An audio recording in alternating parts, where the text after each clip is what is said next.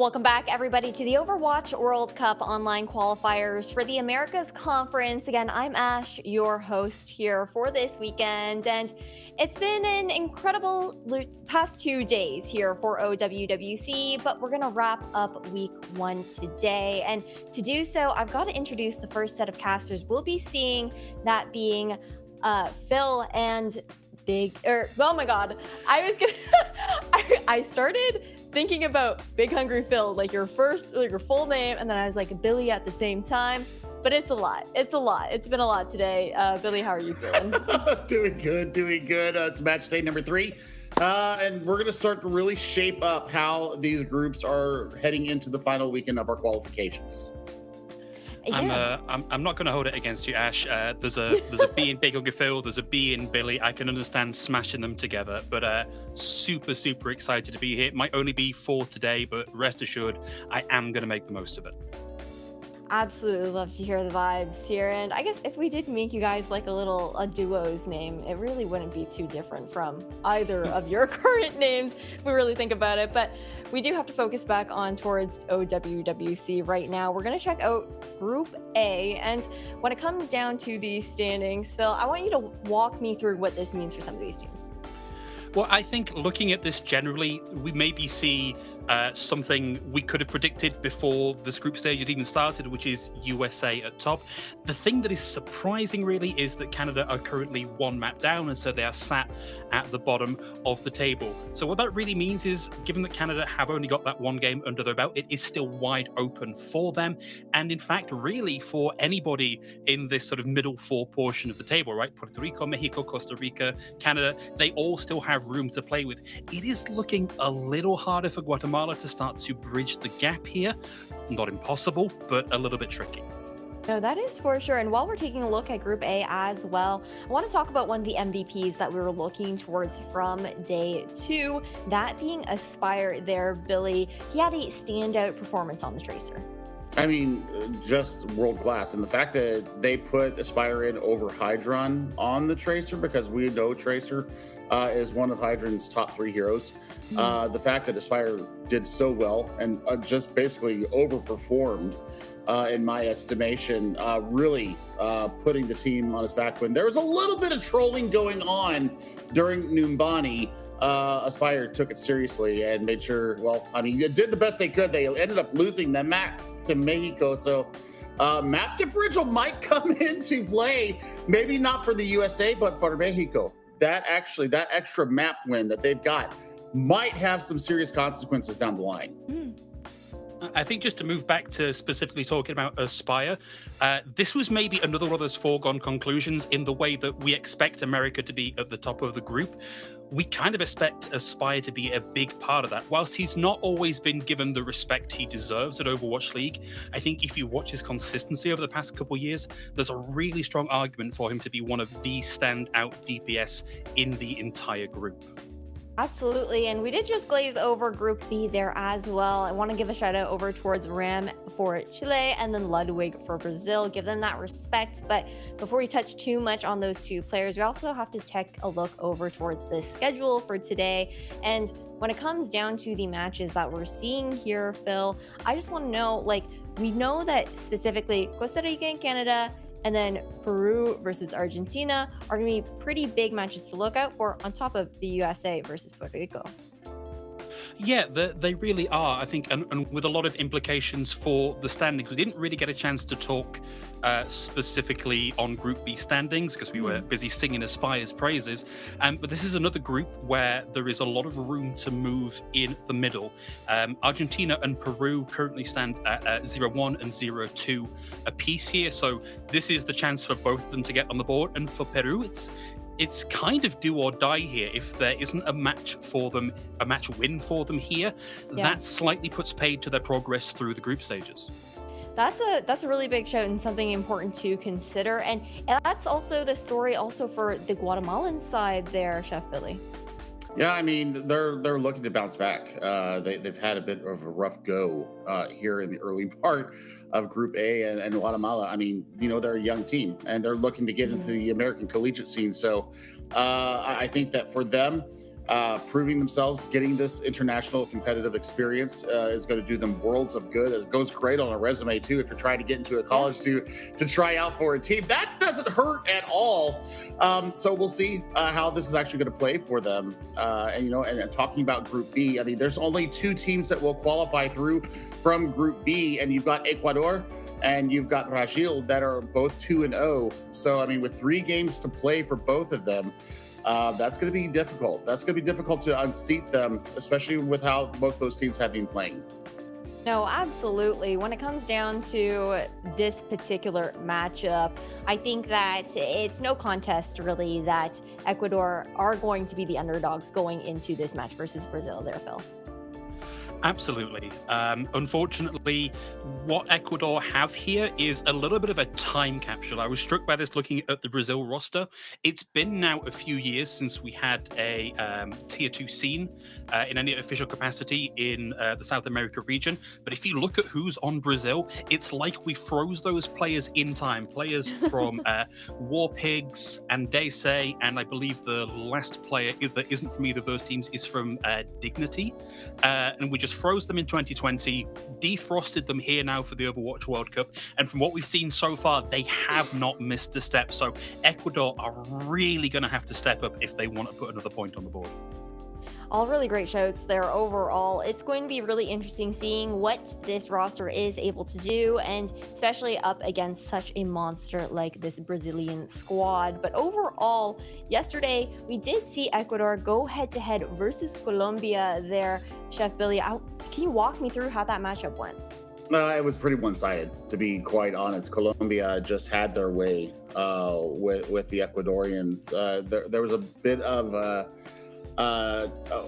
disenfranchised look to them. They just didn't seem to have the cohesion that you were looking for from the top 2 teams in this group. And I think that it's just, once again, it's younger players, and not only younger players, but also less time together, less synergy that they've been playing in their regions together. Sure, they're probably playing in their local leagues there in Ecuador, but for the most part, they don't have that same years-long history of playing together and being able to read their plays just based upon where they're positioned at on the map. No, for sure. And then now also looking into this map selection here, Lijiang Tower being the first pick up in this best of 3 series. Overall, Phil, like Chef Billy was just talking about, it was very individualistic play coming out from this Ecuadorian squad. So what would you say that you're looking for them to pull out on this control point? In terms of composition, we've seen a few things across the matches, across the different regions. Lijiang Tower in particular, I think is very well suited for the kind of rush style of gameplay that we've seen, specifically Control Center. I believe for the most part in this region, we've seen the Ramatra variant of that. And that puts a lot of pressure on DPS, because whilst over a period of time the Ramatra can output a lot of consistent damage, really it's down to what you pair with that, whether it's a Tracer, a Sombra, a Hanzo, a Mei, whatever, to find the frags around that Ramatra and then capitalize on that to build early ults and start to snowball those fights. But we're not going to have to wait too much longer to see what both Ecuador and Brazil have to go and take into Lijiang Tower. Phil, Billy, take it away. More than happy to. Starting out on Lijiang, and Billy, this feels like old ground for us. It feels very much like we very seldom get a match where we don't see Lijiang Tower as the starting map here. So what are we expecting, do we think? We spoke about the brawl here, possibly the Ramatra variant. You may be a little bit more familiar with these teams and what they're running than I am. Do we think that's true to form? I think that the Ramatra rush right now is keen. And I think for good reason, because you have so much sustain, you have the damage mitigation of the Nemesis form. We saw yesterday a couple of times where a Death Blossom went in behind the Nemesis form and basically was unkillable. So Brazil here is going to come out with that Ramatra rush, and I mean, once you get the Symmetra teleport out of the way, Svenko going to go back over to the Reaper. Yeah, should be able to get back in nice and quickly with the mobility tech that the Reaper has. For Ecuador, oh, okay, this is interesting. Ecuador have come out of the gates with something unusual, but I feel have seen this and are going back for a wholesale swap here. Okay, the Diva, Sombra, and Tracer. Very interesting, Billy. Yep, I mean, they're looking at an aerial threat, so they decided that they need to go a little bit more receptive and a bit more damage mitigation. And Dalka yesterday and the first day had fantastic performances on this diva, dismantling Frack. This is huge coming out from Brazil. Oh, that's really unfortunate. Emilio's out very early. That's what the hack from the Sombra can do. It completely shuts down the Doomfist. Jorel falls at the hands of Ludwig, already on fire. And really now this is just cleanup for Brazil. Ecuador may have come out with something that threw Brazil through a loop initially, but boy, they adapted fast. They really did. I mean, Nobito just needs to go down and quit feeding over ult charges. Accept your death on the streets below. But I mean, the immediate response from Brazil, they don't care. They're going to play to win. They're going to go with what best counters the opposition that are coming into them. So now you're looking at a pulse bomb into this next fight for Brazil. Nothing other than a Suzu to protect them. Oh, and of course you've got the Tracer paired with the Sombra. That means they were looking for the shutdown there on Cairngorm. The Pulse Bomb found Emiliox. Cairngorm will eventually go down here, and a tank and a support out of the way. That's Ecuador back to spawn to maybe give this another think.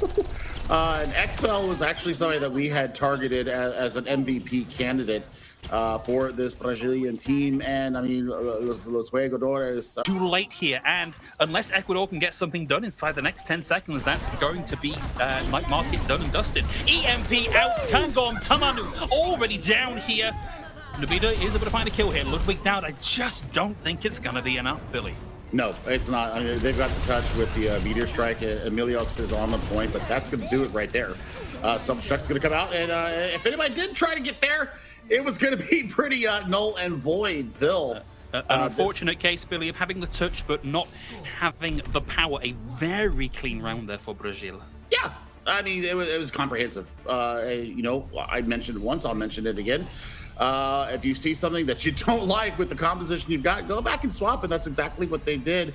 Now as we head into the brawly map here of Control Center, we might see Svenko actually stay on the Symmetra here. We did see it happen during day one, but Ecuador, they're going in with a Mei and a Sombra. So, I mean, a little bit extra utility here for Ecuador. We'll see if they're able to or finish on the back of these manual hacks coming out of Nobito. Yeah, interesting that we've swapped roles as well as it was Jorel coming through in on the on the Sombra last time, but Brazil with the TP been able to get in early and really start to gum up the works. Quick turn ahead, and Ludwig finds Nobito, and now it's time to just move on up, throw what he can down the choke and push Ecuador down. Brazil with a very convincing early fight win. The point is not even unlocked yet, Billy. I mean, that's just the power of this Ramasha Rush. You can get in there, you can use the Nemesis form with the speed boost just to walk on top of Ecuador, and that's exactly what happened. Nobito now over to the Cassidy, so they're looking to use the hindrance of the newly reworked magnetic grenade, or the flashbang. Oh, you got the magnetic grenade. You can just yeet it and get some value out of it. You can, so look out for Nobito with the no-yito. Instead, Ecuador make the rotation up through the upper part of the level here. Ice Wall splits them off nicely, but Dalka is still in the Nemesis form and bullies Ecuador back towards the Brazilian side of the map here. Looking for initial kills, haven't got much so far. It's just the Immortality field down for now. But Brazil, now that they have some cooldowns back, start to press the issue a little bit further here. And out comes the Riptide. They also get the wall out, so a little bit safer now for the Riptide, a little bit delicate to navigate its way around the point. It's low and slow, but in comes the finishing blow. The Mei taken out of the equation here for Ecuador, and another clean fight win with team kill gong for Brazil. Kind of expensive though. I mean, you do put your photon barrier and the Riptide out, so I mean, they wanted to make sure they secured the win. They're going to go in with the Coalescence on the backside. Wow, okay. Flank Moira, best Moira, it turns out, and that is 2 easy breezy kills out for Brazil. We are just north of 60% here on the point for capture for Brazil, and they are not letting Ecuador anywhere near that point. I mean, this is dirty. This is dirty play from Brazil. Oh, I'm giving them a yellow card for that flank Moira coalescence, but now you've got the annihilation and the sound barriers are crossing 85%. Ecuador needs to do something. It's going to have to start with this blizzard. It's got to be a massive blizzard here.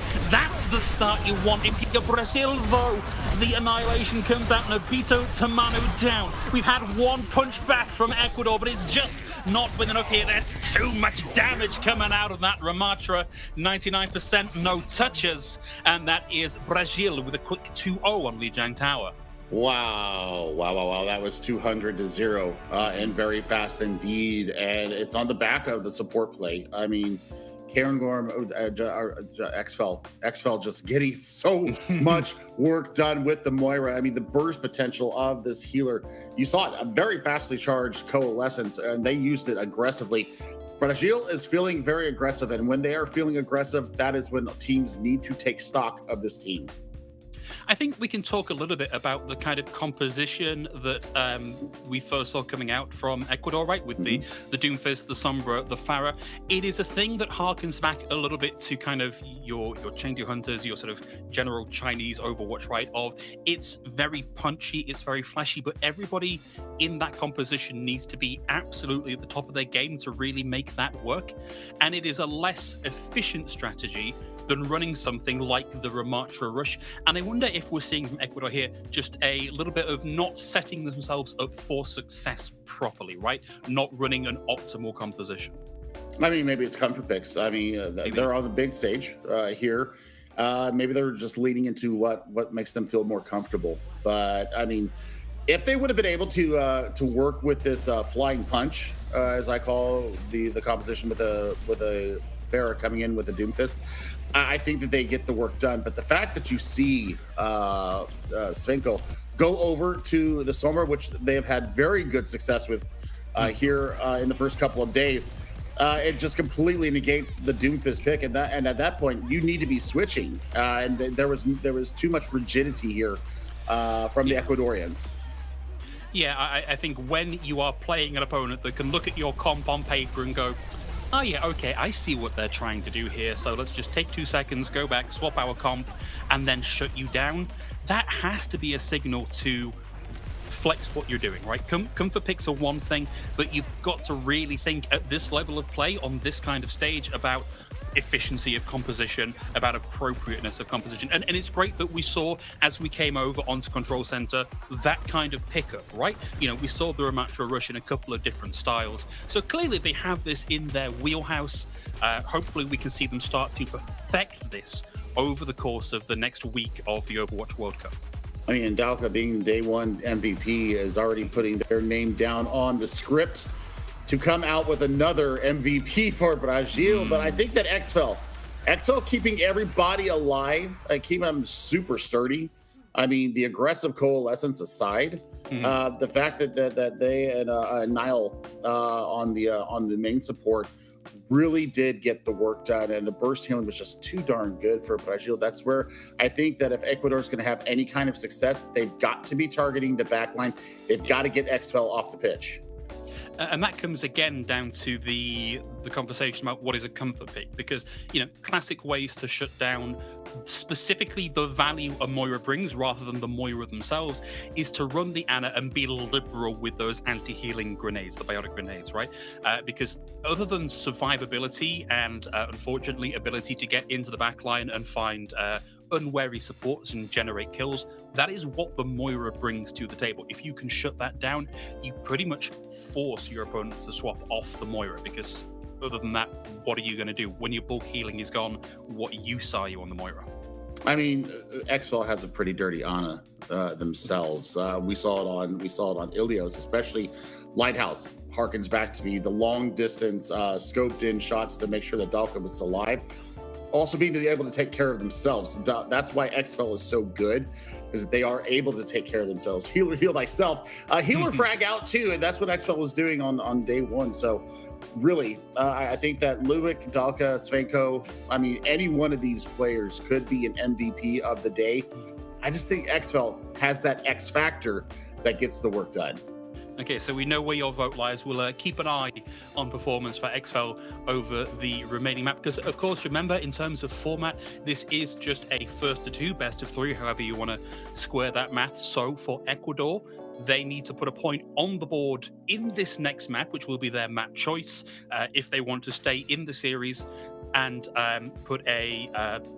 give themselves a chance of getting another point on the overall standings for the group. I mean, they need to get the goose egg gone. I think that's the first. I think that's the first order of business, because they didn't play match day one. So yesterday was their introduction into Group B, and now today they're going up against another powerhouse. I mean, they get their hard. Hey, at least they get their hard matches out of the way right out the gate, Phil. Yeah. So they got two more coming down the line, and I think that, you know what, even based upon what I saw yesterday to today, when they played against Colombia yesterday, it was like marbles everywhere. Today, there's a lot more cohesion from this Ecuadorian squad, so they're learning on the fly, and it's a constant learning process for them. Super proud of them. Yeah, and this comes back a little bit to the conversation we were having at the top of the show about the fact that there hasn't been an official South America Tier 2 region now for I believe it's 3 years. 2020, I think, was the last time we had contenders in that region. We were actually lucky enough to sit down with some of the managers and coaches from a couple of different South American teams. So we know that there are like local regional tournaments that are run so people can kind of keep their hand in. But the level of competitive play isn't there. And so there are entire countries and regions here that for one reason or another just haven't had the chance to get that like focused grind and coaching and practice that comes of being in a contender's region, right? So if it occasionally sounds like we're talking down about these players, it's not. It's acknowledging that there hasn't been the opportunity for them. Here's hoping that this is the start for them.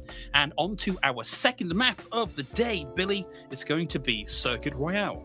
Oh boy, this is a difficult matchup. Now, I think what they're trying to call out here is, does Dalka have the Sigma in their hero pool, and what kind of snipers will we see out of Svenko and Ludwig? We'll see that coming up. I'm looking for Nobito. Nobito was showing that they do like the hit scan. So I would expect them probably to pull out the Widowmaker here.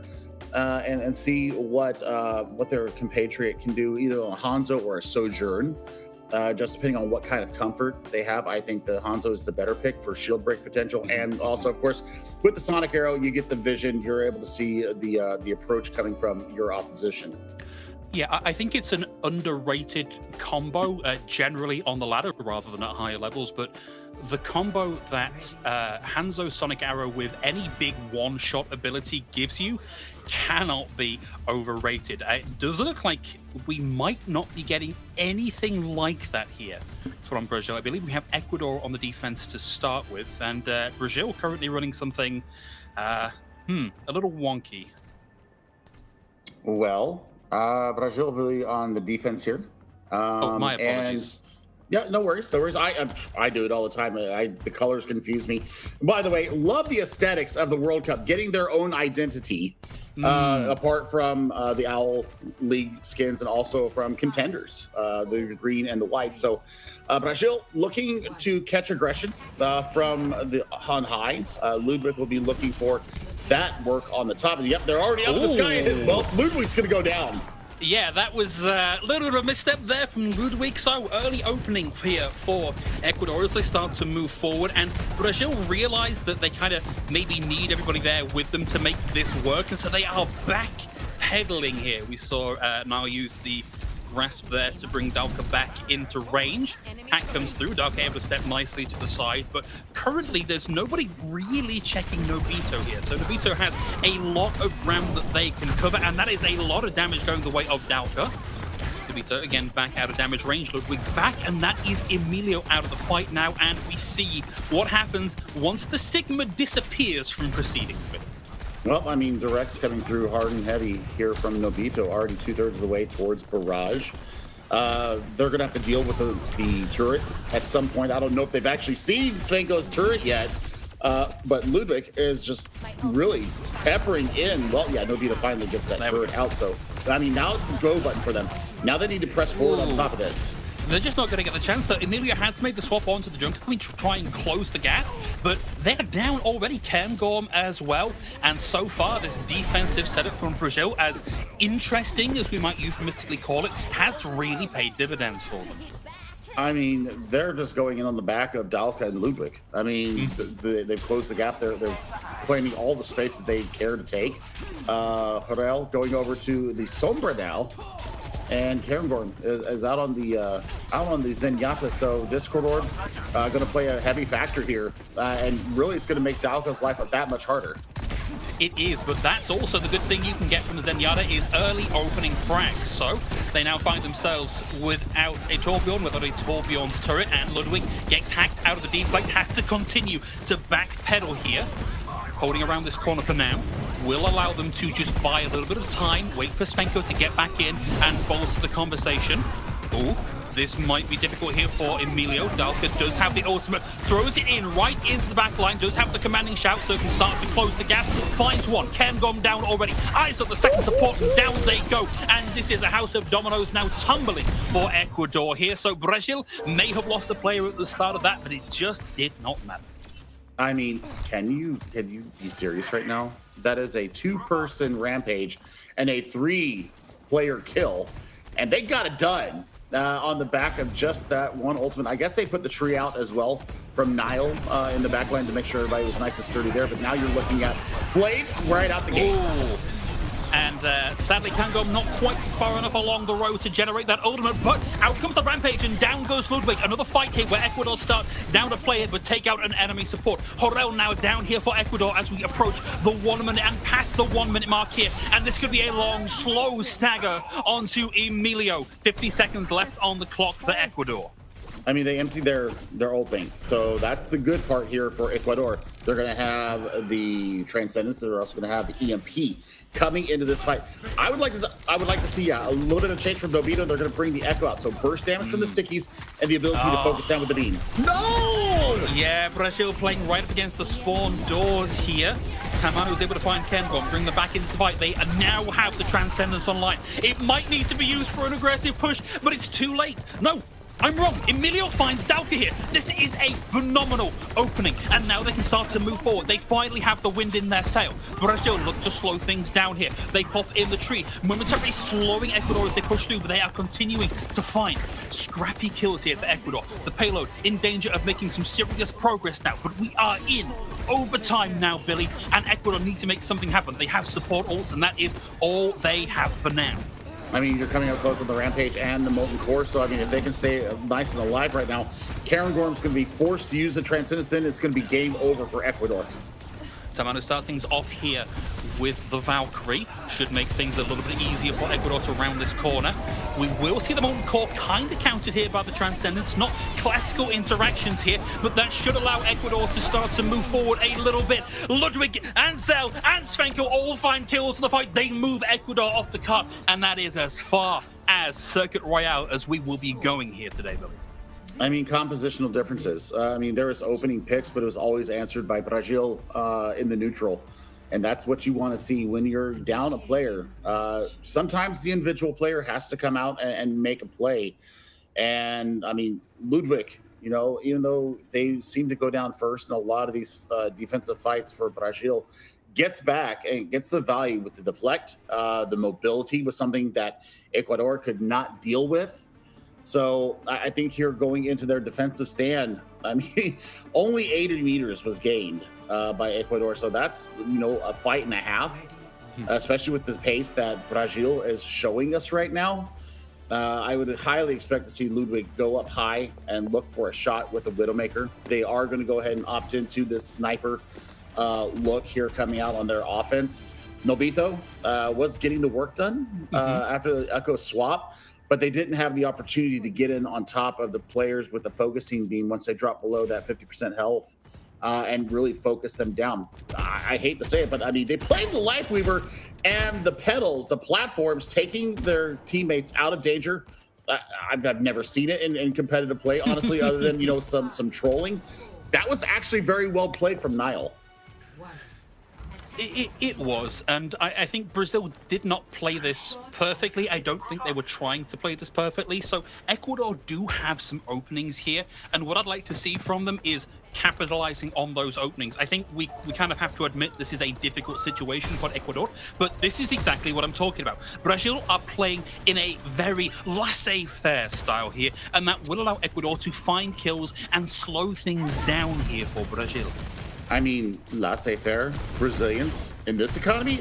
Yeah, of course. I mean, all I can think of is Ipanema right now and just that laid-back beach culture. I mean, they're looking for Jorel on the back line, has to translocate out. I mean, this is going to start the beginning of what I think is the end here for Ecuador. Yeah, difficult to hack a Bastion. Does not come out of that turret form when the hack comes through. And a lot of damage really gets you out of the fight pretty quickly. Dalka able to find the double here. One with a roll through, one with a power driver, one with the primary fire for good measure. And Jorel down here. I believe we've still got Emilio with a bit of overhealth from the grasp here, but they may find themselves staggered out here as the car hits 70 meters.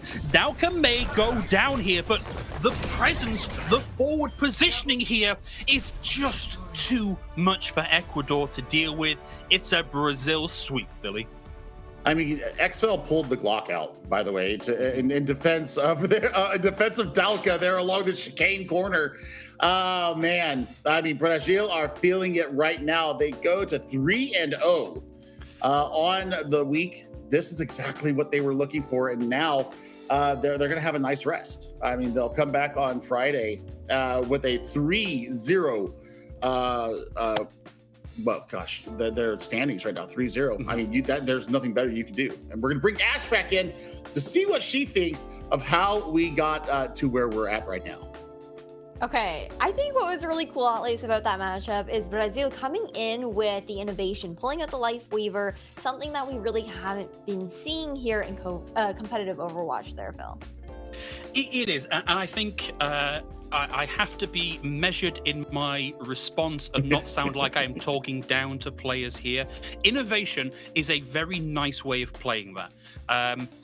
Really what this is Brazil being so confident that they are the better team in the lobby, that they can kind of run whatever they like. Yes, Lifeweaver did just receive a whole suite of changes, but the Lifeweaver playstyle, I think, is either not understood or just doesn't have a place in competitive play.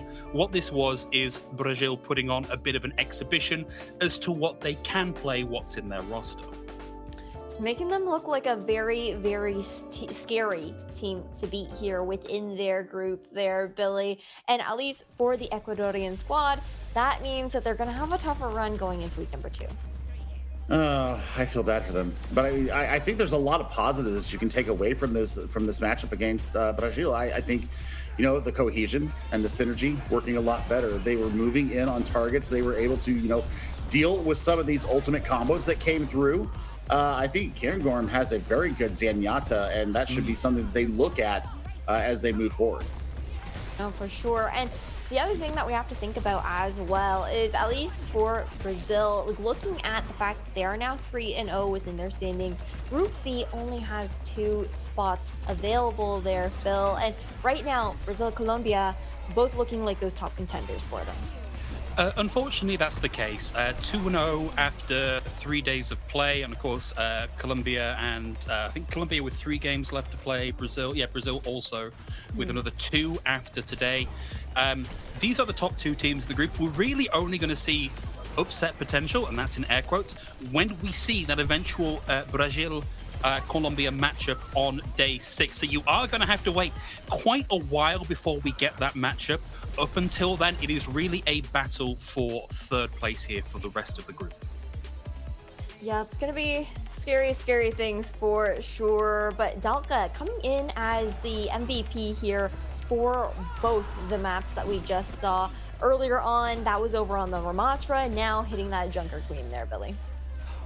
I mean, it was perfect. That's a 4K that comes out from the tank player on the back of a 2-person rampage. And then you get the axe swing through, and you pull the Pharaoh out of the sky towards you and get another axe swing. I mean, the combos. I mean, the tech is too good from Dalka. I mean, not only main tank play, but also now, I mean, the off tanks seem to be the forte of Dalka.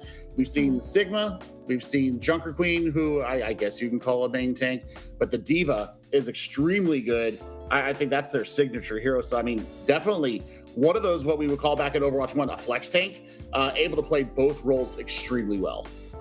Yeah, Phil, you were talking about how this Brazilian squad looked frozen in time as far as pulling them into 2023 with the history that they have together. And so far, throughout this past weekend, at the very least, I know you're just joining us here today.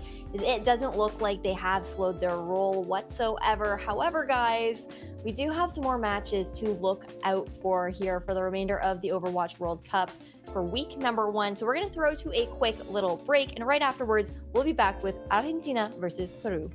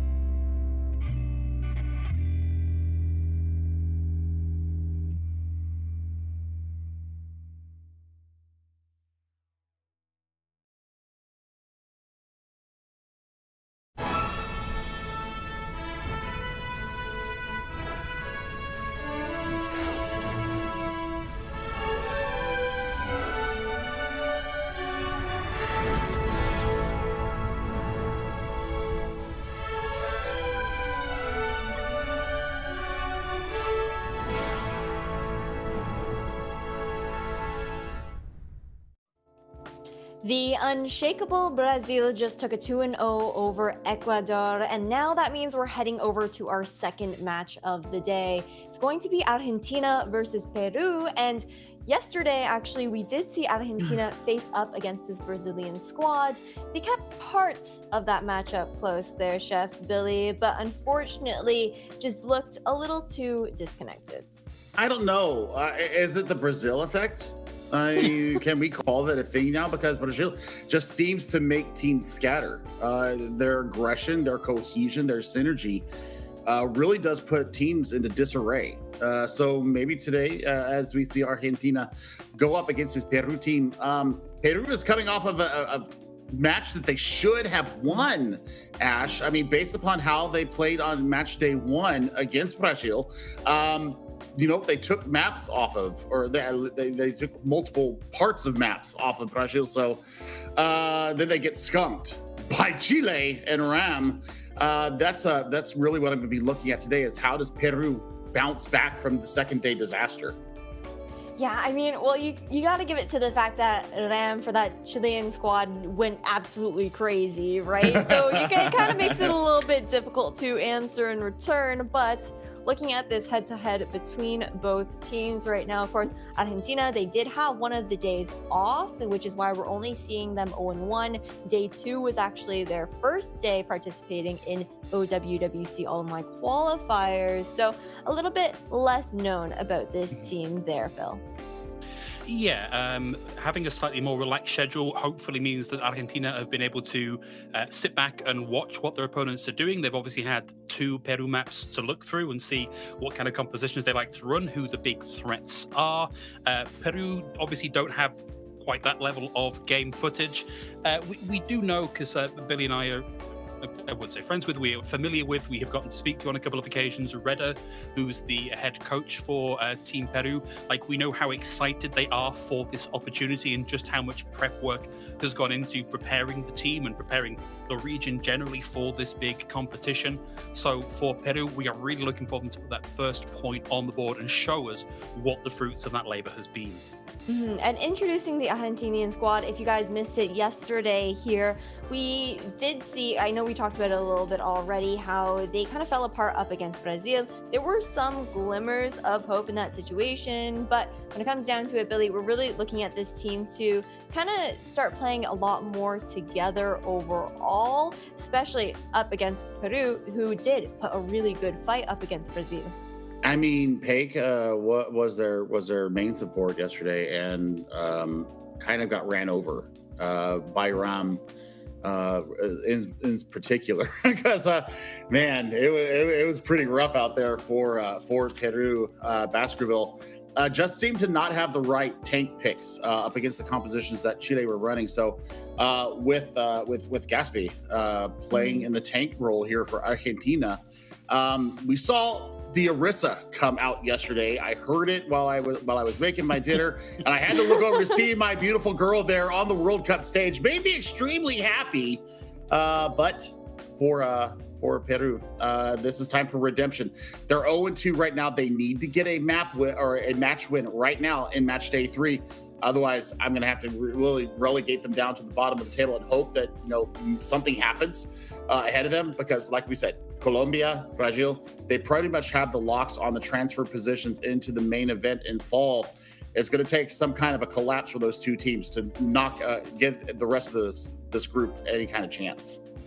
That really is the scarier part here, especially as we head over into Ilios, is the fact that for Peru, this is the bigger matchup for them. It's the dictator of if they manage to go 2-1 within their group, or if they end up being the first team going 0-3 there, Phil.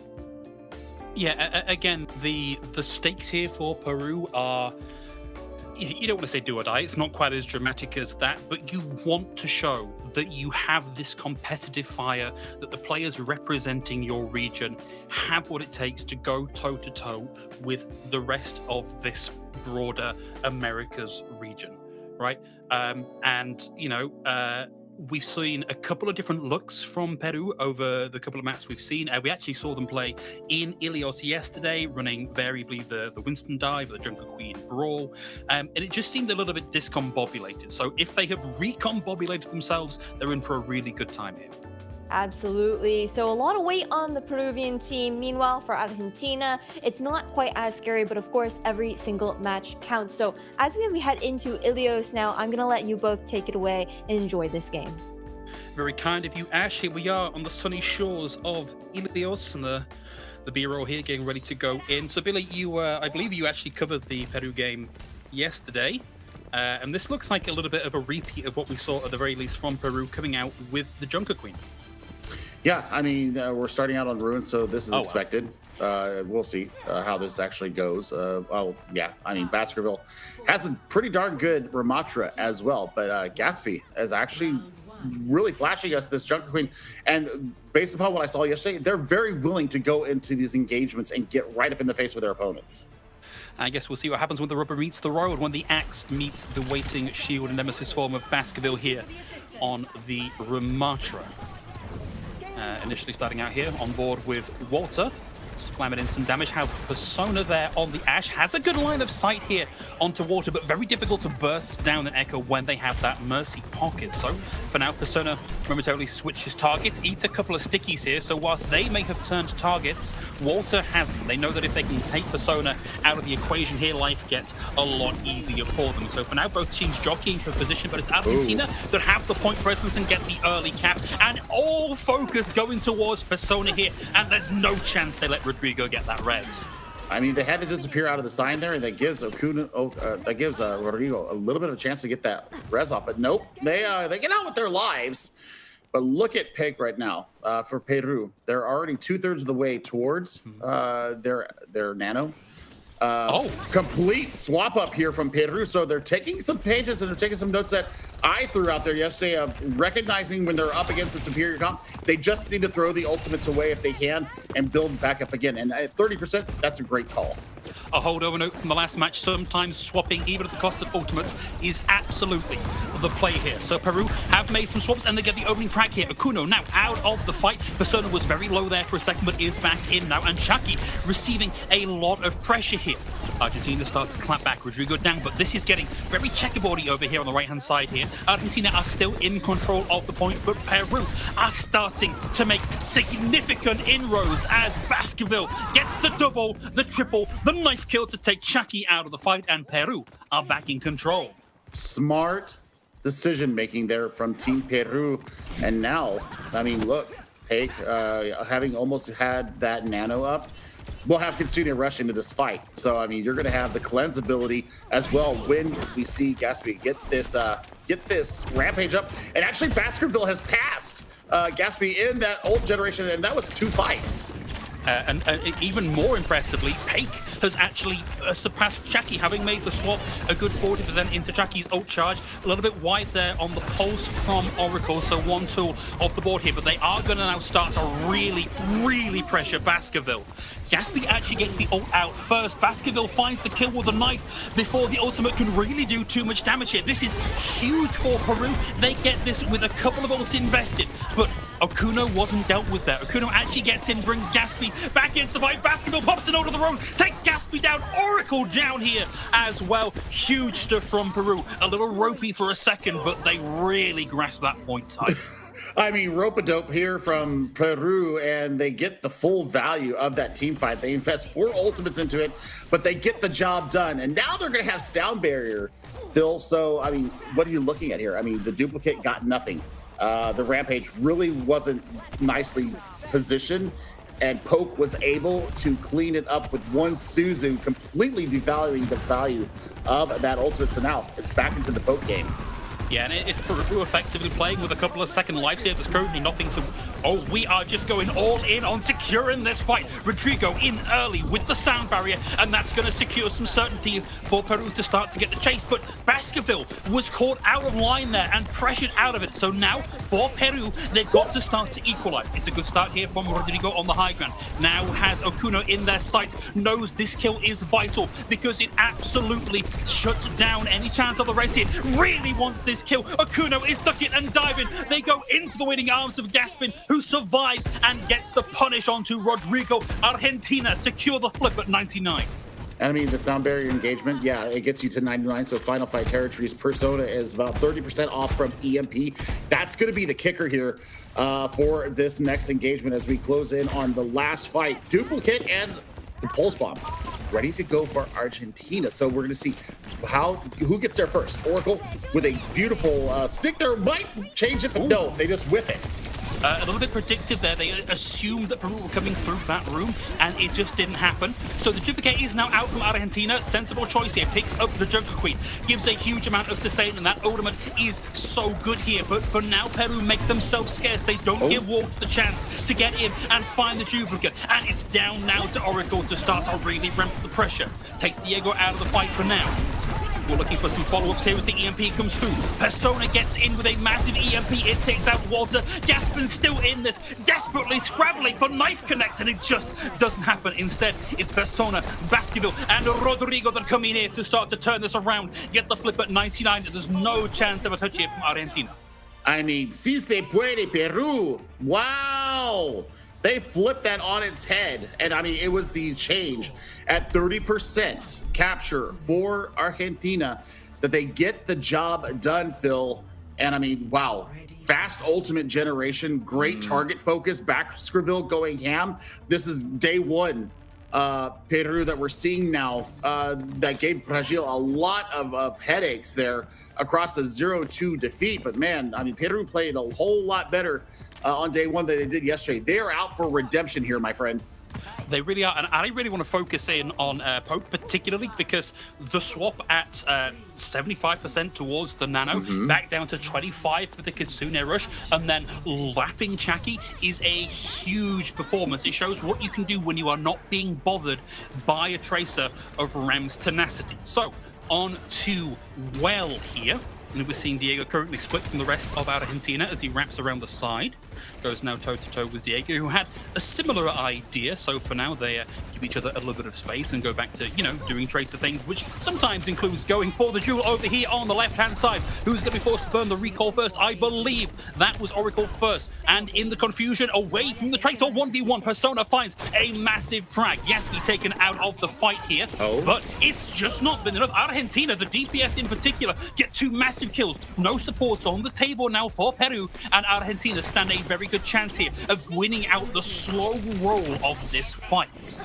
I mean, Diego has really got the train of those machine pistols down and ready to go.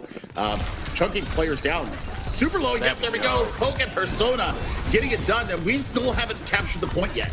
Yeah, this is very tenacious stuff from everybody on the field currently, but it's finally Peru with the sufficient forward pressure to move Argentina away from the point, and it's up into the cleanup phase. Chaki just at the last second TPs out of dodge, and it's Peru starting to rack up that control.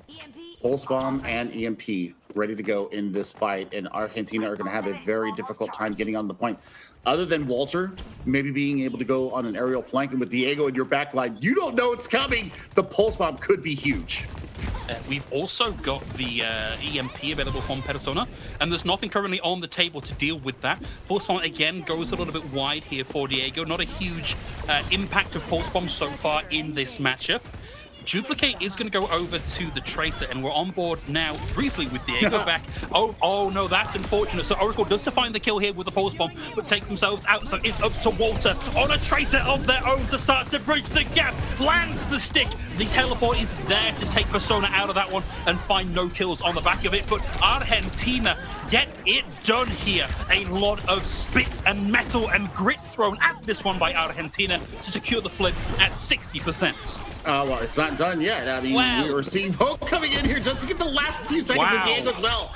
I mean, that's tenacity, and that's a never say die attitude in Peru, really showing some heart right now. They're gonna have Kitsune Rush and another EMP into this upcoming fight. And the other one, I want to look at the other side real quick.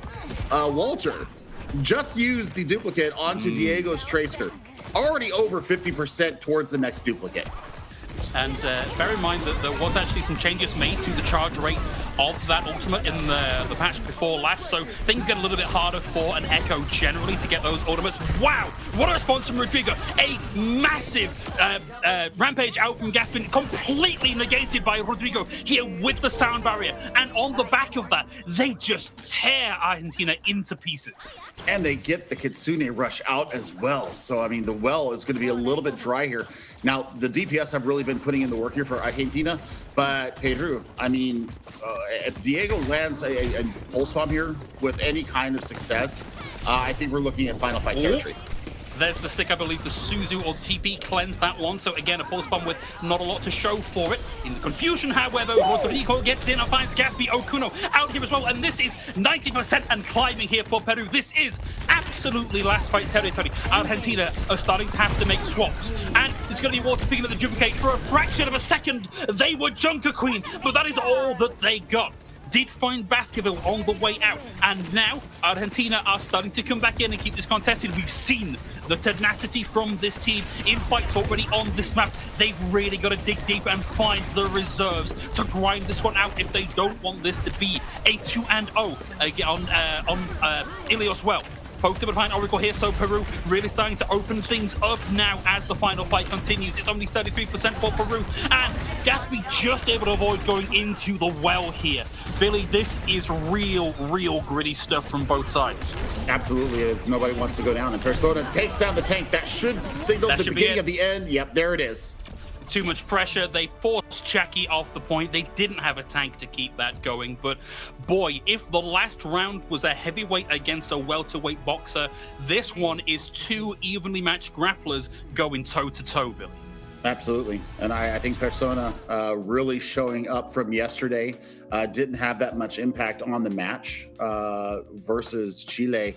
And I tell you what, Team Argentina, they're going to have their work cut out for them. But I don't think that we're going 2-0 here. Just based upon if Will has anything to say about what we just saw, we might be looking at finally our first here in the Americas, our first 3-map series. And to add credence to that, of course, it is the pick of the team that didn't win. So Argentina now get to pick a map that plays into their particular sensibilities. And from what we've seen so far, I don't think that's anything particularly prescriptive. It's not one of those cases where, we have a Reinhardt player or a Wrecking Ball player, so we can kind of make a guess as to where the map is. It's going to be down to what Argentina think that their DPS tank supports can do better than Peru have. I mean, Gaspi had a couple of rampages that were completely negated by a Suzu coming out from Peru. So, I mean, Rodrigo has really been putting the work in it, and Poke with the sound barrier. I mean, that sound barrier absolutely saves the entire round for Peru. Otherwise, they're all going down there because there's just that one mini pack that they were in that small room with, and Gracie and the Jagged Axe. Yeah, I mean, they should have gone down, but Rodrigo gets everybody with that sound barrier, and they're like, poof, see you later. Yeah, it's real MVP level performance kind of stuff here from Rodrigo in particular. But I think it's very hard to find fault with anybody in this server so far, right? It's not like somebody had a particularly poor showing. There wasn't any critical missteps. It's been very close, and it's just kind of down to small differences at crucial moments in things like target focus and cooldown use that are really currently separating these two teams. But the nature of control is that those mistakes and missteps get amplified, and if they get amplified at the wrong time, then it leads to you getting flipped at 99-99 and unfortunately losing the points. I mean, Oracle was getting some work done too. I gotta say, their tracer, their tracking with the machine pistols was on fire. I just don't think that they had the reserves and the resources to keep them up. And yeah, as a tracer, you should be looking for those mini packs. But they were trying to get a little bit too much done. I think that a little bit more discipline and going back into the loving arms of your support staff or finding, a mega or a mini when they're, in critical health range. I think will stand them in a little bit better stead. So, Argentina really is showing us that they are a team to be reckoned with. I just think that little micro decisions here and there will get them to where they want to be. I will say I really enjoyed at the start of Ilios 12 that sort of 30-second skirmish between Diego and Oracle over control of that right-hand side of the map, as it was from our perspective there. It's always a really interesting skill-based matchup, the Tracer v Tracer in those situations. Ultimately, it kind of didn't matter because the fight was decided elsewhere, but I've really enjoyed seeing these two go head-to-head, and I hope that wherever we end up going next, we get to see a little more of that tete-a-tete. I mean, the tete-a-tete is what I live for. I love the chess matches. That's what they say about you, Billy. I mean, here's the Rampage. Here's the Rampage coming up right. No, I guess they had already used the Rampage at that point. But, I mean, the fact that Rodrigo and Poke can swap between the two, I guess they swap between the Ana and the Kiriko there. It's not an easy transition. No. And I love the fact that they are flexible enough in their play to be able to take care of this stuff. And like I said, Persona really showing up big here on their Sombra, just getting it done. Yeah, Sombra is one of these characters where if you aren't finding value, you may as well not be in the lobby. And maybe that sounds a little bit redundant. If you don't find value, you might as well not be in the lobby is basically true of anybody, right? But you really miss the targeted hacks if they're not in the right place. You sure as heck miss the EMPs if they're not, again, in just the right place. So it's a lot of pressure and a lot of responsibility on the back of a Sombra player to really open up and enable what the rest of your team is looking to do. And so we got a little MVP tag here for Persona for that round. Very, very strong performance. I suspect we'll probably see some more of this Sombra play as we move into our next map, as and when we get to that one. So yeah, real kudos here to Persona.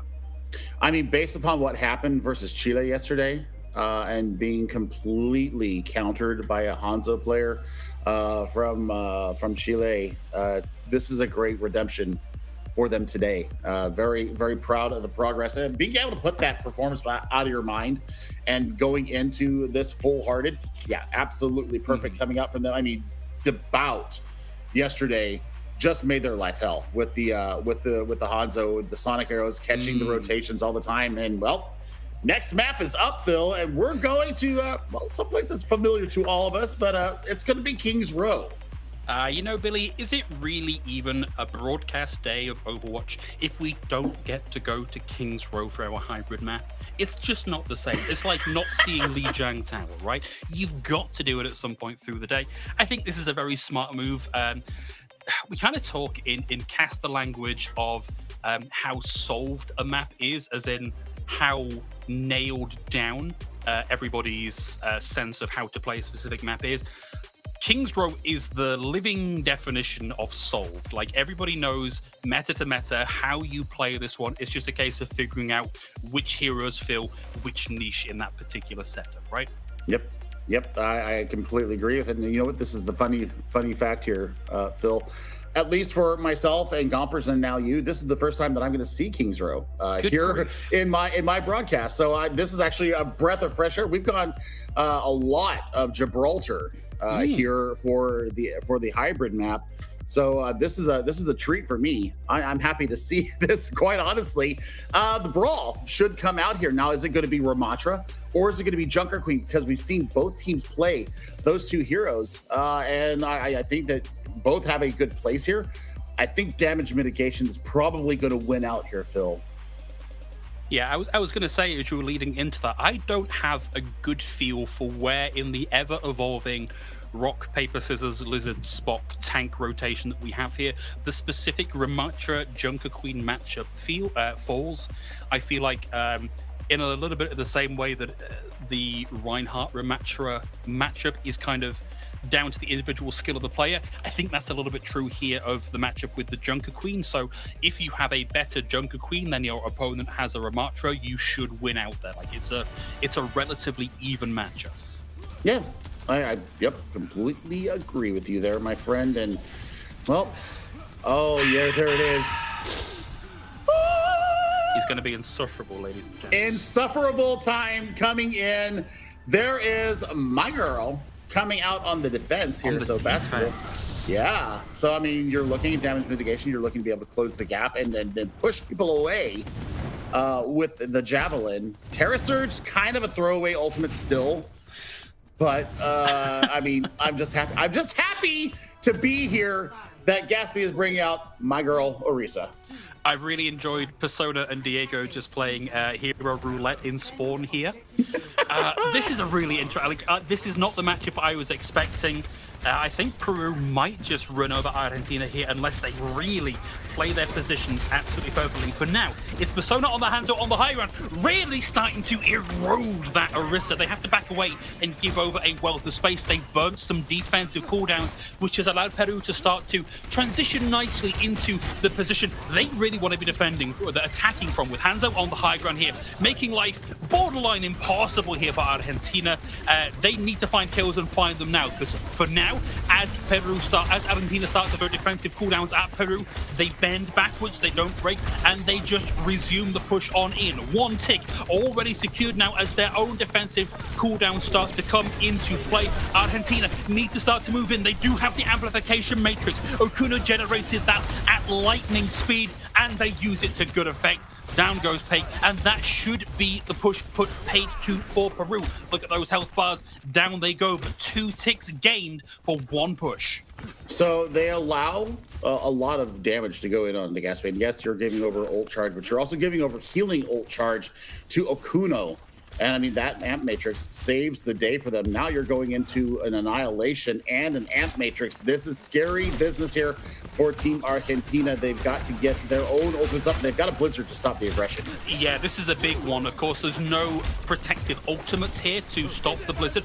So Water throws that one out early, and I believe that caught Baskerville. Yeah, they were frozen, and now they're down. But Argentina continue to throw ultimates into this one. That was the Terror Surge out from Gatsby. Gatsby didn't find too much here, but it has started to disassemble Peru. But Peru only spent the amp matrix into that one, but we might see a stagger here. This could be very unfortunate, Billy. Oh, there's the stagger, Jack, like you were calling it. But I mean, they're still looking at a 4 ultimate fight here for Peru. So for Argentina, if you can keep Okuno and Chalky safe as you're absorbing the damage coming in from this rush, that Peru is very insistent upon bringing. You've got the Dragon Strike to kind of quarter them off. Here it comes. Oracle's got to do something pretty massive here. Sound barrier out from Rodrigo again. Beautifully timed, keeps the rest of the team over. And it's allowed Baskerville to close the distance, pop the ult, and scatter Argentina to the 4 corners of the earth. There's the cap, and it's on into the streets phase. But they did take 2.5 minutes off the clock. So I think that for Argentina, I think that's a win for them. Now, can they catch the aggression that Baskerville and company are wanting to do? Yes, let's go, Rodrigo! I'm becoming a Rodrigo fan, right? There's a lot of style with this guy. I mean, the South American teams have always had a lot of moxie about them, right? They're always coming on later. I should never have said that. I blame you. But I mean, they've got I think they start with Kitsune Rusher.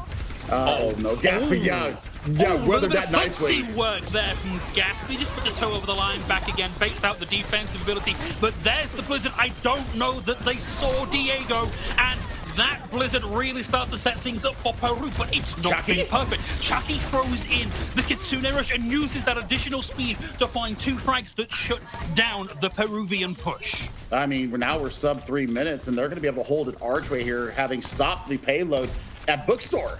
So, I mean, that's a great turn there from Chalky. I told you the Kitsune Rush was going to weigh heavily here in the fight. Well, it does, absolutely. And now they've got the amp matrix, but Gatsby is cordoned off. That was beautiful from Water. Pops his head around the side there, pops in their own defensive May wall, keeps Gatsby in the fight, and then in comes the amp matrix from Okuno. It slows Peru right the way down, and Argentina do that with 1 ultimate. They've got some great options, Peru, as Peru starts to push through. Oh no, Gatsby is cordoned off though. Looks like we got the Terror Surge in over the top. Won't find too much here, but Baskerville did. Oh, Baskerville got frozen and punished. Javelin to the face, and down they go. And Peru continue to spend into this. That was the Dragon Strike and the Amp Matrix for no progress. Well, Oracle gets their Dragon Strike. Hey, Oracle, hello! Yeah. Ouch. Oh, that's a fight stopper right there. That's at least another 15 seconds to wait for Poke to get back into it, and they're gonna bring out the Ana now. So you're still going into a Kiriko, so you've got that to worry about.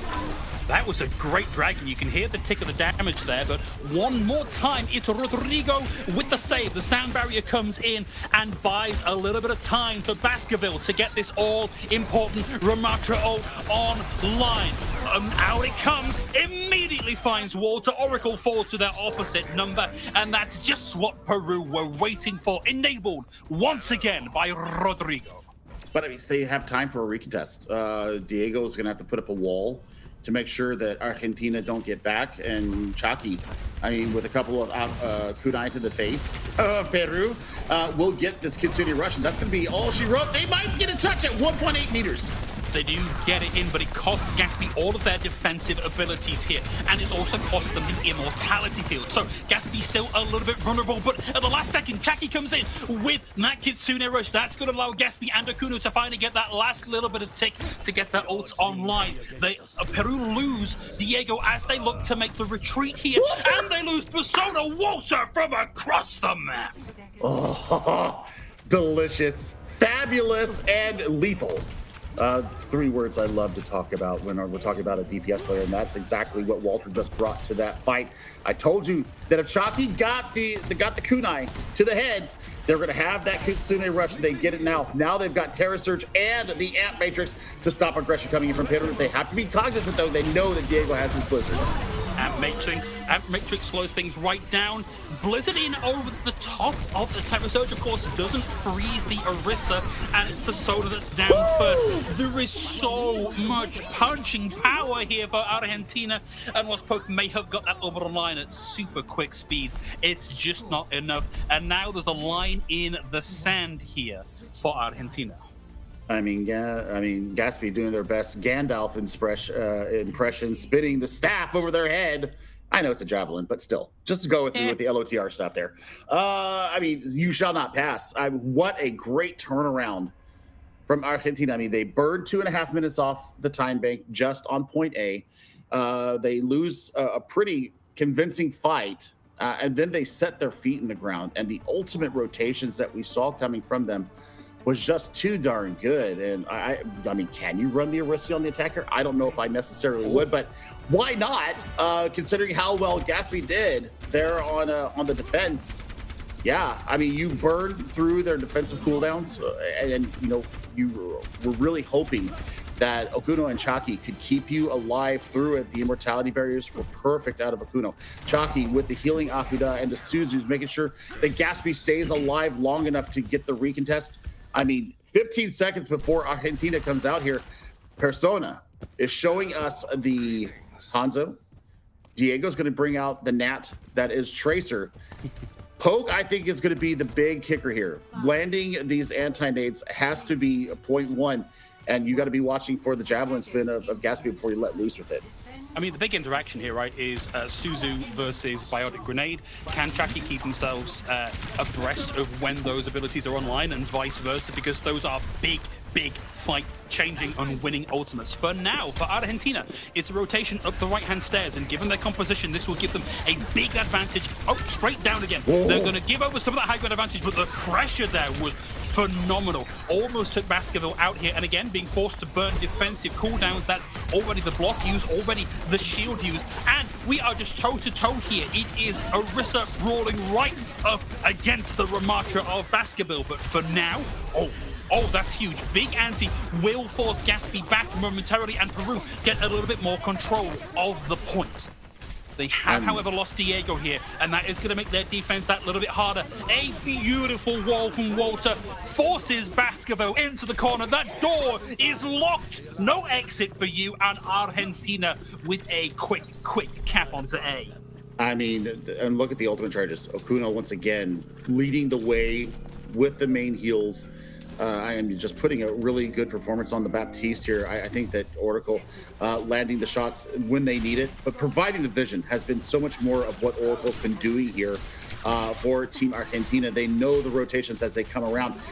Baskerville and Persona have got to get something done. 5 minutes as we go through the archway. That is a scary amount of time. And of course, Peru not in a position to actually come here and contest this because Okuno has the amplification matrix. Oh, Oracle has found Diego, and the Storm Arrows will just nail them to the wall here. They might not even need to use this amplification matrix. Oracle now knows exactly where to find Rodrigo as well. Now on the Kiriko. We do have ults for Peru. They need to be perfection here. We need... Ooh, okay, it's Oracle with that ult out early. Goes a nice way down that long choke past this corner. Doesn't catch anybody, but will momentarily slow the roll here. Baskerville does have the ult running, but they are a long way from healthy here. They may have just scraped through this fight. The nano keeping them potent, powerful, and at peak performance for Peru. There's the hold, but it's still 4 minutes in the bank, Billy. I mean, it cost them 3 ultimates, too. The Dragon Strike had to come out and answer to Oracle's Dragon Strike. So 3 ultimates down. Pulse Bomb ready to go. You've got the Immortality Barrier for Okuno. So they've got the tools here. I think with a well-placed Chalky Kitsune rush, you rush on top of this Peru team and you take the fight to them. Yeah, but I think this rotation is clever here from Argentina. They know that they don't really want to push in, so what they're doing is wrapping. They're rotating. They want to take up what is effectively the defensive position on this map, the favored position. Push Peru onto back foot, use the Kitsune rush, and just run Peru over. Diego the first to fall here in the fight. Baskerville not long after, and Oracle and Okuno really cracked this wide open. There's a chance here at a recontest, but at 3 minutes in the time bank, Peru really need to find another level here. I think that you wait for Oracle to build up Dragon Strike. Really, you got to be very cognizant. Do you throw the Immortality Barrier out for this upcoming Pulse Bomb, or do you try to time it with the Suzu and save the Immortality Barrier for when Gatsby goes into the Terror Surge animation? Whatever it is, you've got to do that now. We are less than 10 meters away from the close of the map and the equalizer onto the series. We have a Pulse Bomb on board here for Diego. It needs to find a key target here. Terror Surge out from Gatsby. That's going to force Peru to give over a bit of respect and some space. Pulse Bomb connect, but the Immortality Field is there to prevent the kill. And it's Baskerville that's down. The Orisa lives through the punishment and puts them in a tanked surfeit here for the side of Argentina. Dragon Strike out. Oracle only just able to get out of the way of that one. 4 HP and a literal dream here, but Argentina just keep up the pressure, and it's 1 apiece. We get a 3rd map today, Billy. I told you. I told you it was going to happen, and this is where it happens. And man, oh man, my beloved Orisa getting it done. Insufferable? Yes, I'm going to be absolutely insufferable for the next week, Phil. Our server is going to be full of Orisa emotes, and Muffin's going to be very happy too, just to shout him out. But surrounded I'm surrounded by them. Yes, you are, and I mean for good reason. What a smart play from Team Argentina. Now we're all tied up, so this is good for both teams. Okay, somebody's going to come out a winner after our next map, but the good thing is that they get a map positive into their map differential. Yeah, I think it's maybe a little bit too early to be looking at consolation prizes, but that is certainly one. There's a world where that does play into, at the very least, final standings, what we see once we close out the Group B for the Americas region. Excuse me. But we just saw Argentina play their map pick, right? And I don't think anybody is like particularly bothered that we're going to King's Row. It's not anybody's like worst map. It's a lot of people's best map. So it's not like it was a specific counter pick map. But now Peru at match point have an option to actually pick a map that they think they can play significantly better than Argentina. And so like this could be what decides this map for them, this match for them rather. I mean, look, I think that, you know, yes, this does play into Argentina's hands, but you still have to get the work done at the end of the day. Everybody knows how to play King's Row. I mean, they call it Crimzo Row for a reason, and this is exactly why. I mean, and Oracle getting the work done with the Archer. Yeah, so good. So Yeah, good. I think we maybe need to be a little bit careful because you see them so often in the kill feed, you can start to talk maybe a little bit too much about DPS players. But Oracle really did put on a performance there. I think the calm and collected response under pressure of being at 4 HP and not going, well, I better go and get that mega health pack that's down in the subway, and just calmly lining up the shot and launching the Dragon Strike, splitting Peru in half, I think was very, very clever stuff here from Oracle. So I think for Peru, if you are looking for chinks in the armor here, it's what can we do to stop Oracle doing Oracle things? Sure, you've still then got to worry about Walter, who had some also standout moments here, but like, let's take the strongest brick out of the wall and see what we can make happen first. I think that we really do have to talk about Chalky there on the Kiriko. I think that's the real MVP. Yeah, the DPS are flashy. Yeah, they come out with the frags, but Chalky actually got a 2K with the kunai coming out in their B defense with 1.08 meters left, and they get that Kitsune rush up and completely devalue the attack coming in from Peru. I mean, Argentina, they did it. They did exactly what they needed to do. They gave themselves a chance and a spot in this conversation. Yeah, and we were talking about Peru maybe not, well, in fact, definitely not having as much gameplay footage for their matchup here as Argentina did against Peru.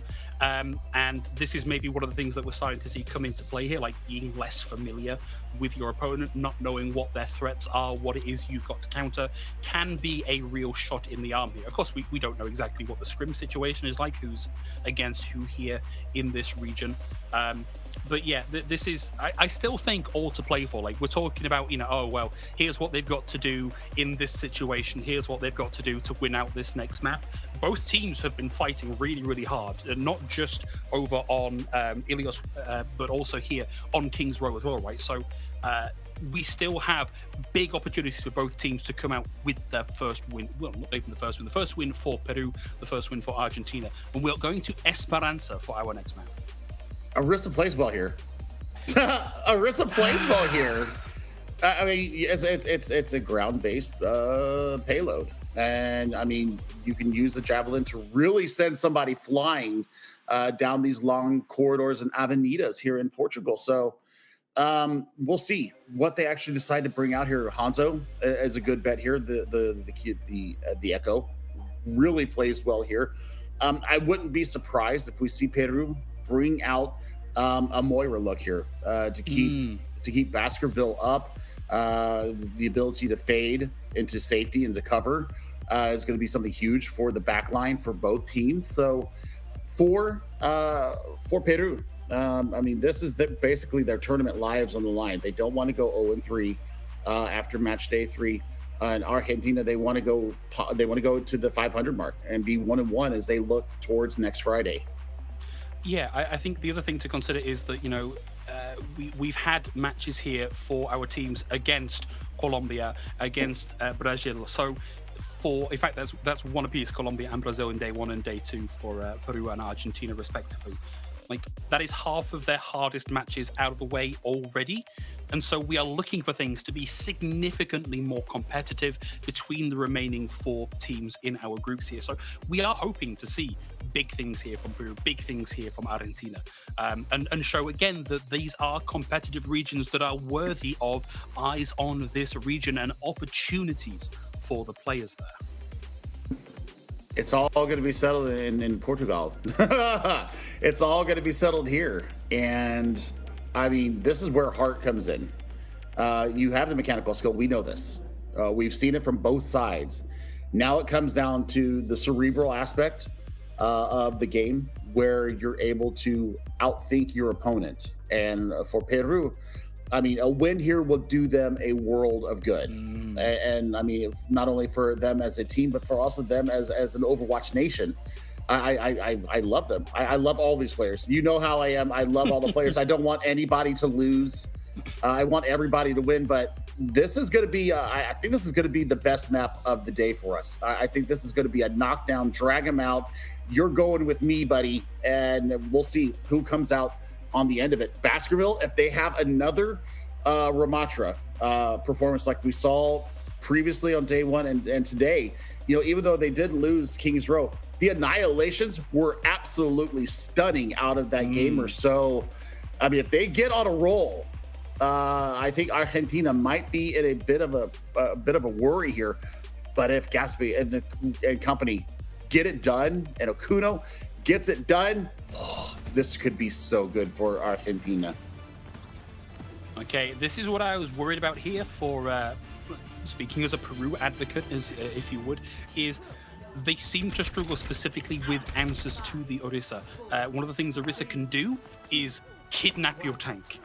Throw them the javelin, throw them the javelin spin, and separate them from the team. And Argentina are doing this again here. Peru are making some adaptations, but it's whether or not this is the answer that remains to be seen. So out the gates here, and we are about to see the rubber meet the road here at match point for Argentina against Peru. For now, Peru a little bit absent for the fight, and that's going to give Argentina time to set up here. I see. We're looking to set up a flank here. We've got Persona and Diego currently looking for targets. There's the hack. Maybe not the ideal target here. Not a lot of Hanzo gets shut down with that hack coming through. And for now, Peru have opted not to contest the payload, and it's Argentina with some early progress here. And I believe Baskerville may have been somewhat separated up on the high ground, waiting for the initiation, and it's just not been quick enough here. Baskerville was punished, and it's only cost Argentina. Chucky here, this is heavily favored Argentina. It is heavily favored, but you lose the speed element here for Gaspi, and I think that, with the commanding shout, well, I say that as Baskerville goes over to the Winston. So Monkey Overwatch being deployed here. I mean, this is going to play well. I love it.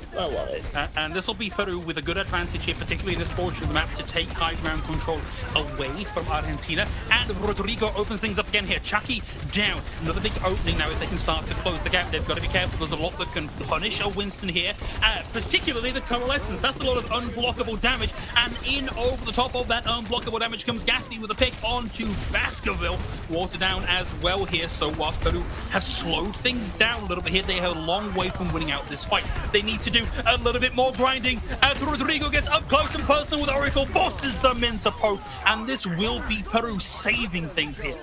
30 meters is all we get here, and I think that after this Terror Surge, I think that you're going to see a change come out from Gaspi. I think that you bring out the Diva here to counter out the Baskerville Winston, but I mean, Sound Barrier ready to go. We see Chucky going on to the Kiriko. We saw how well they played the Kiriko there in Kings Row. DPS and tank ultimates ready into this fight for Argentina. Kitsune Rush and the Sound Barrier to answer from Peru. Needs to be careful where it goes. I could see, okay, in it goes. We're going to move forward into Argentina as they try to rotate up these stairs. The wall will momentarily split Peru from their intended targets, and they force Gatsby away for now. They take the high ground position. We see the Terror Surge come through. I don't believe that has particularly much effect here. Basketball has generated a Primal Rage and almost had a big collection of the Primal Rage, but it's only Akuno that was really in the way. But Basketball really gives chase, finds Akuno, pummels them into the dirt, and down they go. This looks to be a big lead opportunity here for Peru. They're already in the lead, and they have that butt-scratch moment in their sights. They do, and we're already seeing the changes come out. I mean, Gatsby is still on the Orisa. I think now's the time to change. The Diva or even a Zarya here would be great, but they got the Blizzard out of Walter, trying to turn the hero fight there and Oracle over to the Cassidy. Yeah, you're looking for singular targets here from the Cassidy with the P-Shooter, and now Chucky is going to have to contest this next point with the Kitsune Rush. I mean, it just got a little bit harder for Baskerville to really dive on in, but Oracle is down. That hinder is no longer in play.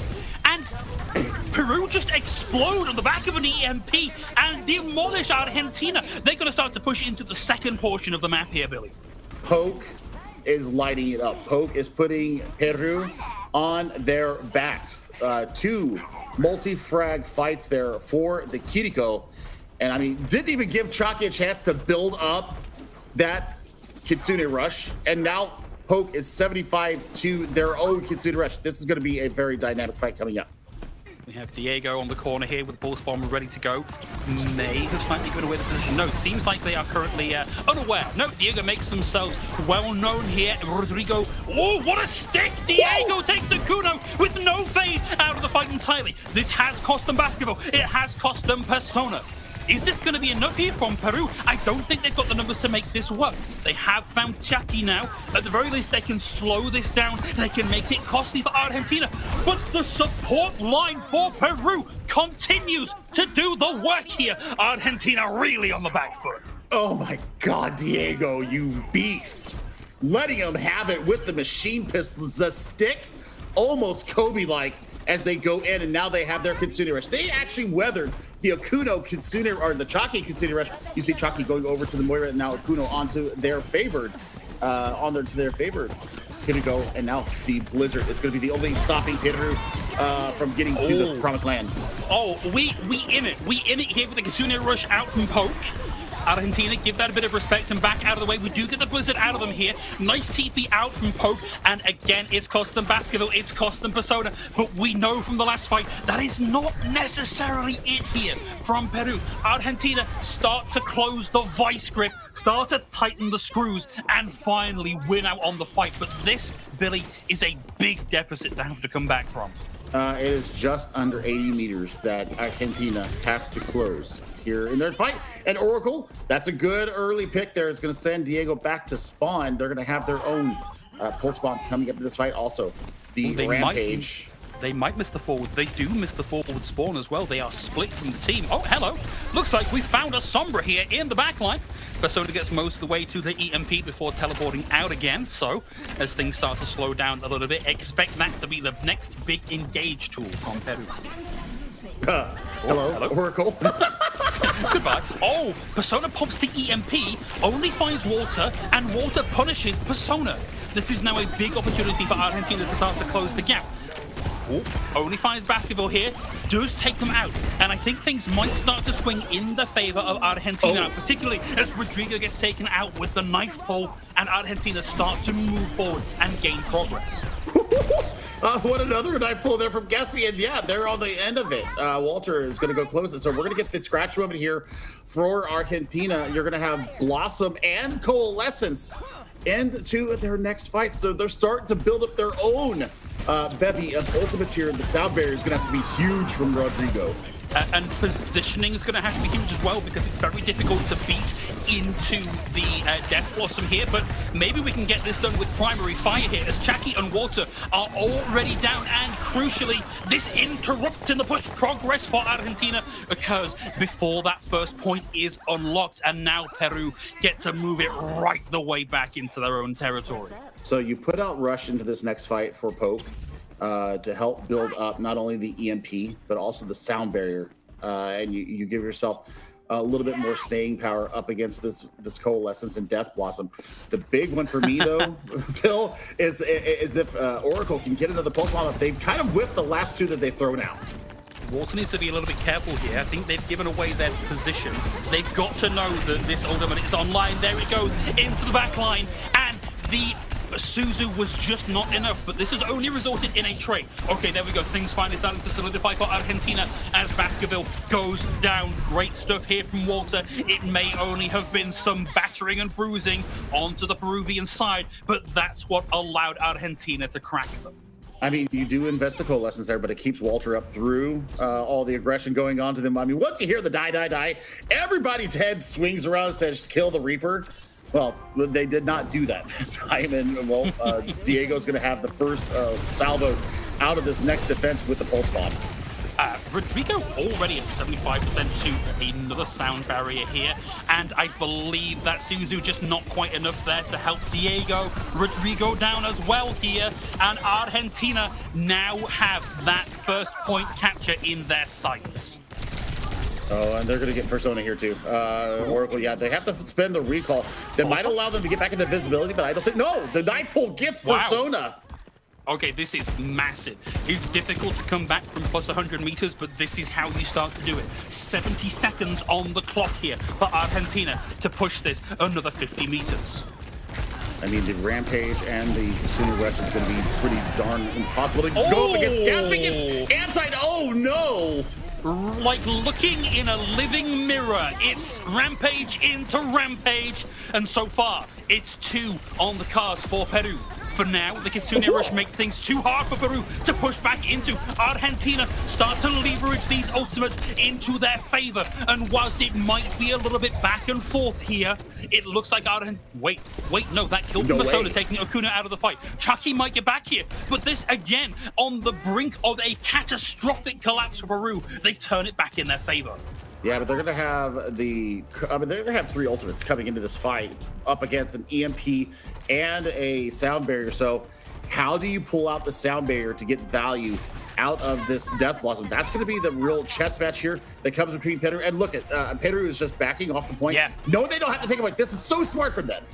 Yeah, this is very clever stuff, but it has allowed Argentina to get themselves into a position to start to actually defend this spot. And Diego finds the first opener. Chucky's down. The EMP over the top. No chance for Argentina to generate ultimates. And Peru, with an explosion of power, put their first point on the board for Group B.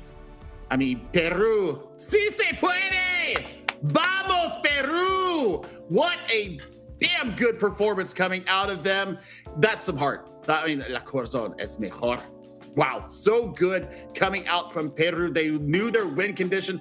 They allow Argentina to take the point, and then they just drop the hammer on top of them. That Persona EMP was everything that you could have wanted.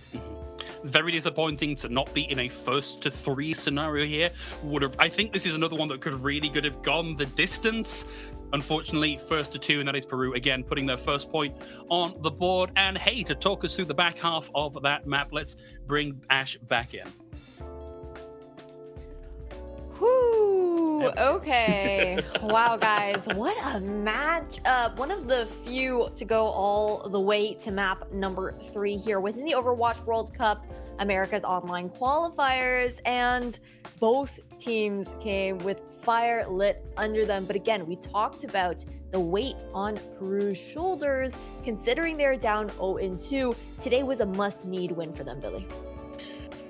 Whew. Okay, now that I have captured my breath back and gotten myself calm, I mean, this is exactly what they needed. And now they can finish the rest of their campaign with heads held high. And I think that going into their last 2 matches now, they're going to have a day to rest. Either it's going to be Friday or Saturday that they get a chance to rest. But I mean, from the get-go, the changes, the adaptations that the compositions that they were facing, they were willing to make those changes today, and that's really what got it done. Baskerville, for me, is the MVP of this map here personally, because they were willing to go head to head against Gatsby and get the work done and make the changes as they need to. The Winston was bloody great. I mean, fantastic Winston out of Baskerville. So, I mean, more of that, please. I know everybody in chat's probably Monkey and Winston Zap and Winston Sleep and Winston Bubble, Winston Protect, all that good stuff. The copy pass has got to be strong right now.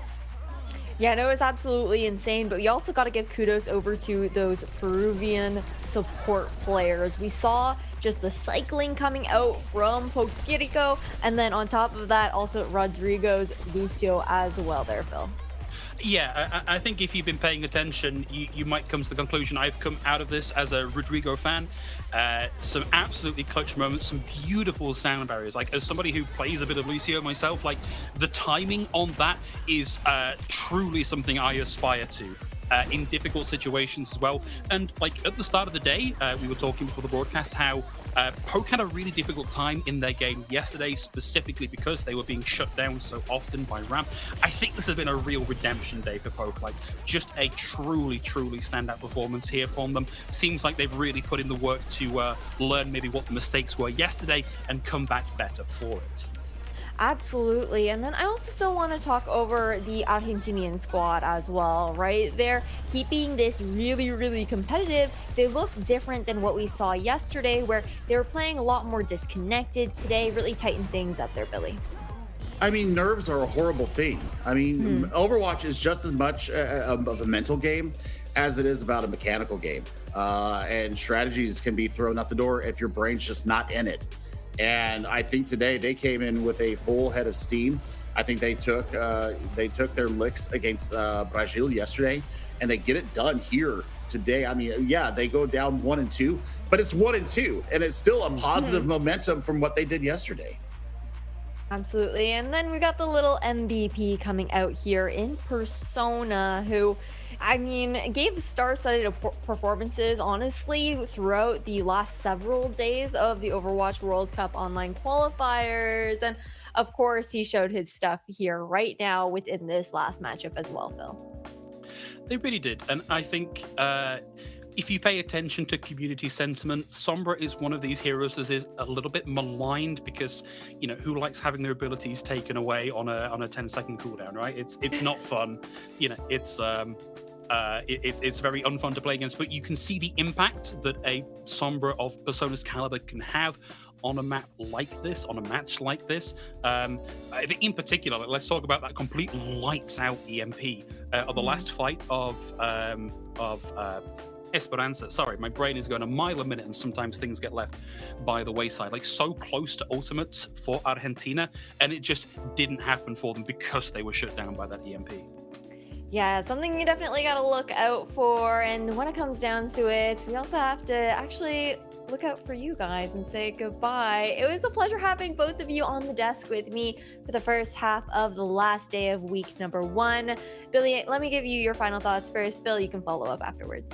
I mean, South America is back, baby. That's all I gotta say. I mean, just the flair and the passion. You can see it on the screen.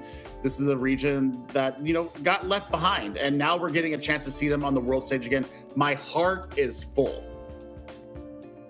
And I think really all I can do is add to that. So, you know, South America was there at the inception of the Tier 2 system, of the Path to Pro system, and for various reasons, they're a region that got left behind. My fondest hope for Overwatch World Cup, you know, even as somebody who is nominally rooting for the UK as their home team, like, I actually care less about how Team UK do and more about getting eyes on this region and getting opportunities again for these players. So fingers crossed for all involved. Well, that's the amazing part of the Overwatch World Cup, giving that opportunity back over towards South America. And for you guys, again, thank you so much for being on the desk with me. It has been an absolute pleasure. But as we wrap up this first half of the day, we're going to throw to a quick little break, and we should be back afterwards with an interview from one of the players from Peru.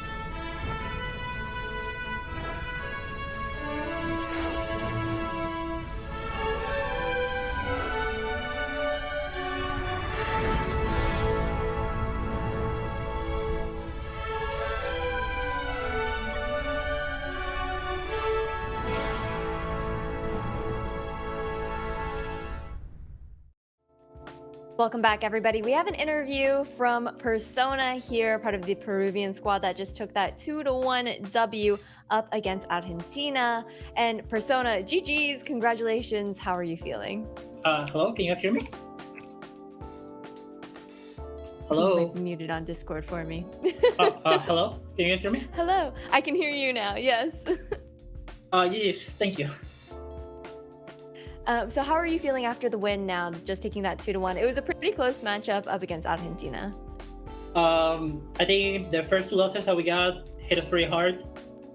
Thankfully, the team managed to recover. We felt pretty good after the first map. We knew they were going to pick Crimzo in the second map, and our rush is not that strong. But once we got to push map, we are very, very confident in our Super Tracer. So we knew we were going to win. Okay, I love to hear that. I absolutely love to hear that. And I was actually looking a little bit into your history. I know that you previously played on some South American contenders teams a while back with some really great results and whatnot. So what have you been up to between then and now going into the Overwatch World Cup?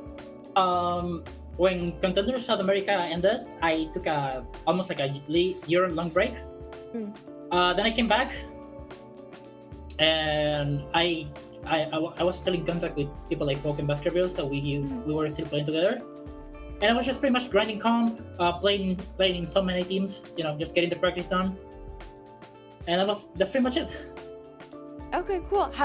So you said that you knew Baskerville and Poke from beforehand. How did you guys make the rest of the roster here for Peru? It wasn't really us. We made the roster for the trials. Yeah. It was just like a bunch of friends that we know and we used to play already, so it wasn't really that hard to get us together. And well, the rest is history, right? Our coach made the team. Yeah. Well, I love to hear that. I just was curious about that journey, about how you guys end up forming your trial team and whatnot, right? But overall as well, we love to know, what does this mean to you and your team, being from an underrepresented region right now in Overwatch, to have this opportunity again to prove what you're worth? I think it's pretty great. I think there's some really good talent in South America. And hopefully this, changes things for the better. I hope that we can get more tournaments, or maybe, like some good competitions back. So I really hope that whoever gets to go to World Cup, that's a good showing and represents our region the way it's supposed to be. Absolutely. I love to hear that. And I'm also curious, is there a particular maybe player out there that you either look up to or style your play style afterwards as a cracked Sombra player? No ego, but I think I'm the best Sombra. Okay. So it's all you. It's all you over there then. but I look up a lot. I like to Philippe from Tantarine. I think he's the best Sombra. So I look a lot of bots from him. I learn a lot when I watch him.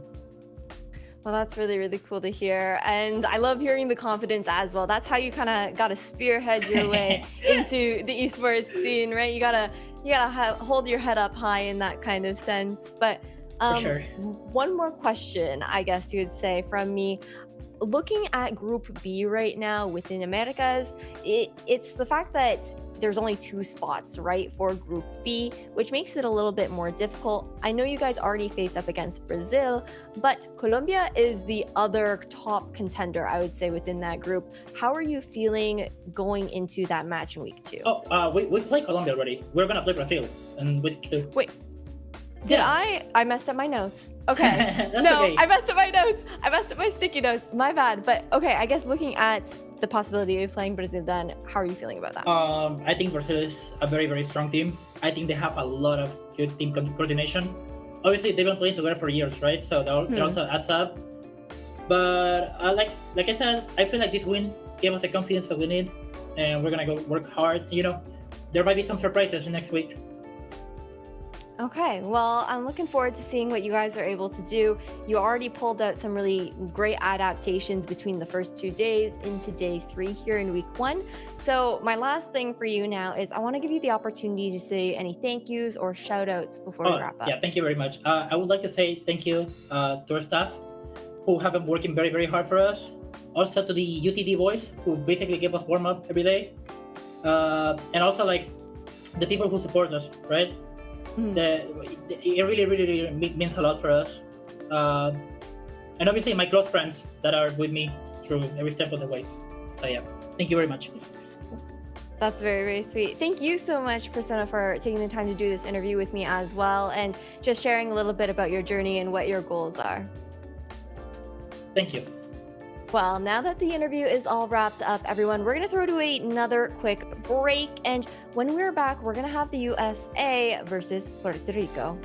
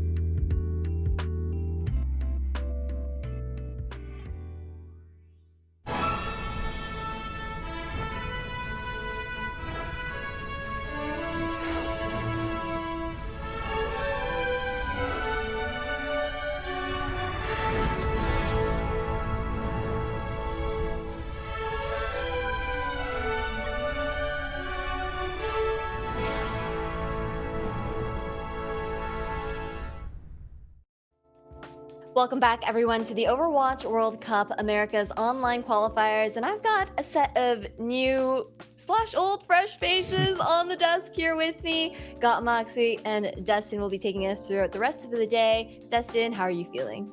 I'm feeling great, Ash. Looking forward to the rest of today. Obviously, the last game in particular was super exciting to watch from the outside. So, I mean, if that's anything to tell for these last 3 matches of the day, I'm pretty pumped.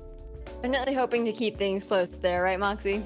Yeah, I mean, I'm honestly just anticipating this first match. Are we going to see Team USA versus Puerto Rico have super off-roll again?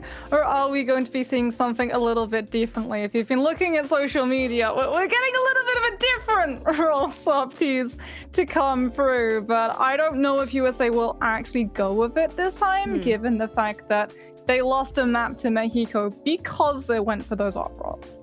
Yeah, you do a little bit of trolling, you do a little BMing, and you're gonna pay the price at the end of the day for that, right? But in this head-to-head, Puerto Rico, they did have a day off, so that means that they're only 1-0 at the moment due to that. But for the USA, Dustin, this could be an opportunity for them to really take that lead. Yeah, for sure. I think for USA, it would be obviously great to get the win.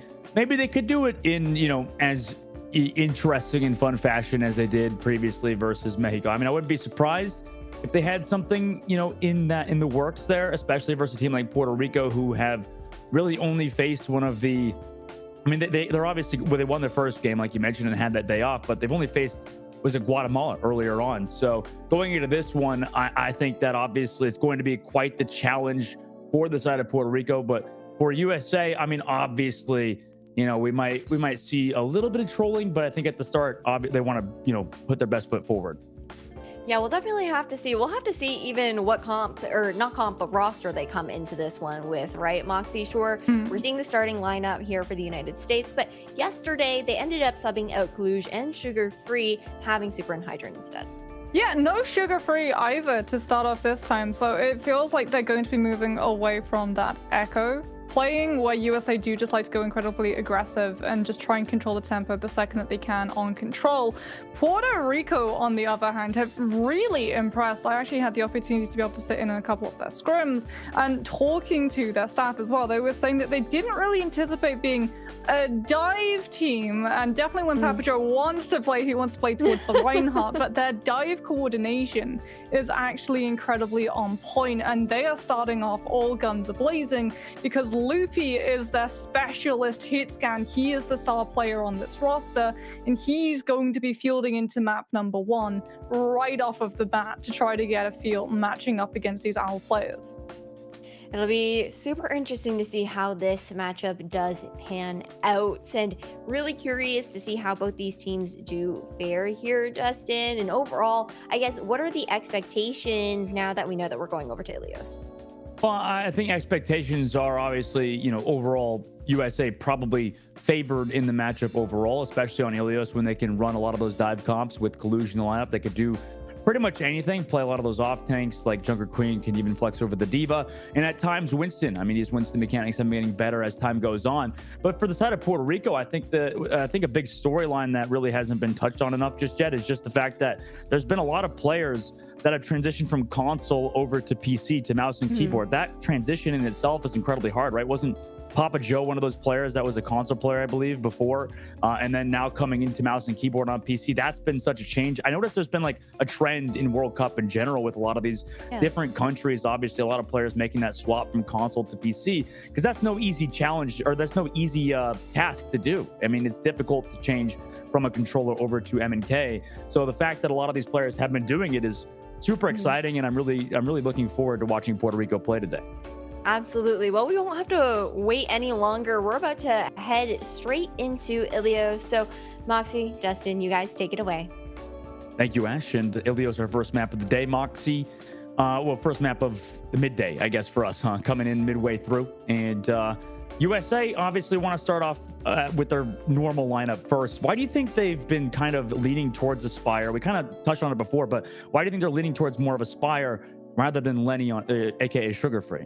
I mean, Aspire is just an incredibly flexible player, and we saw yesterday, even when USA were playing some of those off roles, Aspire literally almost single-handedly won USA Numbani just of what he was able to do on that Tracer. And when you look at a map like Ilios, it really does become just so many flanks available so that he can play towards that Tracer. And even though Sugar Free tends to be one of their Echo players, Hydrant can flex over to it as well. So USA have a lot of different compositions that they can potentially go towards.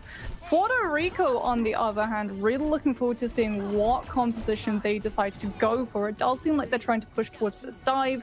Very traditional current dive at the moment. You've still got that Ana to keep the Winston alive, but you swap the Zen over for sustainability, that bodyguard, that little bit of extra shielding to protect the Ana when the counter dive comes through. As you talked about all of the different types Kalish could play, one we didn't touch on was Roadhog, and that's what USA are rocking. Yeah, the Hog. I mean, to have him on Ilios, well, it's traditional in that sense for sure. But, as of late, Hog hasn't really been played, though, with the changes, right? Doesn't he get more healing after using his regenerative burst or rather his E in the low ground. I mean, that's been a big change that has come through, but Hydran connects with those sticky grenades early onto Zolex, and no opportunity to react there, just kind of AFK temporarily. Already down their end, and now a lot of that healing gone. Light Wolf also falls to Ultraviolet. Hydran goes a little far, obviously, but Puerto Rico has to back up to regroup. Yeah, Aspire doing a very good job as well of just pushing, cloaking into Puerto Rico, not allowing them to get a full regroup, as Papa Joe straight away off of the Winston onto the Diva to try to eat through some of this poke spam damage coming out from USA now that they're in control of the points and the choke, and Puerto Rico has to run straight into them. Group on the left in the cage side with Kalush. Waiting, biding their time for Puerto Rico to drop, and that's really when they'll probably strike. Well, they're still giving them that rotation as Aspire sets up in that flank. Looking towards the inside of cage, already taking a lot of damage as Light Wolf to Aspire on the Tracer. Now Loopy comes to deal with them on that backside, but the point's still going in the favor of USA, nearing that 50% on the board. As Puerto Rico makes those rotations, they're getting poked down. Loopy all the way down to 1 HP, desperately needs those heals, but they managed to find Hydran in the sky with the Diva. Papa Joe requiring Aspire to go with a pulse bomb that connects flush onto Zolix on that back. So it's a 1-for-1 trade as they lost Hydran, but the spawns are close for Hydran to get back into this, as well as he has that fly ability, so should be back quicker. Papa Joe also lost the mech. Talisman though, with that copy, tries to continue this fight for them. They managed to find Kalush off the back of it, forcing that coalescence from Rootpool as Hydran connects in a Light Wolf also onto Papa Joe. Aspire is dueling with that copy. Tracer eventually will get out of that copy forward and fall to Hydran as USA get that percentage up now to 80%.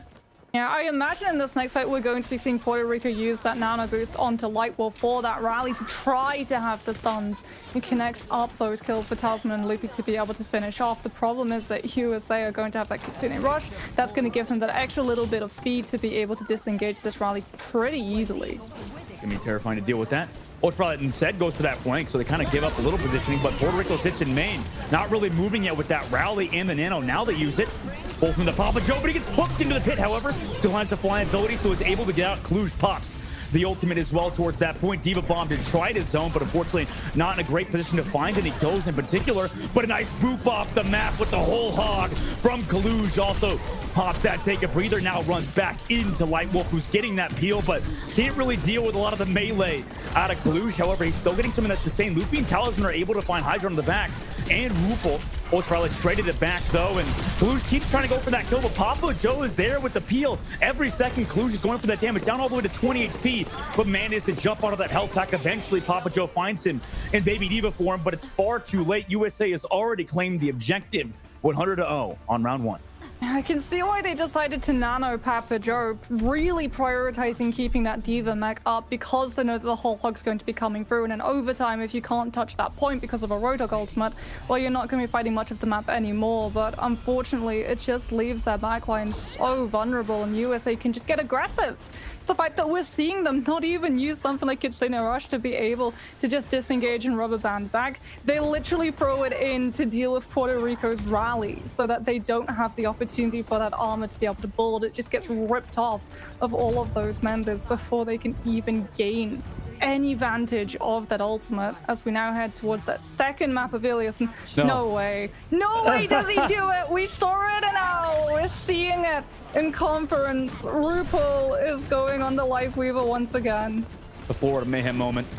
RuPaul in the Life Weaver, like you said, also having that character for Ultraviolet. Kalush on the Wrecking Ball, not a hero he's necessarily known for either, so a lot of swaps coming already through for USA to maybe mix things up, try some things out, as well as go for the slam early. Kalush does on the Light Wolf, but he's able to back towards the rest of his team. Though Aspire is there in that mini health pack side, able to find Light Wolf as he bashed away. Puerto Rico's backing up already. They don't want to lose any more members and give it that point early. Yeah, so this is buff Lightweaver. His hitbox is a lot smaller in terms of those flowers on his back, but there should still be an opportunity for Loopy on this Sombra to be able to disable just so much of the kit. The problem is that USA, because once again they're in control of this point, they're in control of the space, they can spy check where the Sombra can be and put the Lightweaver out of reach. Loopy's found Ultraviolet early on in this fight as well, so Rupel has to jump off that high ground. Play this mini health pack side, also grips onto Hydra to bring it back towards his team. Now goes in with the flower petals, want to get back towards that high ground, but he's integrated immediately after doing so. Though on the low ground, Hydrant's found Papa Joe's mech yet again. Not enough healing to keep him alive, down to 1 HP, but there Aspire is able to find him. Early picks yet again for USA after losing a member. They now just look to continue that pressure on Puerto Rico, building up to that 50%. I mean, the Unchained was perfect onto Rupel. The problem is that Papa Joe is the only one who can really chase after it, and he was missing his mech at the time, so that Life Weaver gets to stay alive and recover, and Puerto Rico once again just taking so much poke pressure, trying to actually approach this point, and USA controlling all of these avenues with all these mobile heroes, just making it incredibly difficult for them to move an inch. I mean, what do you do, though, when Aspire's in the lobby? It's just so tough to really get anything done. This guy in Tracer just shredding your backline. Rupel is finally dove on by Puerto Rico, deciding to go for that aggressive dive. That's great for them. To find Rupel there early. Now at the 70%, USA is also building towards those little Hydron. Got the copy earlier on. Onto the Ana, was building towards the Nano. Is able to pop it off, actually, before the copy eventually runs out as Kalush finds Papa Joe's mech yet again. Hydron will follow up on a Talisman and Aspire towards that point to body block it as well into Papa Joe, building up to 85%. This is looking rough now for Puerto Rico. Yeah, they were able to take down Hydron at least, but Hydron's one of those members of USA lacking an ultimate as we head towards that overtime. Puerto Rico do have ults of their own, but Zulix gets staggered out late. You're going to have to essentially just use Ride to be able to tap onto that point, and there goes all of your sustainability. 98, 99. They do touch Papa Joe there with that point. They also have some ultimates to come back with. Aspire can't use the health pack, but it doesn't matter. He hits you with a pulse bomb. Great stick from him on the Light Wolf, who surely thought he had it. Down to 50 HP was Aspire. No health pack either. Papa Joe commits that Diva Bomb towards the point. Rupert is kind of zoning towards the outside. Just typical Life Weaver gameplay here as Zulich traded back Aspire. It might not be enough. They've lost Papa Joe. The knock as well onto Zulix. Kalush found multiple. And Team USA will take map number 1 very convincingly. Yeah, Puerto Rico want to save as many ultimates as they can. They know that if they even win that fight that they're currently in, they have to have something in the tank for the fight afterwards. And it means that they're just a little bit too reserved with those ultimates. Really would have loved to see just a group up and go with that rally so that you can at least bunker through the rotation, have that extra shielding, force USA into either throwing in a couple of ultimates or just allowing you the space to be able to control and hide from all of that spam poke that comes through on every single rotation that they make towards that point. Because that's where the composition that USA finds its strength, right? You just control so many of the avenues, so many different angles. Every single time we flip through USA's POVs, it felt like we were just going through a TV channel, seeing all of those different genres. But every single time, USA just has absolute 100% monopoly of the board. Yeah, it's tough. I mean, what do you do when USA's capitalism, it's too tough to deal with at the moment, right? Unfortunately for Puerto Rico, they haven't been able to find really anything to stop them. And I mean, you touched on it. It just feels like USA is just totally in control. They can kind of run whatever they want. I mean, heck, they ran Life Weaver, they ran Roadhog, they ran Kalush on the Wrecking Ball. And they can kind of do whatever. I mean, this is kind of, we talked about it before. I know at points, Aspire yesterday, we were on his POV sometimes when, Rupel got some good kills and stuff. So it was tough to say that it's obviously not just Aspire. But, I mean, his game plan Tracer so far really has been stand out for Team USA. And it feels like it kind of affords USA a little bit more flexibility in terms of the rest of the composition because they have that backbone of Aspire just doing whatever the heck he wants on that Tracer. Yeah, again, like going back to that Life Weaver pick, it works for USA in that context because they're in control of the space and they make it so hard for anyone from Puerto Rico to actually be able to punish how vulnerable a moving Life Weaver is because he's never moving. He's always set up. The pedal platform's already gone through. He's already up on the high ground. He doesn't have to lug his way through with just that one tiny dash that makes it so easy for a Tracer or Sombra to be able to catch up to him. He's out of the way, out of the fight. And for Puerto Rico, they're never trying to go for the Life Weaver first because they have so many other pressing issues directly in front of them first. Aspire, Hydron, Kalush, even Ultraviolet at points would literally throw themselves into that front line of fire to make sure that the Life Weaver is the one not taking any heat.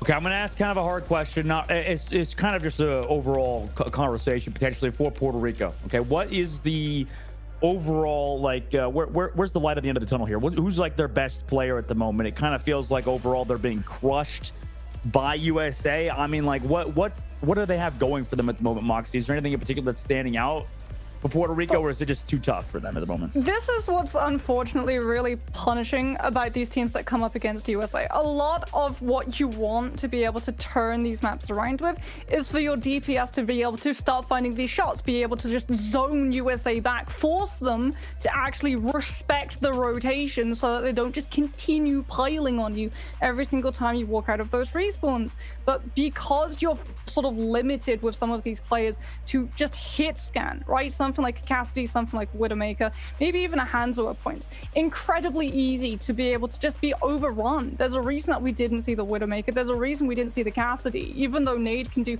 so much at dismantling the mobility of one particular hero, if USA coordinate and they send 3 people after you, you're not going to be able to have any chance to be able to buy yourself that bubble of space. And so what Puerto Rico tried to go for was the exact same thing as USA. Split themselves into as many different pockets of fights as possible so that the rest of their team had less players hounding down that backline, but they just weren't able to win the individual 1v1s. Yeah, it's so tough, man. At the moment, Puerto Rico, maybe a map like Route 66, which is the map they're going with, could give them some sort of semblance of positioning or even a team comp they could play that potentially could counter Team USA. I mean, it seems like they're kind of running whatever, right? Running that hog, running a lot of wrecking ball.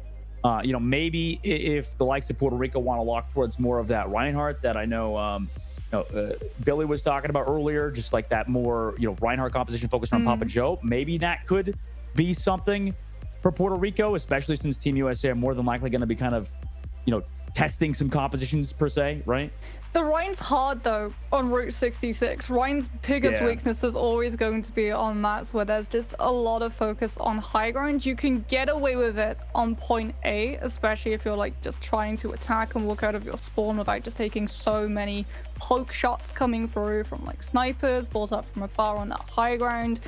But the second that you move towards big Earls and the defenders have just that high ground to hold above your head and make sure that the payload is just eternally stalled, and then we move into point B, you really need to swap towards something like the Winston or the Diva, who can go with your backline, who can make sure that they've got that peel, but they can also chunk those targets low enough that your DPS can just dash through and finish them off. Well, let's see if they run something different here en route, which is still coming up, obviously. And for Team USA's side, Moxie, I mean, for what we've seen so far, since we've already seen pretty much now 2.5 games out of Team USA, do you think that this roster overall and its construction and at the moment in terms of its team synergy, is this looking like a world beater? Are they looking like a potential World Cup champion again? It feels like it, right? With just how dominant they're being. And I think there's actually a game plan behind why we're seeing all of these really strange compositions coming through from USA. They know that they're under a microscope, right? They're not just playing for this conference, they're going to soon be playing against all of the other teams. So if you just continue to show all of these different compositions, no one is going to have any clue what you're actually going to be coming out with. You know, when you look at this lineup, so many of these players have just massive overlaps in terms of their hero pool. In fact, when they picked up some of those players closer to the times, everyone was like, but why? What do they bring to the table that isn't already there on the players that USA already have? Having something like Ultraviolet and RuPaul, they have a lot of crossover in terms of their support lineup, right? We were sort of thinking, well, how is this going to work? They don't really have a designated Lucio player at the moment, and it's worked out fine for them so far. And this is the thing. All of the other teams who are watching these VODs and trying to think what USA are actually going to bring, they have no clue. There's nothing. They've got nothing on them at the moment. USA, in fact, okay, man. They're putting Hydra on the Reinhardt now, and Kaluge is going to be on the Reaper. We'll see if it works out for them versus a team like Puerto Rico. Flats is going to be happy. Flats is going to be very, very happy. I'm pretty sure he actually engineered this. So. Okay. All right, man. Hydra on the Ryan, Kaluge on that. A Reaper yet again, and maybe that's like maybe okay, they're going for the spawn camp too, sitting in that top of the train. Well, we've heard it from Cloudy, right? Reaper is just Reinhardt with shotguns. Oh yeah, true. Exact same game plan. Get close and shoot instead of swing. True. No May with it though. That's kind of interesting to keep Aspire on the case, but obviously at this point they might as well do what they want versus a team like Puerto Rico with that May Cassidy Looking for that rotation. Puerto Rico goes towards the middle of that train. Obviously, Cart not pushing during this rotation. They take that high ground. USA well aware that Puerto Rico is the ones that have to drop towards that Cart, so they do so first. Waiting still towards that top, just giving Aspire poke space to work with. Looking for those picks. Fate early used by Kaluj. Still hitting those body shots onto the May, a bit tanky of a hero, causing Loopy to actually find Ultraviolet early, but Aspire has traded it back. Hydron also gets the charge onto Papa Joe. Immortality Phil couldn't even save him. Aspire just over the top is just absolutely pounding into Puerto Rico's side. Nothing else they could do. That's a 3K for him and the team white. Puerto Rico back to the spawn they go. Really good off angle as well for RuPaul. In that fight, he generates 73% of Amp Matrix just playing on the opposing high ground of train carriages. We're going to be seeing that Amp Matrix come through any second now if they even need it. Fire Strike connects onto Zulax, and Puerto Rico going to be sent back to spawn once again. 2 minutes 50 seconds left now to go, and maybe Puerto Rico can escape the torturous spawn doors at the moment. They have no ultimates here against that amplification matrix over the top, and Fire Strike to try to counter something there. Papa Joe is deleted by Kaluj and the rest of USA, who have dropped now a high noon flank over to the left, and that's a 2K, looking like Overwatch 1 in 2016 with those high noons. They took down the Rhine. They know that they don't even have to shatter the shield for the Deadeye to be able to pick up those targets.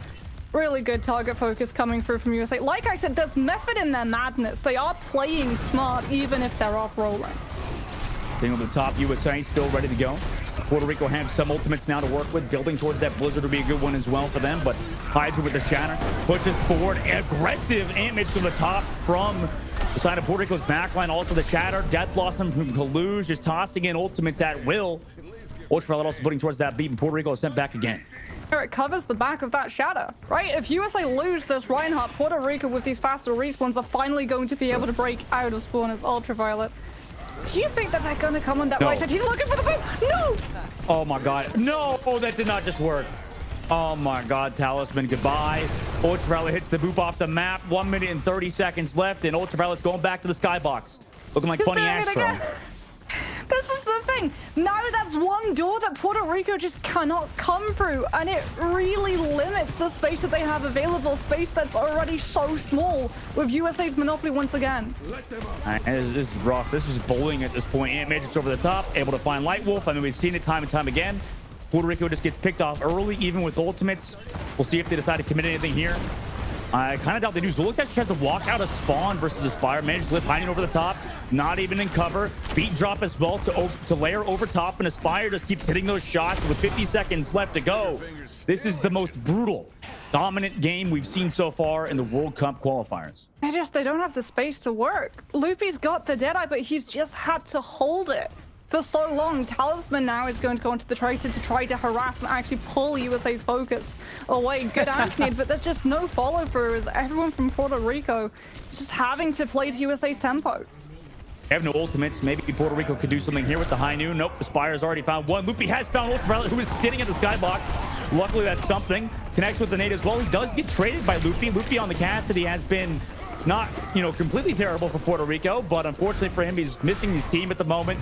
USA are still regrouped forward. 10 seconds left. Puerto Rico touched the cart, so they want this to keep going on. Talisman eventually recalls out. We'll see if Puerto Rico even want to go for the touch here last second. They do so. So we are going to go into overtime with the cart not even getting much space. 16.25 meters against the Ant Matrix. Charge into charge. Papa Joe gets the nade, though. Keep his team healthy. Kaluj fades back as well. Gets those heals from RuPaul, who has decided to play DPS Baptiste, and Nano boost on Lucio against the Death Blossom. Does sustain, boops him away, but eventually there's going to be too much damage to deal with. And buddy, oh buddy, that was pretty brutal, Moxie. That was pretty brutal. Yeah. That was pretty brutal. I think USA have identified how far they can take these off rolls. Only 2 of them swap, so they've still got 2 supports that can keep everyone up and alive. And RuPaul, I mean, like you said, he goes for the DPS Baptiste.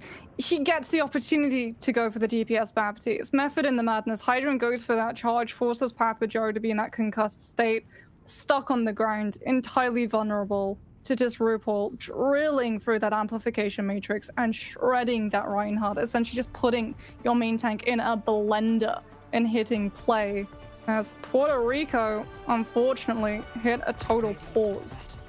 Yeah, this is looking a lot like I don't know, Moxie. I mean, this is one of those games. If you're Team USA, you're just looking to put them out of their misery. You know what I mean? It's like not even one of those games where you want to toy around with the enemy a little bit. It's just like, okay. It's a statement piece, right? It's a statement piece after they're showing up against Mexico yesterday. Well, yeah. Mexico's at least can be like a decently high level team. You know what I'm saying? Like Puerto Rico, SR wise, I don't even know if they compare to the likes of Team USA.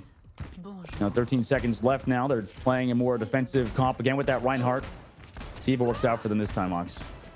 Ultraviolet on that Life Weaver could very much just be using that platform for Aspire to get a bird's eye view, as Puerto Rico going to have an absolute pixel perfect defense if they want to have any chance of continuing in this series. They're having a Rhinoff. Hydron versus Papa Joe down below. Fire strikes enabled, no healing either. We'll see who comes out on top. Both fire strikes hit, charge into each other.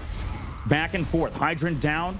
Almost loses that armor. Papa Joe, though, has to run away, and Hydron comes out on top. The rest of Puerto Rico now look to try to maybe come back after losing their Reinhardt in such a incredibly difficult fashion. USA now will capture out. Just this Baptiste left to go. And Team USA will get the 2 over Puerto Rico. I can't say that was unexpected, but USA, obviously, like you said, a bit of a statement win. Not even a statement win, just a 2-0 win, honestly, for Team USA, Moxie. I mean, what can we say about that, man? It's just, this is what happens in World Cup, right? Yeah, the Life Weaver wasn't to give a better angle for the Widow. It was to make sure that they got a better vantage point of that Rhine 1v1. USA just looking absolutely dominant once again. Truly the strongest group in the current region. Let's bring back Ash. Ash, welcome back, our lovely host. It's good to speak to you again. You too, guys. But I don't know. I don't even have words to say. I don't even think that there really are words that you can say about that last matchup overall. Like, when it comes down to it, this is something that we've known from the very beginning here of the America's Online Qualifiers, Moxie. The fact that Team USA is likely to outclass the majority of their opponents. Yeah, and I think they know it too. Like I said, they're playing their cards incredibly close to their chest. There is method in the madness in terms of the off-roll decisions that they make, how they use everything. We didn't really get to talk fully in depth because Ultraviolet, we get his POV and he just comes in from downtown, right up above, pretty much just playing WWE with that Lucio booping them as they come out of the right door. But even when Hydron goes for things like that Shatter, and then we see Khalid throwing in the Death Blossom, it's to guarantee that no one from Puerto Rico is able to take that Reinhardt down when he's in that vulnerable state, because if you lose that tank, you're going to have to give up that super aggressive hold right next to the spawn, and that's when Puerto Rico are going to be able to breathe and start to make any sort of comeback. USA just stop it in its tracks right before it can happen every single time. Yeah, and Dustin, when it comes down to Team USA as well, you were talking a lot about how they were putting a target on their backs after some of the stunts they were pulling yesterday. It seems like this might be a bit of a response to that, in the kind of sense where, okay, we might have the target on our backs, but are you going to hit it? Yeah, kind of. Yeah, a little bit of it's a bit of a response, but I don't know if Puerto Rico is the team to do it. Just simply in terms of rank comparisons, I doubt they're on the same level. I think Loopy seemed like their best player, if I had to guess. I don't know what the actual ranks are of Puerto Rico, but he seemed like he had, some smart plays at time, hit some shots, timely. But obviously against a team like USA, like you said, they painted a target on their back, but in these kind of matches, obviously in the World Cup qualifiers, we're looking to show the audience pretty much every game, right? And it's the good part of Overwatch and the bad part of Overwatch. I think that obviously in this case, you're going to have just a team that's so much like greater in terms of skill level. It'll be that dominant, right? And that's kind of the price to pay when we want to show you guys every single World Cup match from all of the teams across the world. Oh, that's for sure. And at the very least, Moxie, we can spin this into a learning experience for the Puerto Rican squad, right? That opportunity to kind of get these reps under their belt, face up against just top tier players coming out from Team USA, and just try to take that into the future of their, I guess week 2 as well, but in the future of their esports careers.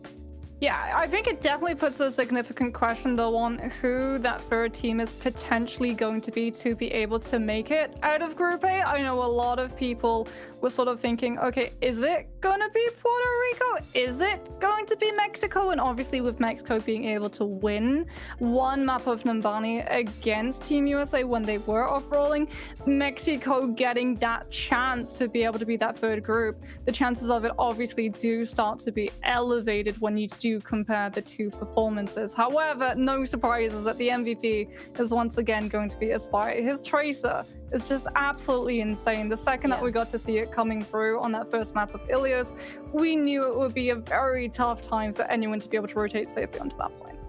No, absolutely. And when it comes down to it as well, there's still opportunities for Puerto Rico to try and get those points under their belt. But Team USA right now, very much so in the lead for those standings within Group A. But we do have some more Overwatch action to come, you guys. So stay tuned. We're going to be right back. And afterwards, we're going to have Mexico versus Guatemala.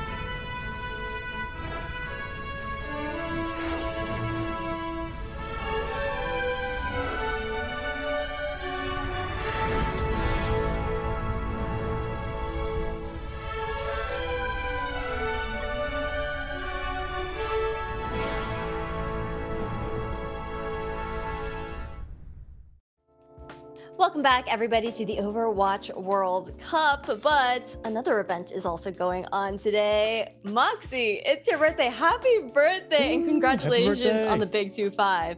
Esports Boomer officially. I get to celebrate it in style. It's definitely going to be memorable.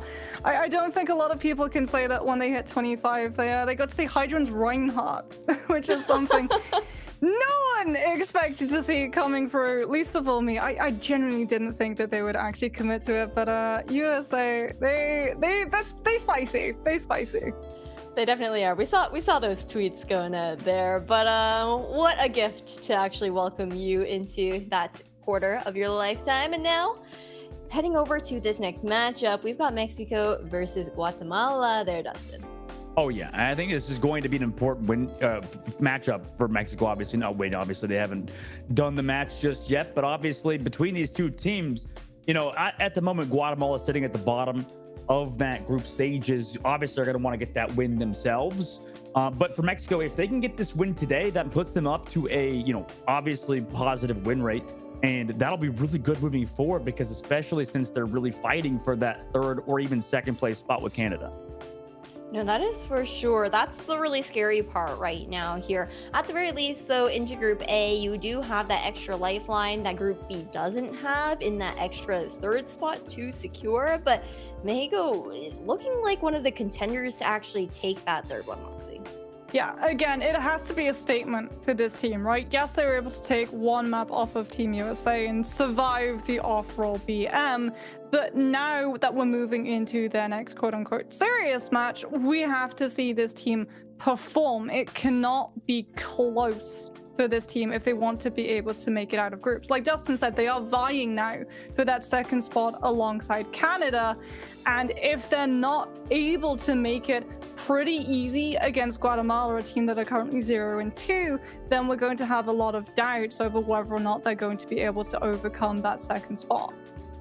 Yeah, and when it comes down to the matches that we saw yesterday as well, even for the Guatemalan squad, it was definitely a bit more of a rough run. I know that they are a bit of a fan favorite right now, of course, representing their nation and everything like that, but it's a very tall task that they'll have to be facing up against Mexico, Dustin. Oh yeah, for sure. I mean, against Mexico's really good at those, hard dive compositions. Whenever they put Troblux onto that Sombra or Angel onto the Tracer, it's been working out for them incredibly well. And on the flip side for Guatemala is very good at those more pokey, just have Richie carry us on the Widowmaker type compositions. Mm-hmm. And, at times, that's not really the meta at the moment, right? That's not how the game is played in Overwatch, because it's just far too slow, especially when you have that Widowmaker playstyle, which Richie has, which is a kind of stationary statue type Widowmaker, right? A lot of that back of the map just kind of bodyguarding the angles and not really taking those aggressive flanks that you probably should be. So I think Guatemala's playstyle could enable Richie, but, I don't know. It might be tough against a team like Mexico. I think it's even tougher as well, given the fact that his specific hero that he carries on is the Widowmaker, something that's just incredibly easy to be able to overcome with 25 less health than a lot of those DPS players, and a 12-second grapple window cooldown makes it really easy for players like just a Reaper or a Tracer, the likes of which we've seen from Angel Volado, just carrying Mexico through so many different fights, being able to get up close and punish the Widowmaker. Because when we did see that swap from Richie onto the Tracer towards the tail end of Circuit Royale, it wasn't pretty. And another thing that I want to talk about right now, as we look at the Mexico roster, it's the fact that within the supports, at the very least, between maps, they do have that tendency to swap between Paulette and Sopa. So what do you think that really means here for the squad, Dustin? It's a lot of Lucio and Brigitte swaps, right? Obviously back and forth. I think it was a Paulette playing more of that Brigitte, and then Sopa playing that Lucio on the other side. I mean, it just seems like it's map dependent, obviously, but they want to stick around with Paulette on the Brigitte and have that mainstay, obviously, with Momo on the Ana pretty much the whole time. Just have that consistent healing, have those consistent anti-grenades at times, and really overall very, very good Ana gameplay in general out of the flex support in Momo. Yeah, so really big things to kind of look out there, and Guatemala will have to obviously take that into consideration, the anticipation for what sports they might have to be dealing with into that back line when they're looking to poke through their Moxie. Yeah, I'm just looking forward to seeing whether or not we're going to see Guatemala have that improvement that a lot of some of these teams have made, especially with Ilios. One of the big problems that Guatemala faced was on the specific map. Well, we saw them attempt to go dive, but it became pretty obvious that their tank player not really that versed in the Winston. So I'm hoping that maybe we're going to be seeing a different approach coming through. But from Mexico's support lineup, like Dustin said, I think they're anticipating that dive. That's why we're seeing that Brigida from Paulette rather than the Lucio from Sopa. Well, I'm looking forward to seeing if Guatemala can pull these improvements through, or if we're going to be seeing Mexico just continuing to roll forward. We're heading over towards Ilios, and I'll let you guys just take it into the server. All right, thank you, Ash. And obviously going into Ilios here, we maybe see some compositions favoring Guatemala's side, potentially. You know, obviously like a team like Mexico is super good at those dives, like you said, Moxie. They're really intelligent with those placements, with those dives in particular, and then also just setting up Angel to really do whatever he wants. Seems to be the game plan. I hope that we're going to see Guatemala not try to mirror it like we talked about yesterday, right? Bandit didn't really feel like a Winston player, wasn't really following up on the spacing created by either Richie or Aranas, and looking at the composition that that's showing, it feels like they've identified that themselves too, that Winston just wasn't working out for them, and instead they're just going to try and counter what Mexico is going to throw at them with this Ramatra being able to just zone a lot of the movement abilities that Mexico are going to be relying on using. In fact, on the opposite side, Overwatch is going to be onto that Tracer as well. Kind of create that space on Hell over the top, just looking for that backline with dynamites, but it has a lot of pressure already from Bendit onto that Ramatra. Playing a little bit more for those off-tank heroes, like you said. Favoring the Ramatra, favoring the Junker Queen already early, so you've chunked down by the side of Mexico. Caps had to jump in, but now has to back up. Bendit walks forward towards that statue side and keeps poking down on Hell over the top.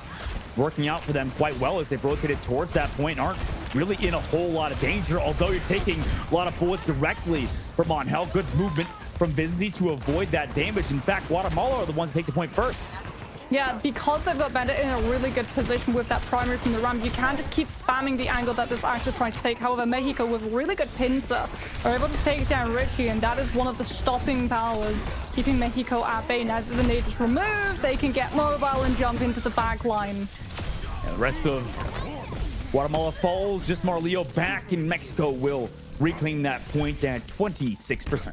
A lot of stall potential as well. They're coming up on the nano boost, the primal, and then that's going to buy themselves the time to be able to cycle towards the Bob. Okay, now we're going to be seeing Richie go on to that Sombras. Keep an eye on Chobalux, however. He is just sneaking forward. They don't really have a way of being able to contest him on the high ground, so when this pulse bomb attaches onto someone, they're going to have to try and use the Susie to be able to cleanse it. Yeah, and already entering on the Vinci as well, early on.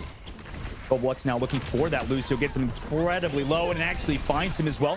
Castle is nanoed. Meanwhile, in the background, there's the pulse bomb connect as well. Into Bendit. The rest of Guatemala's side also has fallen to Angel over the top, and Momo as well. So Mexico continues their reign of the point. Yeah, Mexico doing a very good job of just forcing Bandit into using that Nemesis form so that he doesn't have the ability to be able to shield some of that poke coming through from Angel, who can just go through those squishies. As now we're going to be seeing Guatemala just playing mystery heroes at the moment. This is the sign of a team in panic, a team that doesn't really know how to counter what they're up against, when you literally play one hero for one life and then swap back to the next. Gonna go in now, have that Kitsune rush ready to go. Bendit looking for the dive.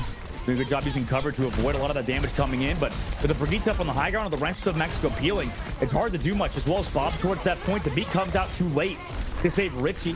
Aranas also falls to Angel over the top with a Dynamite, who also then switches to Bendit. Now able to kill Marleo as well, and they're already up to 80% last fight territory now. There's just no way to shut down the Bob, no Ana, no Sombra. You'd already swapped over towards the Genji, so you can't just hack it and disable it that way. And Mexico can just keep control of that point and just shred Guatemala's health bar before the dive can properly come through and connect onto any of these squishies. And in this final fight, Mexico, they've got the primal, they're going to have the rally, they have so much sustainability. Oh, and no. with the Tracer against you just don't have the means of bursting through all that health bar. And Marleo just walks towards that point, gets zapped to death by Assold, and the rest of Guatemala just falls immediately afterwards. Mexico with a statement round for them. Take round number 1 on Ilios over Guatemala. Yeah, it feels unfortunate like Guatemala had a game plan. That game plan didn't really work, and we just sort of saw all of these different voices trying to throw out different solutions because they would just go through compositions, shedding those compositions every single time it didn't work out once. And that's not really the way that you want to play it. When you swap to something, there's a reason for it, and a lot of the time it revolves around building up into an ultimate. If you just keep resetting the heroes that you use, yeah, to a certain point in Overwatch 2, you do somewhat regain a little bit of ultimate charge, but you can't go past 30%, Dustin. So Mexico were always in control just of ultimate economy alone.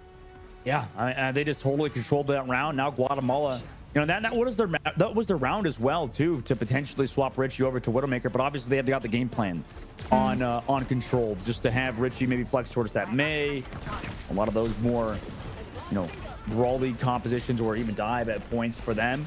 Taking that cage side though with the brawl, have RNS onto that Reaper, but taking a ton of poke early. Bended is incredibly low already to Choblus. Gets those heals though from Marleo on the backside. Notice that the Echo's here. Actually poke him out a little bit, but he's able to fly into the sky, avoid a lot of that damage. Castled is there as they focus onto the Echo and lose Vinzi mid-fight. They're trying to now regroup without their Lucio. A lot of that healing removed. Mexico's just surrounding them. Pellet does get poked low, but with on Helvalato on this mini side, can follow up onto the May, who was slept, but the ice block eventually came through it. Took a little bit of poke damage beforehand. Another icicle into the side of that Tracer, but it's the rest of Mexico who collapses onto Guatemala. Both Richie, Bandit, Marleo, Arenas all fall. Eventually, Vinci does as well, giving Mexico the first point. So when you lose the Lucio, it's not the healing that you're going to be lacking. You've got a Moira, you have more than enough sustainability.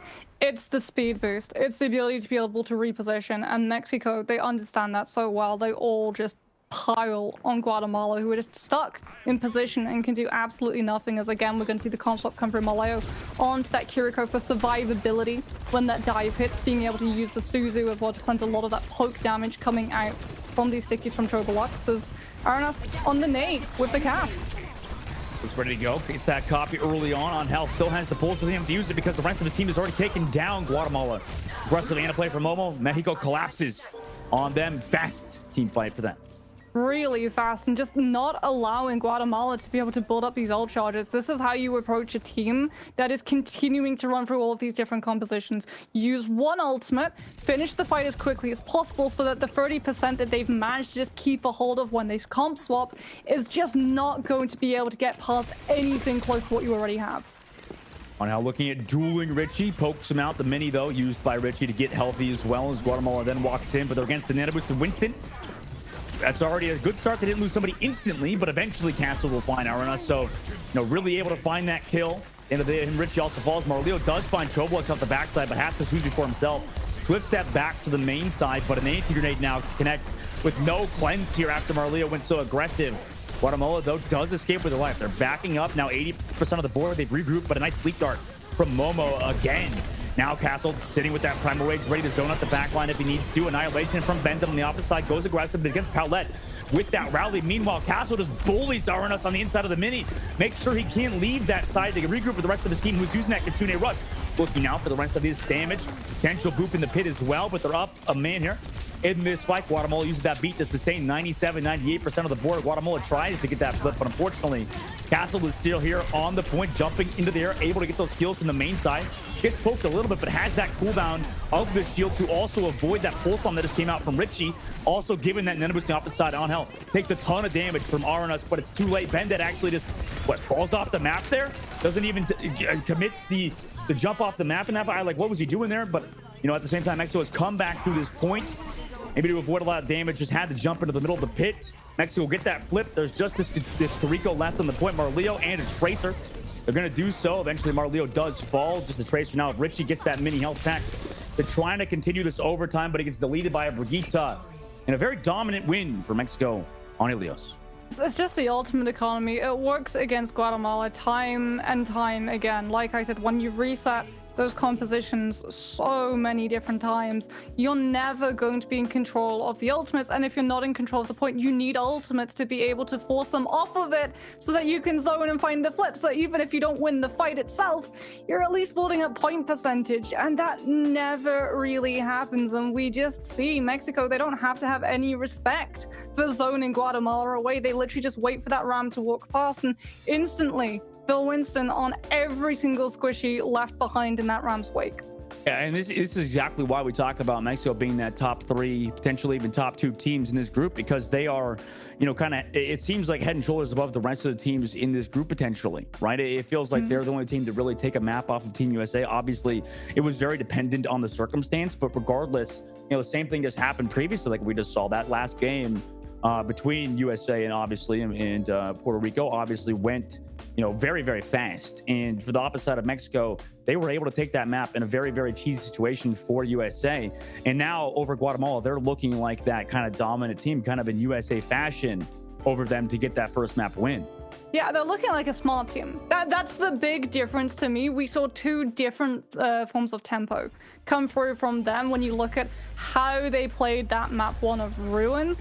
A lot of slow plays, a lot of relying on Angel Velada to be able to hit things like the dynamites, to be able to just allow Castle to go in very, very quickly, find those kills, and then jump back to the rest of his team, baiting out a lot of the utilities to make sure that you're not punished when they initially started out with Richie on that Cassidy.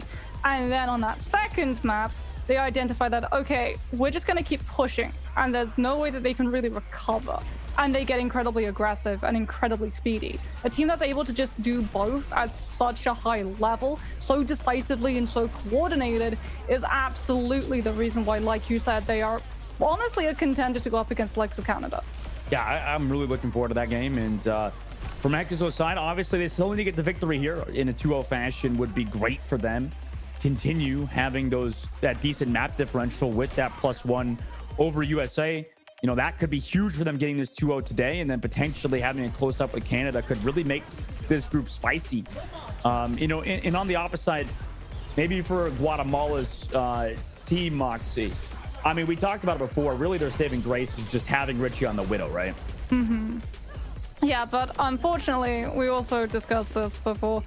If you have a carry Widowmaker, it's very easy for a team to still be able to take that Widowmaker down just because of how long the shots take. If you coordinate, we don't have collaterals in Overwatch, right? Bullets can't go through other heroes to connect. So you can sacrifice one of your players, but still guarantee that you take the Widowmaker down. And then once the Widowmaker's lost the angle, it's incredibly easy to be able to catch her every single time she comes out of that spawn ship.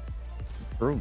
And maybe to touch on something as well, maybe people are wondering if they're Guatemalan fans or if they're just Overwatch fans in general. They're maybe wondering, okay, like why is, Guatemala not playing to their strengths? Why are they not putting Richie on that Widow? But, a lot of it's meta dependent, right, Moxie? It feels like a lot of these teams, even depending on whatever their strengths are, they tend to favor running the meta because of what they practice, right? Because of all those sort of things. Is that what do you think that reason is? Is it just because of the fact that it's really all meta dependent for a lot of these teams, why they opt to not play towards some of their strengths, like having Richie on the Widow? Well, I mean, again, Widow gets counted by a vast majority of what Mexico were running on that first map, right? When you have a Winston and you have a Widowmaker, 12-second cooldown compared to a Winston jump cooldown. The Winston's always going to have more mobility. He can literally bait that grapple out and then still be able to just chase you with the jump, and he's going to be able to get on top of you before that cooldown comes back into play. You're right, 100%. Next map's going to be King's Row. And maybe to elaborate a little bit further as well on that same note, when we talk about like teams, like you said, I mean, there's just too many cooldowns to deal with there, and also like they've been practicing a lot of these more brawly compositions to potentially counter that. Yes, Richie on Widow is like their only play, but also, even like you said, if they have Richie on Widow, they'll just get shut out. And, a lot of that comes down to just like if Mexico is just the great team, which we think they are. Obviously, they're winning this game so far, going into Kings Row up 1. When you're that team that's in a little bit of a lesser position, you obviously want to try to potentially run run the same meta to just continue that maybe mirror matchup on both sides. And, a lot of times it can feel a bit hopeless, I feel like, for a lot of these like lower tier teams. I feel like, it's very easy to get in a situation where as a fan, you're like, why didn't they just do this? Why didn't they do this? But it's like, even if they did that, you explained it perfectly, Moxie. Even if they did play that Widowmaker, they'd probably get shut out in some way. I just know fans like to come back and they say, okay, this is obviously going to happen. Obviously Guatemala maybe should lock the Widowmaker to mix some things up. But a lot of times it might just not be there for you as a team, regardless of what the meta is. it potentially just might be a kind of hopeless situation for you, especially against a team like Mexico, which just is seemingly so dominant at the moment. The harsh reality is that in where we are at the moment for current Overwatch meta, we are out of when DPS, one solo DPS could carry an entire team to victory. We've seen so many different heroes come through on all of these different roles that just make it so easy for them to be able to verse up against that DPS. So just make that DPS's life an absolute nightmare, right? You look at Ramatra, his primary, he can literally just keep spamming the angle side. It was something that Guatemala actually did to try to deal with that Ashe on Ruins. They just sent Bendit on that Ramatra to just try and use those fears to just continue to zone that Ashe off of the angle. Well, that's something that Mexico can do if Richie runs out on the Widowmaker. Same for something like a Kiriko. You can play incredibly aggressive, and guess what? Kunai do a whole bunch of damage, 140 per every single headshot. So that's one headshot and a body shot and one dead Widow. It's just not really that viable in the current meta, but you know what is? Having that Hanzo, and instead of having Arnas on to that Hanzo, this time they're often with Richie, kind of like that swap through for Guatemala. Potentially could work out for them as well, as Bende goes incredibly low. Forces that immortality field early, though. Mexico still not having to use theirs, giving up a lot of that space. Richie still is given that time to look for the one shots, but same is on Hell over that top, looking for the shots. Does use that Sonic onto the back line, but does get a body shot from that back, and Richie's found Jovelux. Great trade for him, but they've lost Bendit. They've lost their tank player. Momo's found 2 already in this fight with that kind of Baptiste aggressive play style that Momo's afforded that space for. It gets a little 3K in that fight too, and Mexico take that point A. Immediate swap as well, Bendit onto that Ramatra, understanding that, okay, if there's a Ram on the other side, we're not going to be able to Rhine. If everyone tries to be able to play off of the space that Rhine creates, that safety that the Rhine shield should allow Richie in that 1v1 duel against Downhell, they're going to go down to the cleave pummel coming through from his area. So Guatemala forced off of the composition that they wanted to play incredibly early on. This is what Mexico's been so good at, making all of these other teams play to their own tempo. And by the way, Hysteria in the lineup too, onto that Ramatra could enable them. That'd have been more like you said, and that Hanzo shot comes in early from Richie. No kill though onto Momo, even though it looked like it was through the Ant Matrix. Still lived through it. Now the Ant Matrix is on both sides. Eventually fall. No ultimates just yet either. Richie desperately trying to build that Dragon Strike. Mexico trying to go forward as well, uses their Maywall aggressively. No kills just yet on either side. In fact, the first annihilation built for Hysteria, built there so fast. Vinzi gets caught out. They're not ready to disengage. They try to Dragon Strike, disengage, and use the immortality field here, but Mexico's far too aware of it. Evernus also falls on Guatemala's side, so that's down 2, and they opt to just run away and reset. And Guatemala had to sacrifice the Dragon Strike to be able to guarantee that they only lost Vinzi in that one. And look at the angle that Angel Velado is going to be taking. He's on an off angle. Sonic's going to come through. Immediately, they're going to know when Guatemala are trying to make this recontest, if they even attempt it, as that payload nears checkpoint B. And he's just sitting on the Dragon Strike, waiting for them to move forward. Mexico kind of just letting them back into this. Vinzi gets poked out and dies yet again. Another Blizzard here in this fight gives Angel that 2K. Now they look forward to continue pushing this card, and so far they've not been stopped by Guatemala. They move it into the third now. And they're saving the Dragon Strike as well.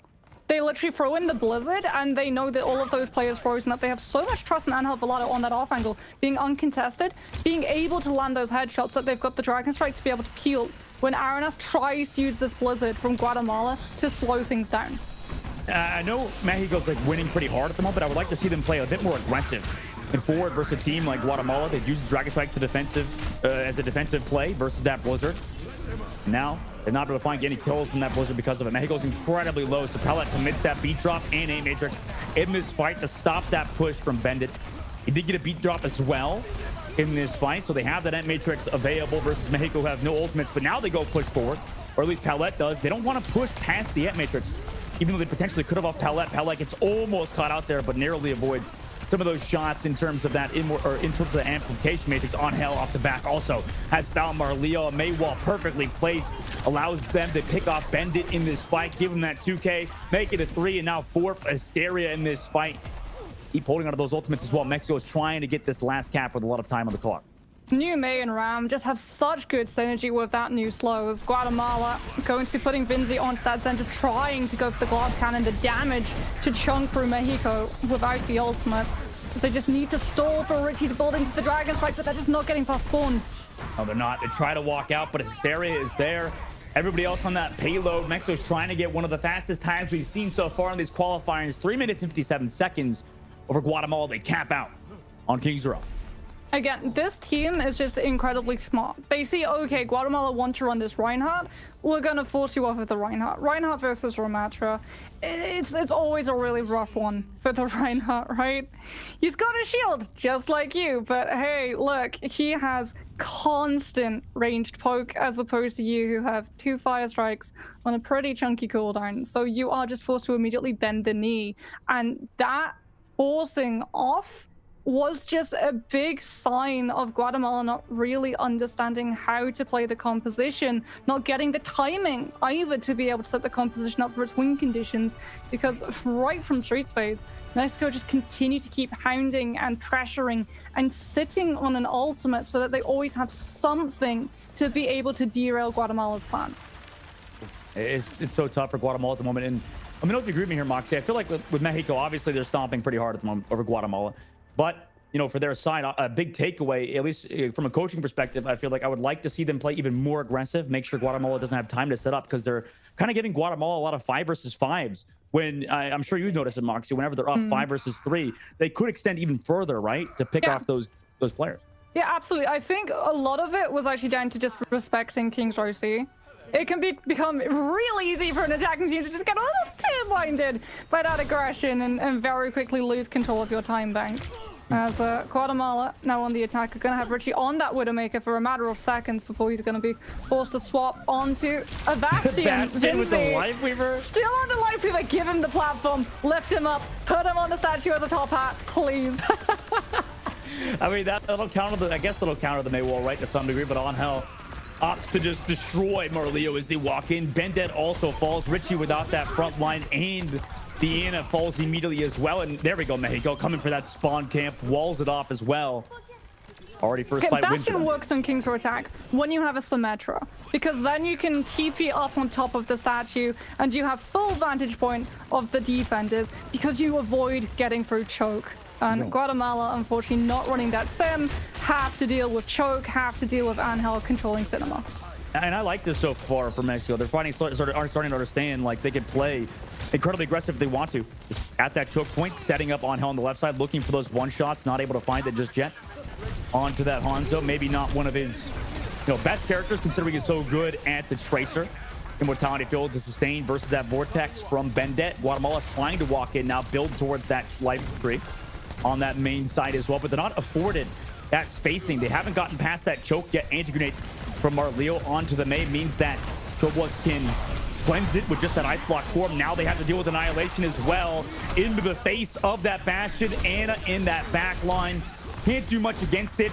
They used the Tree of Life there, Moxie, but obviously that did absolute air versus Mexico's push.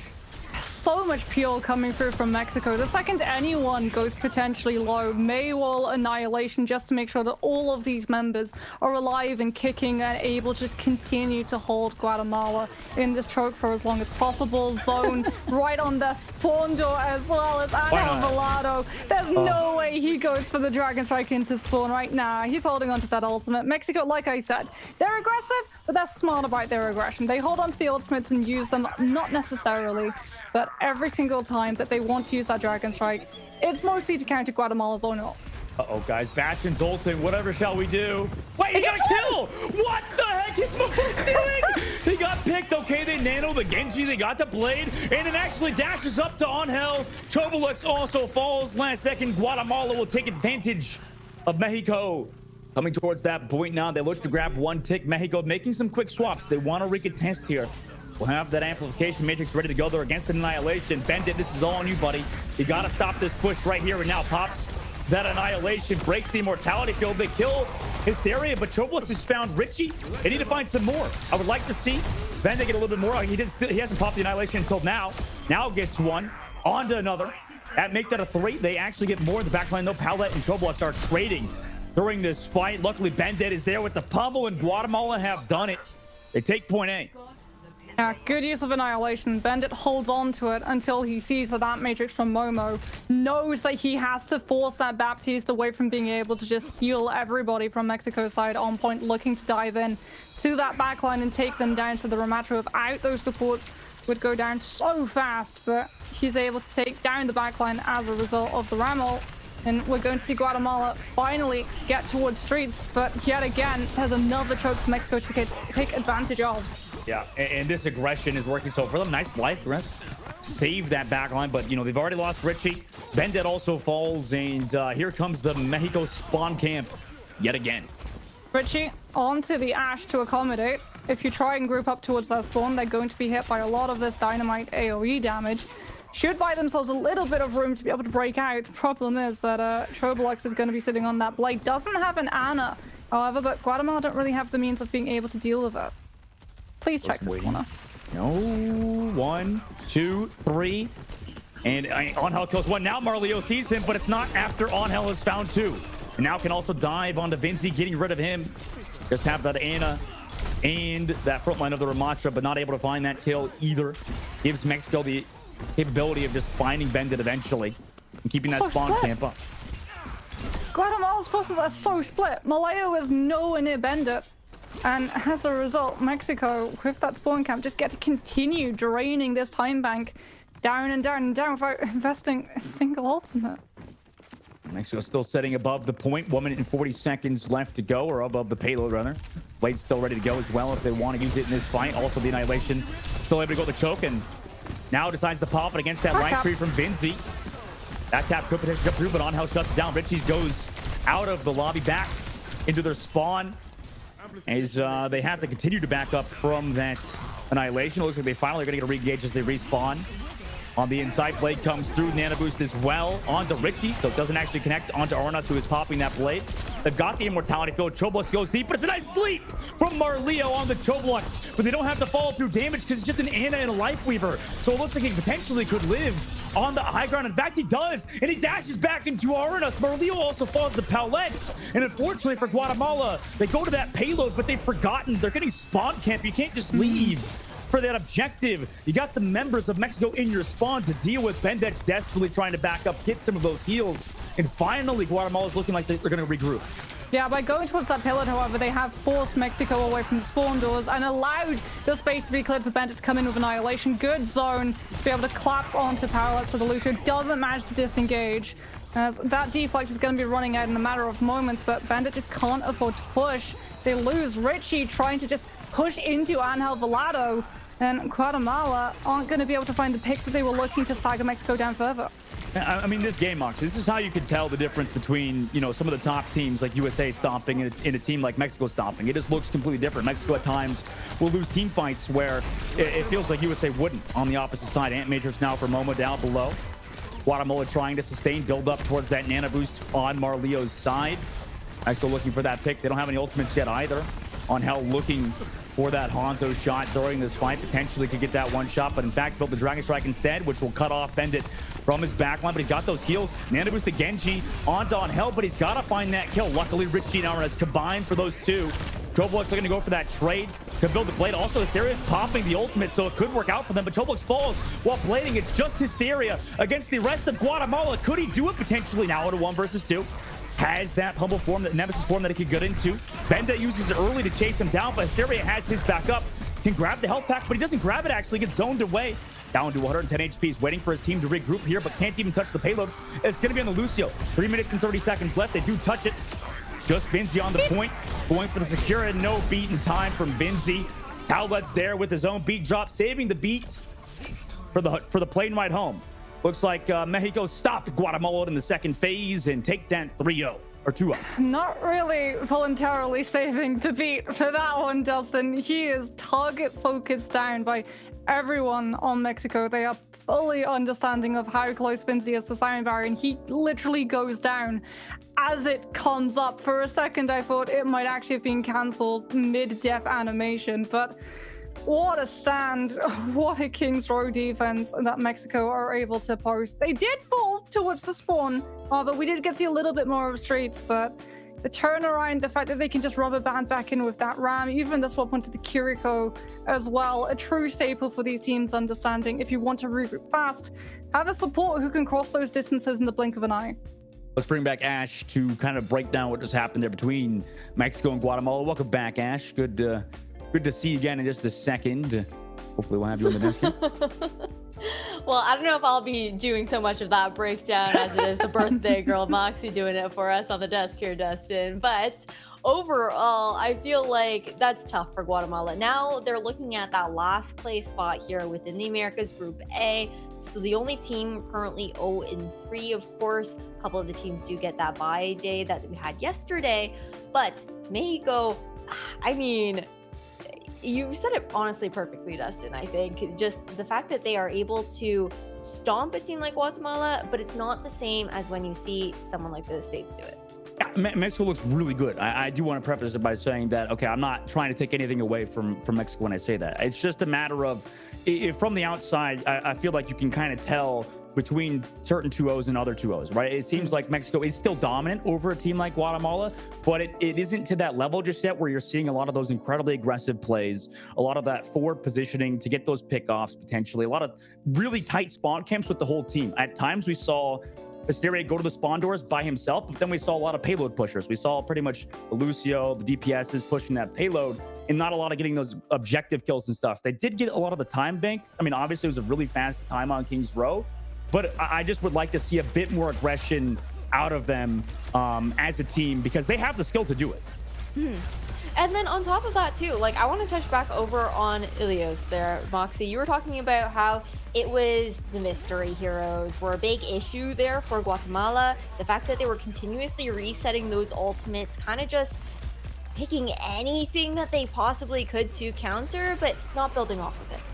Yeah, we saw it again on King's Row as well, right? There's a lot of heroes in Overwatch. Yeah. It can be really hard to be able to just be incredibly flexible, especially on DPS, which is how many there are. And it was the same thing on King's Row where they had the Bastion, but we didn't really get to see the Bastion being used in the way that Bastion against this composition should. A lot of the time, Mexico weren't actually forced to bait out the wheels on the Bastion. It wasn't being used to shred the May wall either, to be able to break a lot of the choke control that Mexico had that was holding Guatemala off for so long. They didn't run it alongside a Sim 2, which was my biggest pet peeve. When you're running that Bastion, why would you run it alongside a Genji? Genji works incredibly well with things like a Winston or a Tracer, where you have DPS that are able to group up and go after one specific target at a time. Bastion rips everything up, but has to have the vantage point in space to be able to do so. That's why he synergies incredibly well with Symmetra, who can put him in these spots where he's incredibly hard to reach, as opposed to literally just being ground floor of King's Row and incredibly easy to jump on. I 100% agree with Moxie here as well. And with the Symmetra pick, could potentially show something for them there. And, you know, despite potential composition changes that they could make, I think on top of Richie Rock and the Bastion, it just seems like they, either through Bendet or something, they just couldn't keep their front line alive. Bendet at times would just kind of die trying to create some space, or just falter in general, maybe leaving his team behind. You know, I think that's another reason as well, with the fact the composition wasn't ideal necessarily for Guatemala's side. I would like to see Bendet maybe help his team a little bit more, or just generally maybe improve a bit more on those tank roles to allow Richie some of that space. No, for sure. And then I want to do some like fun comparing and contrasting here, Moxie. We saw Vinzi pulling out the Life Weaver, and then we also saw Rupel doing it for the side of Team USA in the match before up against Puerto Rico. And I just want to like get your thoughts on like the way that these two support players played the Life Weaver hero, considering we don't get to see it too often. Yeah, so Rupel played the Life Weaver hero to, one, be able to just poke squishies as they came through from those different chokes, to be able to funnel them towards the rest of his team, aka, you know, Colluge on that Wrecking Ball, or just Aspire on the Tracer, Hydron on the Echo. When we saw the Life Weaver being used here, it was mostly to try to navigate around the choke, because, I mean, that's where you get a lot of your power on King's Row. It's always about holding on to that high ground for as long as possible and getting through some of those really tight spaces. That first opening choke onto A, and then that second gate around B, where a lot of times teams in the defense literally give up the point, prioritize holding down that particular space so that they can burn off more time bank in the future.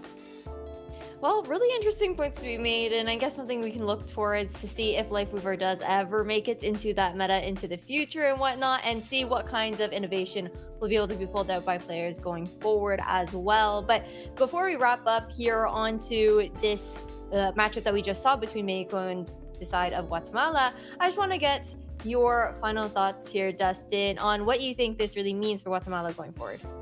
I think for Guatemala, this means they're probably going to be that bottom seed. I hate to say it. It just seems like at the end of the day, Guatemala really, I'm glad to see them. It's always nice to see representation across the world. So it's good to see them. But I think at the end of the day, kind of every other team, it seems like in this group is a little bit ahead at the moment. Well, we'll see how they're able to do. And again, it's a learning experience for a lot of these teams, especially with the fact that South American contenders just hasn't been around for a couple of years now. So opportunity to kind of put their faces back out there, get that experience under their belts. But we do have one last matchup for today. So you guys stay tuned for Costa Rica versus Canada right on the other side of this break.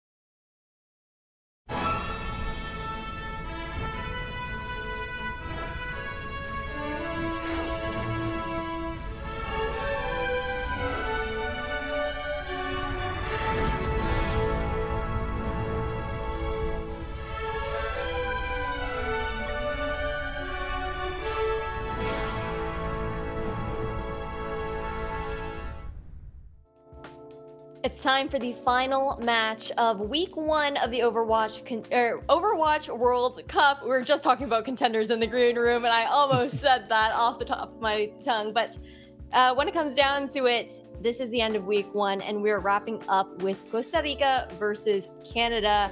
And Canada, Moxie, yesterday they did get that bye day, that day off to not quite relax, because I think they had some things to work on after facing off against USA. Yeah, and I think that's going to be the big talking point for this team. Are they going to be able to stomp Costa Rica, or are we going to be scratching our heads about where Canada could potentially be placing? Because we just saw Mexico do pretty darn well, and if Canada is not able to complete this win in a dominant and determined fashion, Mexico is going to start sliding up in terms of my predictions for where these groups are going to finish off. Yeah, it's kind of scary, because for Costa Rica, it's an opportunity to even get further ahead, right? Hit that 2-1. Meanwhile, for Canada, it would be equalizing there in that scoreline, Dustin. Yeah, exactly. I think that this is a very important game, obviously for Canada. It's a rough game to start out with, right? I think that's not talked about enough here. Obviously, Canada, not really a 5, number 5 as they are in the current group settings at the moment, under Costa Rica. So obviously they want to get that win now, but that's a rough start, obviously, against USA, which are a fantastic team in their own right. So, it's got to be, this is the game that they got to get that 2-0 similarly fashion that USA got it done. Mm-hmm. And yesterday we saw Costa Rica face up against the likes of the team Guatemala, where it was a pretty dominant fashion overall. And I just want to hear a little bit about what your expectations are for this squad now, just after seeing yesterday's performance, Moxie. I mean, they improved. This is the thing. They came across on day 1 as just incredibly stubborn, not wanting to swap some of those heroes, sacrificing a lot of ultimate charges because of it. And then when we saw them on that second day, it was pretty much just a different team entirely. Really good coordination, really good callouts coming through from them. Fantastic usages of ultimates as well, not holding on to them for so long, swapping as well when the situation called for it. This is a Costa Rica who looked at that performance on day 1 and saw that they needed to make improvements, and that's the exact position that Canada are finding themselves in. Now we just have to see if they're making that same journey. Yeah, at the very least, Dustin, they did get that opportunity to kind of sit back, watch the games yesterday, as well as probably put some practice in, all things considered, because that match, again, versus Team USA wasn't nearly as close as we were expecting. So Canada, with this particular roster lineup as well, have some things to prove. They do for sure. I mean, I've seen a lot of people say, where's the juicer? Where's XQC on Team Canada? Like, obviously, he's an old player now, obviously really not Overwatch professional player anymore. But, obviously that's why you have false in the lineup. I think some people say that jokingly, obviously. Some people say it's serious. Like, it's legitimately, people think XQC is still a good player. Like, I think at times he was solid. I don't think he was ever top tier, at least when I played. Obviously, I was never top tier either. So, I mean, I can say that from my perspective. And I think that in this lineup as it stands, Team Canada is still a really good roster. They just kind of have to shape things together, maybe get a little more experience with false, maybe get Mateball, doing his typical stuff, have Crimzo and Cal on that flex support kind of role, and then also just really enable Noxious and Seeker to kind of learn how to flex, maybe understand what compositions work for them best, and that'll really lead Canada to success in the World Cup. And just knowing these two teams here, Moxie, knowing now that we're also heading towards Lijiang Tower first, what are the expectations? Set the stakes for us as what you think we're going to be seeing coming out on this map. A lot of flexibility, to be honest. There isn't one staple meta for Lijiang. There are so many different ones depending on what specific map that you get. Sometimes Dive is strongest, sometimes Rush is strongest. A lot of the time we actually see some teams really try and come out with that Ramatra versus Rhine, and they sometimes get the call on what the other team is going to do wrong and have to give up the first fight as a result. So it really is going to come down to the intelligence of both of these sides on anticipating what the other is going to come out with to give them a better start. Well, I'm looking forward to seeing map number 1 here onto Lijiang Tower for the last matchup of today's Overwatch World Cup, America's online qualifiers for week number 1. Dustin, Moxie, take it away. Last game, guys, of the day and of the first week, Moxie, is brought to you by Ash there. And obviously on Lijiang Tower is going to be our first one here. Moxie, do you think that this is going to be yet again another 2-0, or is this team, Puerto Rico going to put up a bit of a challenge versus Canada? I mean, I think for Canada, it has to be a 2-0, right? Yeah, this is their first match after that matchup against US.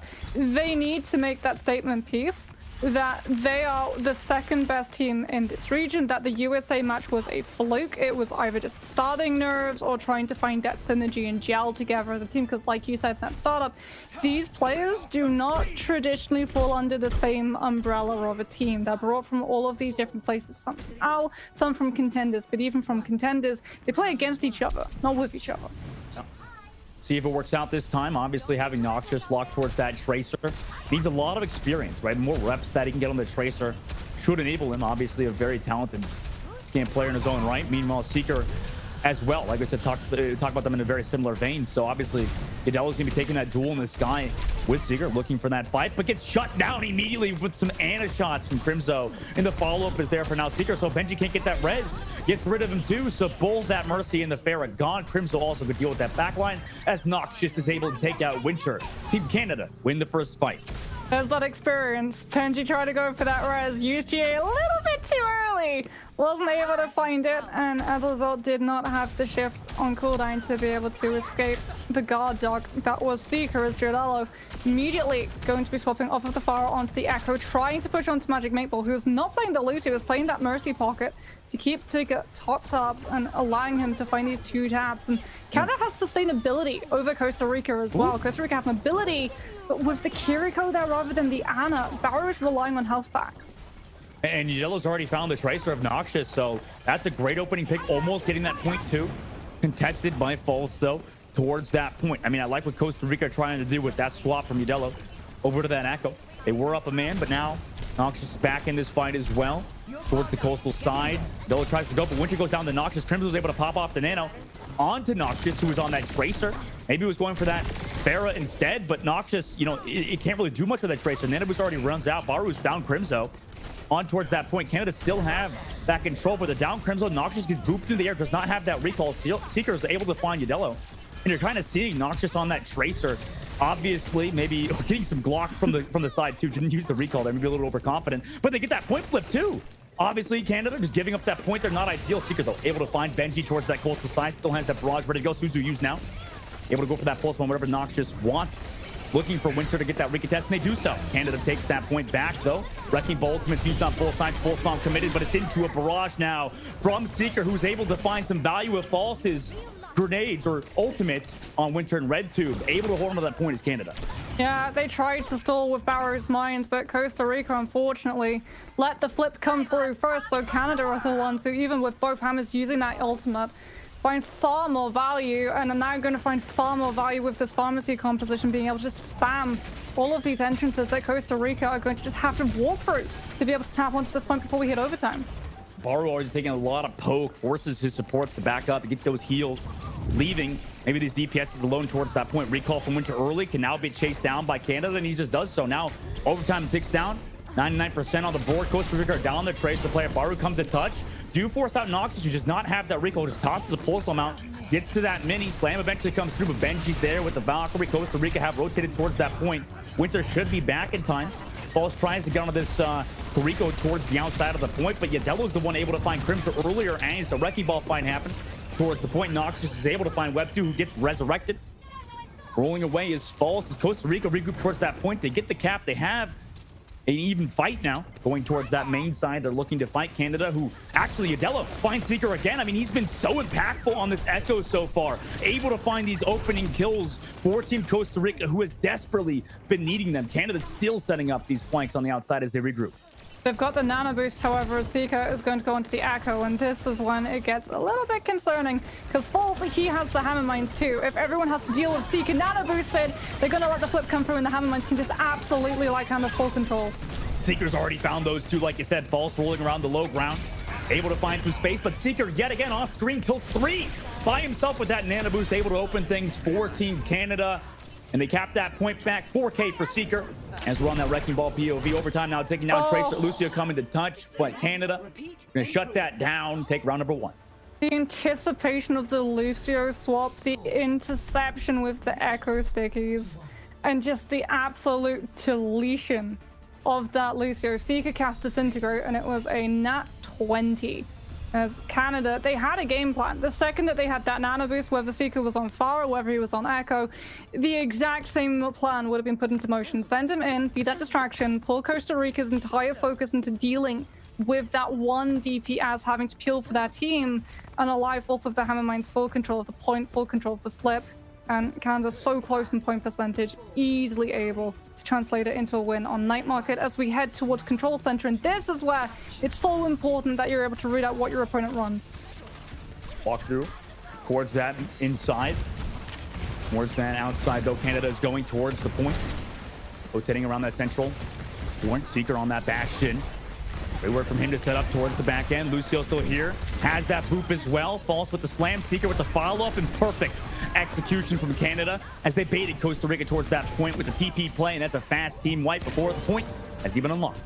Yeah, concussive from Bastion too is so hard for Costa Rica to try to deal with, because if they're all coming out from that Symmetra's TP, they're all clumped up. They're all going to take the damage. Look at Seeker's ultimate charge. He's already 44% to the next artillery strike, and now Costa Rica losing their first fight are the ones that have to swap their composition. Symmetra is gone, and so it's going to be a May to try to just survive the barrage of pain that Canada had with this Bastion.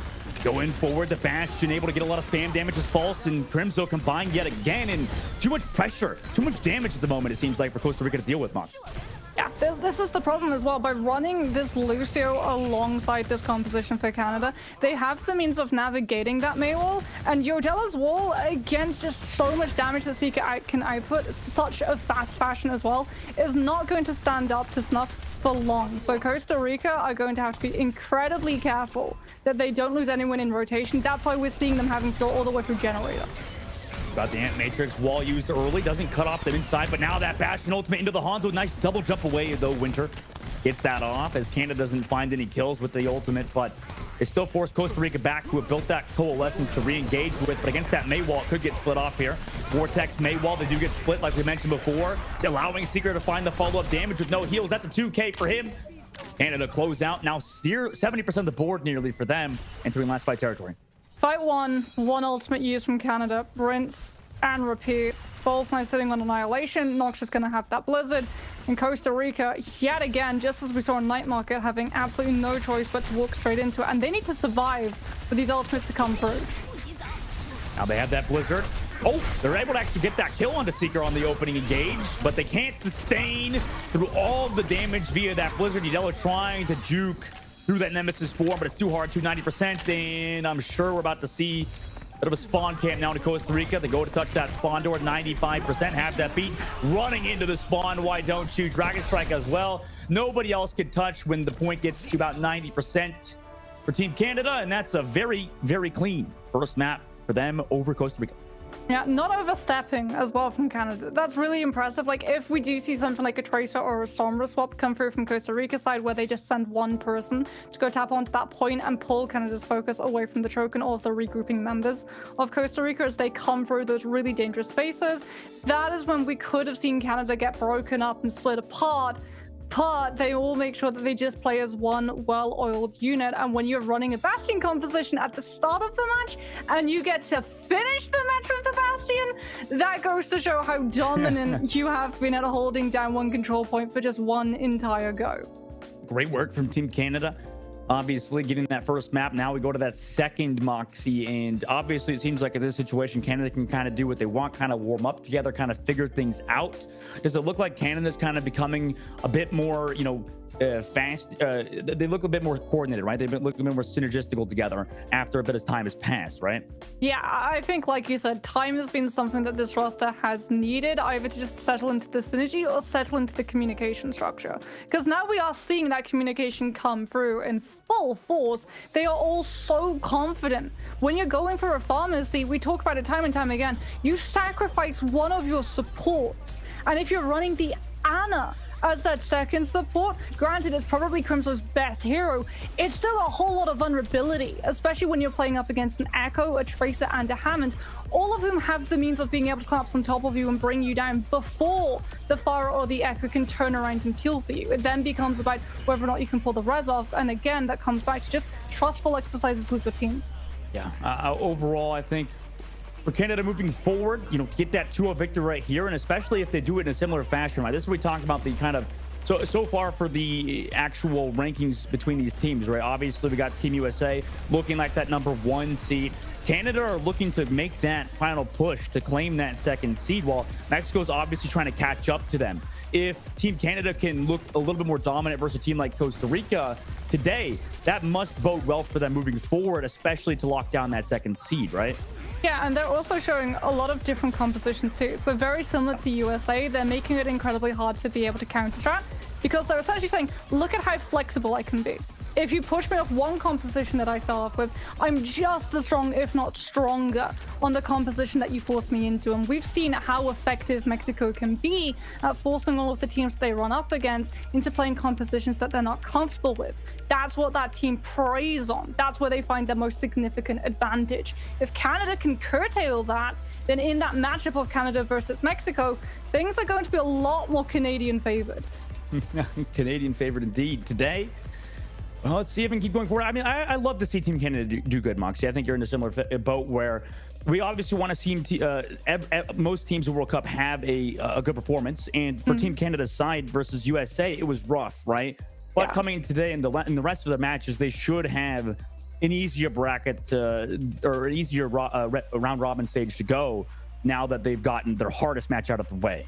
Yeah, they've done, honestly, in this first map, what they needed to do, which is show us that they were not unsettled by that match against USA, that they would not be split nor separated. They needed to show us a united front, and that has been what they have shown so far. So Canada definitely performing in a way that's going to continue to give confidence in this roster moving forward through the rest of the stages of the conference. Well, for Team Canada's side, we'll have to wait and see what the next map is. It's up to the team to choose that. And at times it looked like Udelo was kind of popping off too, right, Moxie, onto that Echo, and the rest of the team was playing around. Obviously on that on the control center, it was not really possible to play that Echo. But you talked about earlier giving that chance to some of these players. We talk about behind the scenes a bit, right? That potential to pop off on heroes when you're given that space, right? Yeah, and I love as well the fact that they just immediately swapped towards that Echo because they understood, okay, if they're going to be running the far and they have control of that space, we have to have a way of being able to collapse onto the Mercy. And they did try. It was more just that Magic Maple was able to use that movement and keep himself very far away because they tried, they went after Crimzo. They did what you're supposed to do, go after the Ana, bait the res, then catch onto the Mercy. But it didn't quite work out because of the fuel available for Canada.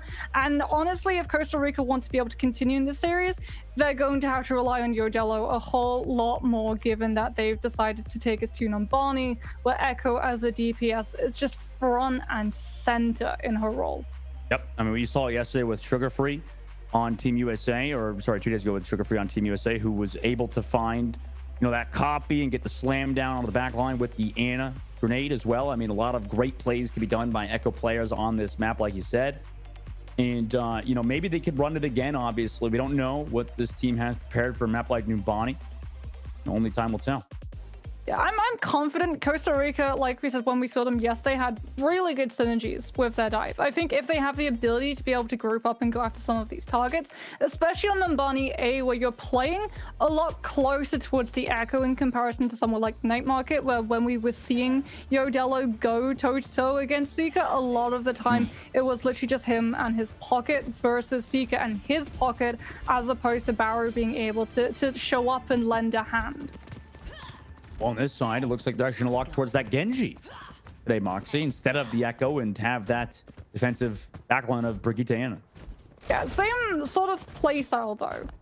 Udelo's going to prey off of the targets that Baru chunks down low. He can use that kill to then get the dash reset, so be able to regroup with the rest of his team, as Winter on the Ashe is just basically trying to just remove space from USA as they walk towards that point. Dynamite's, however, it's going to be pretty hard to find value given that False and the Diva has defense matrix and Kalthus Ozu can cleanse them. They walk forward towards this point. Seeker looking towards that left side in case there's any flankers. Costa Rica sitting kind of split towards first point Numbani instead of having that potential to drop off that main. They're instead looking to back into the halls when that dive comes through from Canada's side. Winter waiting for that to happen. See if it works out for them. It's an Ashe versus Ashe as well as a Hanzo in the game, so we're seeing a lot of comfort picks happening as well for Canada's side. having Seeker onto that Hanzo and Noxious onto that Ashe as well. Nice entry down the falls, though, to slow them down temporarily. Seeker looked for those shots on the left side of the Winston as well. Now they go for the dive. Seeker is dashed on by Adela, who has that follow-up of Baru, and they've already killed Crimzo and Seeker for basically free. And now they can just walk on to Noxious, who can't go to the health pack. Great engage by Baru and Ydello. Falls as well. That's already a minute off the clock. That's the synergy that we were talking about, right? The Genji and the Winston playing together off of those low health targets. Whoever comes in with the kill, it doesn't matter as long as you're able to confirm it. And right off of the back, Canada is seeing that the composition that they had running Hanzo alongside the Ashe is not going to be enough. They need that extra pressure from a different angle to make sure that Costa Rica cannot stay united in this synergy. Is going to be Seeker onto the Tracer, try and pull focus away. Exactly. Perfect. And going back into these hulls, disrupt that back line. Also a fantastic grenade from Crimzo. Is the follow-up there, though, from False. He gets body blocked to the doorway, actually, but can jump away, can just phase through and use the jump button. Cal went for that flank. Found Benji, by the way. Fantastic shot from the support player of Canada. Able to find the opening pick. Seeker's there with the follow-up as well as Noxious. Ydello does trade back Noxious, but it might not be enough because Baru slept. Ydello falls, and eventually, after 2 minutes are off the clock, Canada looked like they're going to take point A. Split focus, played absolutely perfectly. Seeker just goes in, pushes Costa Rica into not being able to set up at that choke on main, pushes everyone in the backline to just continue to 180 turnaround to make sure that the Tracer isn't flanking them, as we're going to see more of the exact same. Oh, that could have been absolutely brutal with how small that space was. Somehow Costa Rica have all of their squishies survive that pulse drop. Ydello and Winterfall, kind of low there in that fight too. Bar was able to find Cal. Would like to see a bit faster healing on Costa Rica's side on the both Ydello and Winter. It's slow to reach them at the moment. Ydello sitting back with that play, but another devastating anti-grenade from Crimzo with the nano boost over the top. Ydello's trying to counter with a nano play. Gets one. Sleep Dart misses from Crimzo. Make that two. Ydello trying to put this team on his back, but he just can't. He gets shut down, and Canada just have to deal with Baru at the moment. Great work from them now to keep pushing that payload forward. Doesn't even bait out the Kitsune Rush from Canada and Respawn side, but they're still going to have it to be able to just chunk through Costa Rica's health pools when it comes to being able to send this Bob to try and contest the card. Baru's Primal as well. Costa Rica now have to make a decision. Do they hold and attempt to regroup around Card, or do they allow Canada to point and regroup around C where they're more defensively favored? Ydello finds Cal. I mean, this guy has been insane for Costa Rica at the moment, giving them some sort of life. Bob comes down, a burn eventually onto Winter. Baru's found Crimzo, though, so they are up in this fight. Baru has to use that Primal Rage to exist on the inside angle as well. Noxious gets dove on by Ydello, but he finds him again solo, basically. Has no support because Baru has slept from Crimzo earlier. False just continues to go forward with his own Primal Rage and eventually will chase down Ydello because the zap of the Winston is too hard of a counter. Genji on the inside angle now. Baru is able to shut down this point for a bit. Slow down the push from Canada, but a pulse bomb from Seeker to zone. Nice dodge from Baru to avoid a little more damage from him. And Anthony lands onto the Tracers, but a nice Indian again from Crimzo onto Wed 2 and Winter, so they can't peek and help Baru for an incredibly long time here. His bubble gets shredded. The Kitsune Rush is here, and it's far too much damage from Seeker on the Tracer, who ends up getting 3 in that fight. And Canada will continue to push forward on the third now. This is where it gets dangerous because Canada didn't have great ultimate economy compared to Costa Rica before the Kitsune Rush. But with Kitsune Rush, Cal, no. Oh, Sitting. no. I mean, they probably don't know about this spot, right? Someone's just going to walk right past and Cal's going to be able to two-tap them with the kunai. Yeah, if they go to that coastal side, I mean, looks like he's going to keep holding it as well. But does get poked out. They actually check it because there was a fellow player there. I think that was Seeker on that left side. So kind of gave away his position, huh? Yeah, Costa Rica do have that nano boost to try and sustain through, but Ydello a little bit too far away from Blade to be able to use it just yet. And Seeker has all of the opportunity to be able to land this pulse right behind the bridge shield. He trying to survive with the backline of the Cal's now in. Ydello does find Noxious on the other side, so it's a 1-for-1. However, needs those heals while his support's being dove on at the back. Ydello does get Cal towards that mini side. He was trying to play hyper aggressive onto that Carrico, and Costa Rica will stop Canada on this third point for now. No Nano Blade, however. Nano was invested so that Costa Rica would be able to hold off Canada just getting aggressive and trying to force those fights into the 1v1s, splitting apart the defense's focus yet again the way we've seen on A and Straits. So it's going to be the surprise element that this Genji is going to be relying on, but he has to do it soon. Boss is going to have the primal. He could just juggle him around with the blade. Could easily, like you said, on the inside, so Yellow opts to leave that inside angle. False ready to go for the dive now. Looking at Yellow, maybe force that dash away as well. Nice anti, connects onto False, but it's just False who has that primal rage still available. Now the blade comes through from Yellow, but the peel comes now. Though, can't survive even with the coach gun. Noxious is chased down by Yellow. Perfect engine mechanics, but False is there with the Winston to find him. Baru did activate that primal rage earlier to not a lot of value just yet, though he comes back for the peel onto False, who now activates his own primal rage. Baru has to go aggressive, but gets pushed on by Crimzo in the backline of Canada. Then Seeker comes back for that peel. The rally now from Benji. Just to sustain, can avoid that full spawn, but he's already lost Wed, Tube, and Baru. The DPS and the Brigitte here alone. Nice flail and slam from Benji, but he's immediately countered by an anti and the dynamite from Noxious. Just Winter trying to survive on the point, set up that flank, but Noxious is well aware of it. 2K from him in that fight, tosses the Bob out as well. Anti on Baru, who's trying to delay. Nano Genji just alive, but with no blade to be found, he is shut out by the rallying Cal. And the rest of Canada look to shut out Costa Rica and capture out with 1 minute and 21 seconds. Yeah, that primal, unfortunately, just a little bit too early. I think they used it to try to peel for Yodello when he was vulnerable after that blade had ended. But as a result, Costa Rica didn't have primal to be able to stall that point and allow them to be able to find the full regroup and gather themselves. And as a result, Canada just kept splitting that focus again and again and again. One ultimate would come through from Costa Rica, something like the rally, but all of their other players would be nowhere near the Prig's AoE range, wouldn't receive the over armor, and as a result, Canada would just deal with them first and then dispatch the Brig after. You talked about earlier, Moxie, with the experience levels in this game, and you could tell, even at points, just individual POVs, you know, Noxious looking back for that Tracer who surely is going to flank there. I mean, that's hours of Overwatch played to make sure he could do that. And, you know, on the opposite, on Costa Rica side, it looks like Yellow's kind of doing the same thing. Yeah, like they are seeing it coming, right? The fact that they're able to figure out that Seeker and Cal are both trying to play that right side of spawn on C. The problem is that Canada is just playing the game better, because when you know that Seeker or Cal are around that point on C, you're still turning around and sacrificing that momentum that you have on the front line to allow Canada to have far more ground. And once you've been able to walk through the choke that is the opening of C, it becomes infinitely easier for the attackers to be able to loop around the defense. Well, now on their attacking side, Costa Rica will walk out with that Genji. Like I mentioned earlier, Baru on that Winston as well. Trying to go for that dynamite early. Noxious is trying to slow down Costa Rica temporarily, or build up some ult charge rather.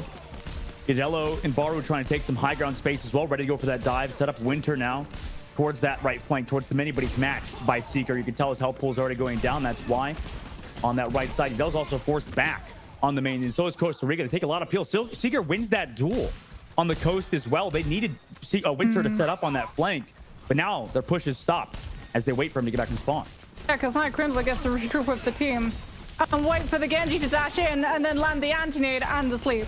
Jeez, Crimzo. Nice sleep and anti-nade as well to force back Ydello, who was, you know, doing a little bit of aggressive play. He's lucky to get out with his life there, actually. Great maneuvering from him, but Anti again behind the bus. If Canada wants to go for this, they could, but it's a bit too far of an engage. Not a lot of follow-up there. 3 minutes left to go. Winter tries to go touch the point, has to recall early.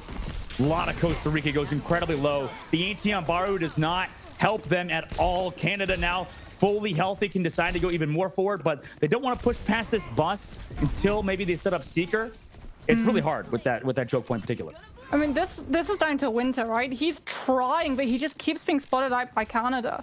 He needs to pull Crimzo's focus away from not just his team, but from landing these anti-nades onto anyone from Costa Rica that challenges this high ground. Because if Fianna has utility, he's gonna hit it. But there's just no help on Baru at the moment. He's trying to take all the space by himself now.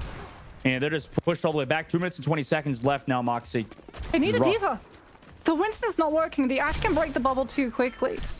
Canada can just move past it. And if you had the diva, you can at least defense matrix the Ana utility, but we're just not seeing the swap come through. Bro came through early onto Ydello, but I think he dodged that actually last second. Noxious over the top left, holding onto that Bob, ready to go. Baru jumps to the high ground, force use the bubble again. Canada knowing that, waiting for that bubble cooldown to be gone, waiting for that dive as well for Yadella to pop in, using the coach gun early before the dash. And actually, Yadella gets that kill, but the Brig flail and Noxious is there to take down Yadella, even with that nano boost now false. And Canada want to go aggressive towards that bust side, force them back. Seeker goes incredible, Winter goes incredibly low, but now they push forward. Yep. Also going to look towards Baru, who's trying to desperately live towards the right side. Bubbled off from his team, so he can't get any healing there as well. In Canada, they're in the driver's seat to the fullest degree at the moment. They're going all the way towards Costa Rica's spawn, but the internet stops them for now. They had one good fight for Costa Rica, and that was the Nano Blade, and there could just be no follow-up because Noxious, he coach guns the blade, but the more impactful play is he sends the bobbin, so no one from Costa Rica can play off of the distraction that the Nano Blade is creating, because now we're going to see the Diva swap, but Canada, they're just going to intercept the stragglers. Oh, they're going for the rally play. Crimzo called for Cal to go do something aggressive on the low ground. Costa Rica's not aware of this. They're like, why is there a rallying Brig in my back line at the moment who came from under me? Crimzo as well is here looking for the nade, and he hit it on Benji in the ranks of Costa Rica falls with 50 seconds left. I mean, what place you got for us, Canada? What are we going to see next? Dominant fashion. It needed to be dominant fashion. It absolutely is. Seeker, we are at your mercy. Where are we going on this magical mystery tour of Nambani? We're going to go right over the high ground. Oh, no. Nope, back out of the spawn door as he goes. Cal gets picked, though, by Baru. Costa Rica on that engage. The Diva, like you mentioned, it's working out for Costa Rica at the moment. Seeker trying to trade up here. Even if they die here, they'll have those spawns to recontest. Crimzo goes down, but not have to kill. Web 2 false also kills Yadella. Doesn't have that primal yet, though. Nobody's capping, right? 13 seconds left here. Winter's the one that is going to be able to touch or Baru. Meanwhile, Tracer 1v1 with the Brigitte. Seeker grabs that health pack as well, but the heals are there for Red 2. Seeker knowing that has to back up. The touch did come through towards that point. It's just Baru there alone on the point. Goes incredibly low. Has that pulse bomb, but Seeker comes from the coastal side to take him out of the mech during it. Surely he'll be able to find Baby Diva form. Nope. Remix immediately. Not enough damage there on the inside. Yadella has found Noxious, though, on that Torb run. That's a great opening pick for them. Seeker also building towards that pulse bomb. Sleep Dart came through from Wed Tube to stop. False on that push. The rally from Benji to keep his team sustained. Overtime continuing as Baru is desperately trying to continue that time going. But now in Baby Diva form, he just gets jumped on by the Primal Raging False. And now without that tank, they don't have a lot of that point pressure. Full spawn from Seeker, but nobody else can touch from Costa Rica's side. Canada win 2-0 for Costa Rica. Yeah, one step forward for Costa Rica yesterday, and then unfortunately today, it did feel like 2 steps backwards towards that day 1 state. They needed that Diva swap to come through. You can have the Tracer. If the Winston is working, you need the Tracer to be able to work. You need to be able to pull that on as focus. If the Ana is allowed to just continue hitting those utilities and anti-nades, not even defensively, but aggressively, then you need the Diva to be able to deny that utility hitting and actually set your team in motion. Otherwise, you're just going to be trapped on that first floor corner. Well, let's bring Ash back to kind of just cover everything. Welcome back, Ash. It's good to see you again after that matchup between Costa Rica and Canada.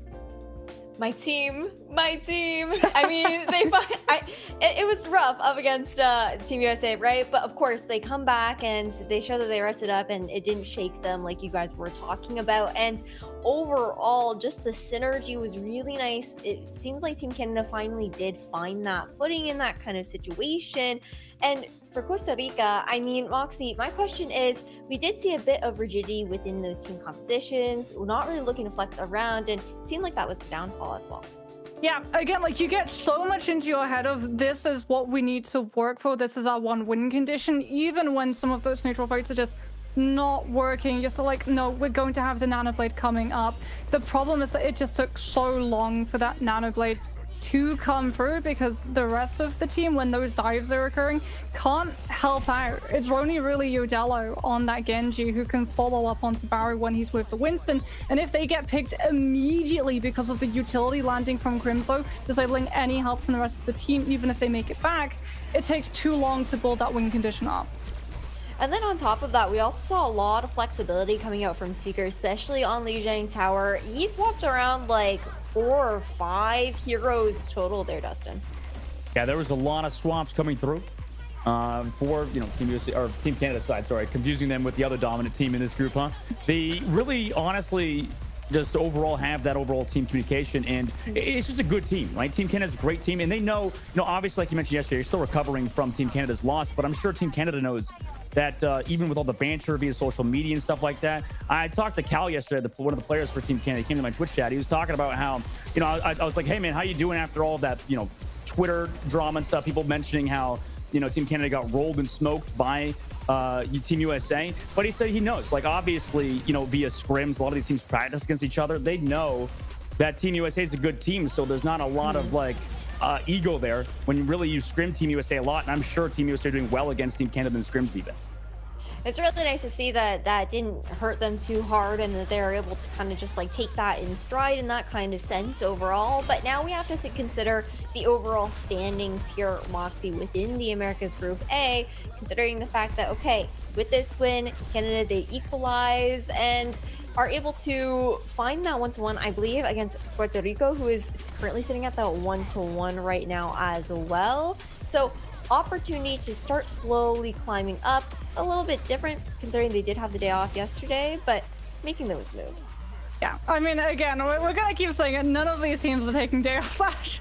All of these teams are gonna go up against each other in these groups. They are watching those VODs like an absolute hawk so that they can figure out if like they took a loss, where they took a loss, why they took a loss, where they can make some of those changes and improvements, and if they're going up against teams in the future, how they're going to be able to take advantage. And talking about teams that they're going up against in the future, Canada versus Mexico, I think, is the ability to become a real barn burner. I still think Canada is going to be able to take it purely because, like we said, it needed to be a dominant win here, and we saw a much more dominant win here from Canada than we did from Mexico in their game earlier. I definitely did. And of course, when I said day off, I meant more so day off from the actual official matches. But how did Astro get? He didn't even play. How did Astro get MVP? What the heck? Oh my God! We have an MVP on the. He did a great job handing them water bottles. That's what he did. Yeah, you know, water bottles, some cushions, a couple of those like hand warmers as well. I bet he's cheering on in the background. Yeah, I bet he's a perfect bench player. Maybe he can talk to Super and get a couple of tips. Oh, come on. Come on, guys. Okay, well, we're just going to move on from that team MVP screen, though. Overall, I mean, considering the fact that didn't quite work out, I want to ask Dustin and then Moxie, you to follow up afterwards, who your MVPs would have been here within this matchup. You know, it's tough to say. It's probably Crimzo. I think for a lot of people, Crimzo has been a mainstay. Obviously, people talk about Seeker. I'll talk about Seeker a lot too. Like, he's a really good hit scan player. He's had to flex a bit more, having Noxious in the lineup too, really kind of deciding who that Tracer player is. In False, a great player too. Cal, I mean, Canada's a really good team, but I think Crimzo really kind of stands above most of them, except maybe Seeker at the moment. I think he's just a fantastic Ana player. I've competed against him a lot. He's just so good. I mean, I'm going to say Noxious. Honestly, like, you would expect that I would go Crimzo. Yes, I'm a support main. Yes, I love playing Ana, and those anti-needs and sleeps were pixel perfect. But honestly, there was one condition for Costa Rica's attack, and it hinged on the Nano Blade, and it was Noxious who was able to disengage that and make sure that it did not allow Costa Rica to pick up momentum and take A, both with the coach gun and then with the Bob coming through to peel the effect. Well, I love all the shoutouts that were given here over towards Team Canada, but we actually have an interview pending from Crimzo, so we're going to swing to a quick break. Just take a breather, everybody at home. We'll be back soon.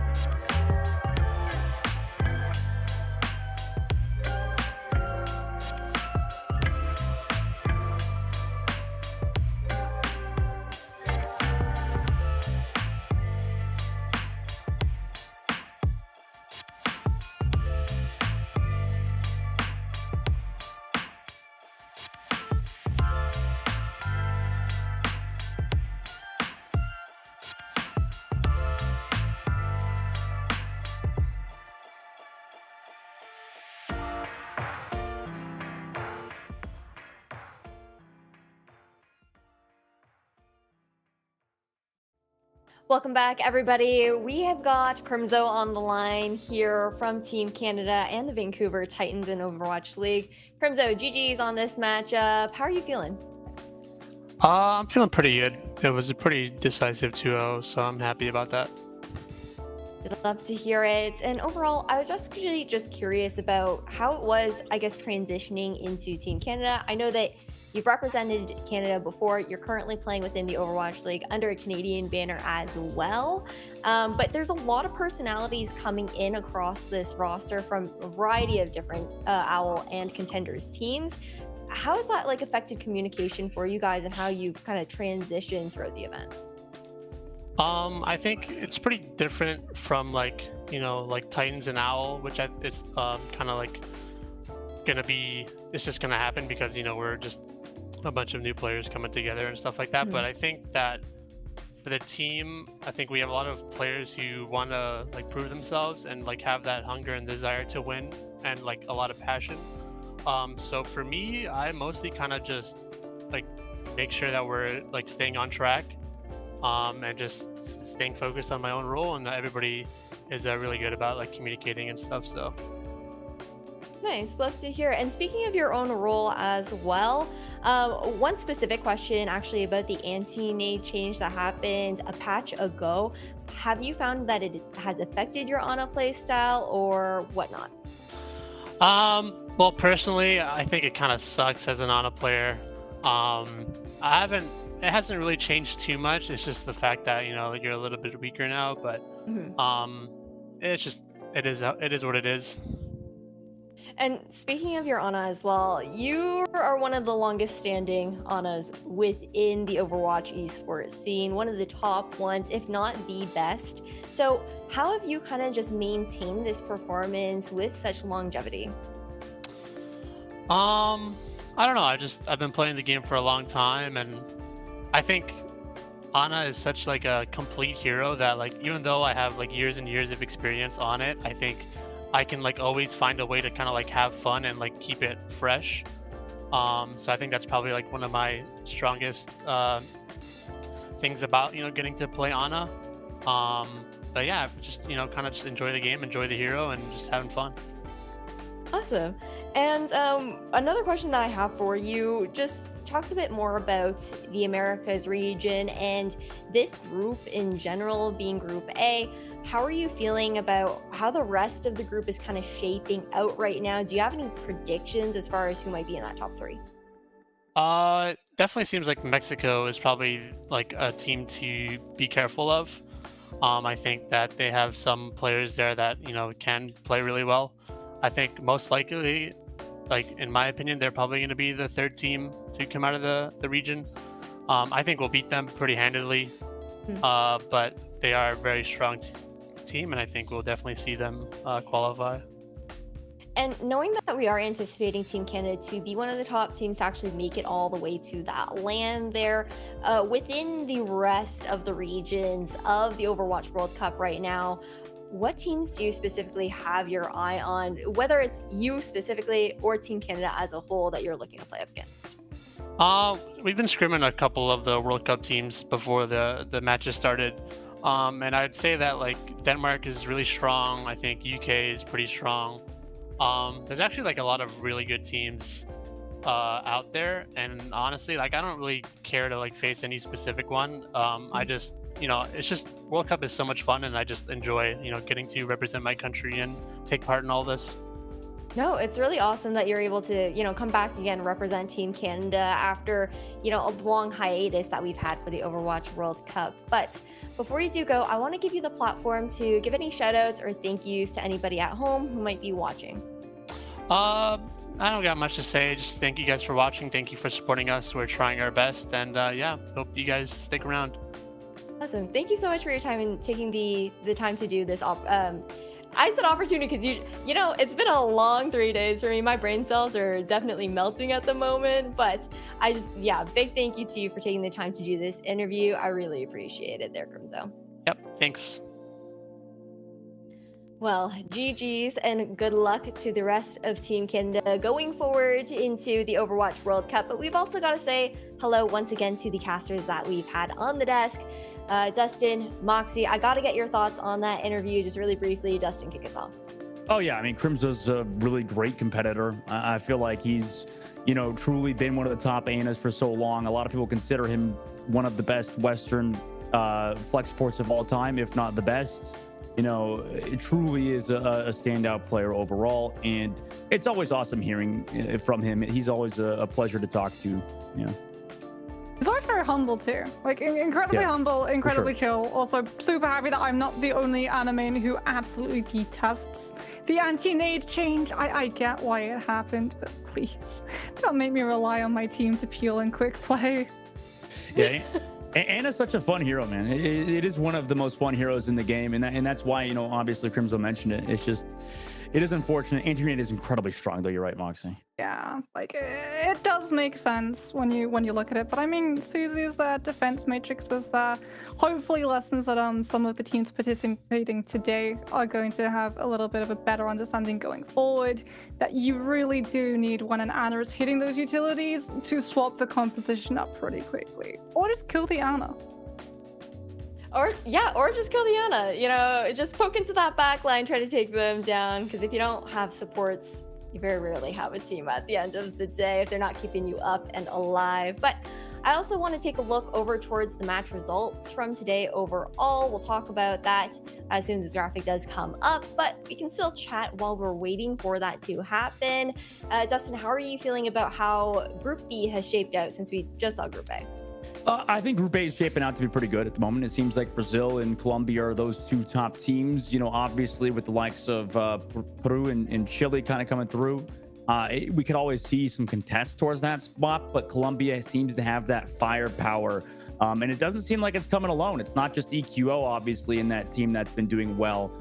So it's really interesting to see Colombia take that second spot potentially as Brazil looks to close out as a number one. No, absolutely. And Moxie, I just want to hear your thoughts on the earlier matches that we saw today as well, coming out from Group B in particular. I know that you guys were watching a bit from the sidelines, but as far as the score lines go, is this what you were anticipating? I mean, I think the surprise definitely has to be that second match, Argentina 2, Peru 1. That's a sort of big question mark for Group B, right? Because like Dustin pointed out, they already have Brazil and Colombia being two incredibly strong teams in their own right. And when you look at some of these other teams that are towards the middle of the leaderboard, the fact that they do win their matches, but it's in such a close fashion, when they go up against likes of Brazil or Colombia, you don't expect it to be incredibly close, simply with how dominant the team has been already. All right, well, now as we're wrapping up today and just taking a look at these results, I also want to remind everyone that the World Cup home and away skin bundles are live, so you guys have got to hurry and get them in that shop on before they leave the shop, I should say, June 27th. So you guys have to check out the 3 bundles for EMEC, APAC, and Americas. Grab those home and away skins and support these teams that we saw competing all throughout week number 1. But we are going to be heading into week number 2 in just a few days overall. It'll be a goodbye from me, so it's been a big thank you for having me onto the stream. But Moxie, Dustin, I also want to grab your final words coming out from you guys. Well, first of all, don't take off days. Use these days productively, right? We have a couple more days for some of these teams to be able to look back at the VODs and see where they could have made mistakes, where they could have maybe made a couple of different decisions. We still don't have everything sorted. We still don't really know who all of the groups are going to be, whether or not it's the team that takes that third spot in Group A or the team that takes first or second in Group B. It's all still to play for. So improvement absolutely on the board for all of these teams. 100%. Moxie's right. And I think that what we saw in terms of week 1 was so much fun. I mean, we had that Team USA versus Canada matchup. We also got to see USA versus Mexico too. I mean, it's been an exciting first week. And then obviously next week, Ash, is going to be some of those banger series that you're not going to miss out on, obviously. I mean, I'm looking forward to week number 2. So am I. I'm devastated that I'm not going to be able to be here for week 2 of the Overwatch World Cup. So again, it was a pleasure being your host throughout week 1. And of course, having you both on the desk with me as well. Got to give a big shout out also over towards Phil and Billy, as well as Gompers, who joined us throughout week 1. And of course, Liga AC Sports for being able to help us put on this amazing production here for the first week of the Overwatch World Cup online qualifiers for America. So again, guys, you guys, we're going to have to say goodbye for now, but stay tuned for week 2. Should be on all around the same time here for those streams. So watch out for those. You've got the annihilation and the sound barriers are crossing 85%. Ecuador needs to do something. It's going to have to start with this blizzard. It's going to be a massive blizzard here. That's the start you want. If you're Brazil, though, the annihilation comes out. Nobito Tamano down. We've had one punch back from Ecuador, but it's just not with enough here. There's too much damage coming out of that Ramatra. 99. Wait for Spenko to get back in and bolster the conversation. Oh, this might be difficult here for Emilio. Dalka does have the ultimate, throws it in right into the back line, does have the commanding shout, so can start to close the gap. Finds one, Cam gone down already. Eyes up the second support, and down they go. And this is a house of dominoes now tumbling for Ecuador here. So Brazil may have lost a player at the start of that, but it just did not matter. I mean, Persona out of the equation here, life gets a lot easier for them. So for now, both teams jockeying for position, but it's Argentina that have the point presence and get the early cap. And all focus going towards Persona here, and there's no chance they let Rodrigo get that res. I mean, they had to disappear out of the sign there, and they give Okuda Cavill to get this all-important Ramatra online. Out it comes, immediately finds Walter. Oracle falls to their opposite number, and that's just what Peru were waiting for. Clever stuff, but it has allowed Argentina to get themselves into a position to start to actually defend this spot. And Diego finds the first opener. Chucky's down. The EMP on the top. No chance for Argentina to generate ultimates. And Peru, with an explosion of power, put their first point on the board. Body blocking as well into Papa Joe, building up to 85%. This is looking rough now for Puerto Rico. Yeah, they were able to take down Hydron at least, but Hydron's one of those members of USA lacking an ultimate as we head towards that overtime. Puerto Rico do have ults of their own, but do like to get staggered out late. You're going to have to essentially just use Ride. Looking for those picks favorably used by Kaluj. Still hitting those body shots onto the May of the tanky of a hero, causing Loopy to actually find Ultraviolet early, but Aspire has traded it back. Hydron also gets the charge onto Papa Joe. Immortality though couldn't even save him. Aspire just over the top is just absolutely pounding into Puerto Rico's side. Really going to be able to break out of spawn as Ultraviolet. Do you think that they're going to come on that right side? He's looking for the boom. No! Oh my god. No! Oh, that did not just work. Oh my god. Talisman, goodbye. Ultraviolet hits the boop off the map. 1 minute enabled, no healing either. We'll see who comes out on top. Both fire strikes hit, charge into each other. Back and forth. Hydron down. Almost loses that armor. Papa Joe, though, has to run away. And Hydron comes out on top. The rest of Puerto Rico now look to try to maybe come back after losing. With the Brigitte up on the high ground and the rest of Mexico peeling, it's hard to do much as well as Bob towards that point. The beat comes out too late to save Richie. Eridas also falls to On Hell over the top with Dynamite, who also then switches to Vendette. Now able to kill Marleo as well, and they're already up to 80% last fight territory now. As that payload nears checkpoint B, and he's just sitting on the Dragon Strike, waiting for them to move forward. Mexico kind of just letting them back into this. Benzi gets poked out and dies yet again. Another blizzard here in this fight gives On Hell that 2K. Now they look forward to continue pushing this card, and so far they've not been stopped by Guatemala. They move right, though. Canada is going towards the point, rotating around that central point. Seeker on that bastion. Great work from him to set up towards the back end. Lucio still here, has that poop as well. Falls with the slam. Seeker with the follow-up, and perfect execution from Canada as they baited Costa Rica towards that point with the TP play, and that's a fast team wipe before the point has even unlocked. Concussive from Bastion. Another devastating anti-grenade from Crimzo with the nano boost over the top. Is trying to counter with the nano play, gets one. Sleep dart misses from Crimzo. Make that two. Yadello trying to put this team on his back, but he just can't. He gets shut down, and Canada just have to deal with Baru at the moment. You've got the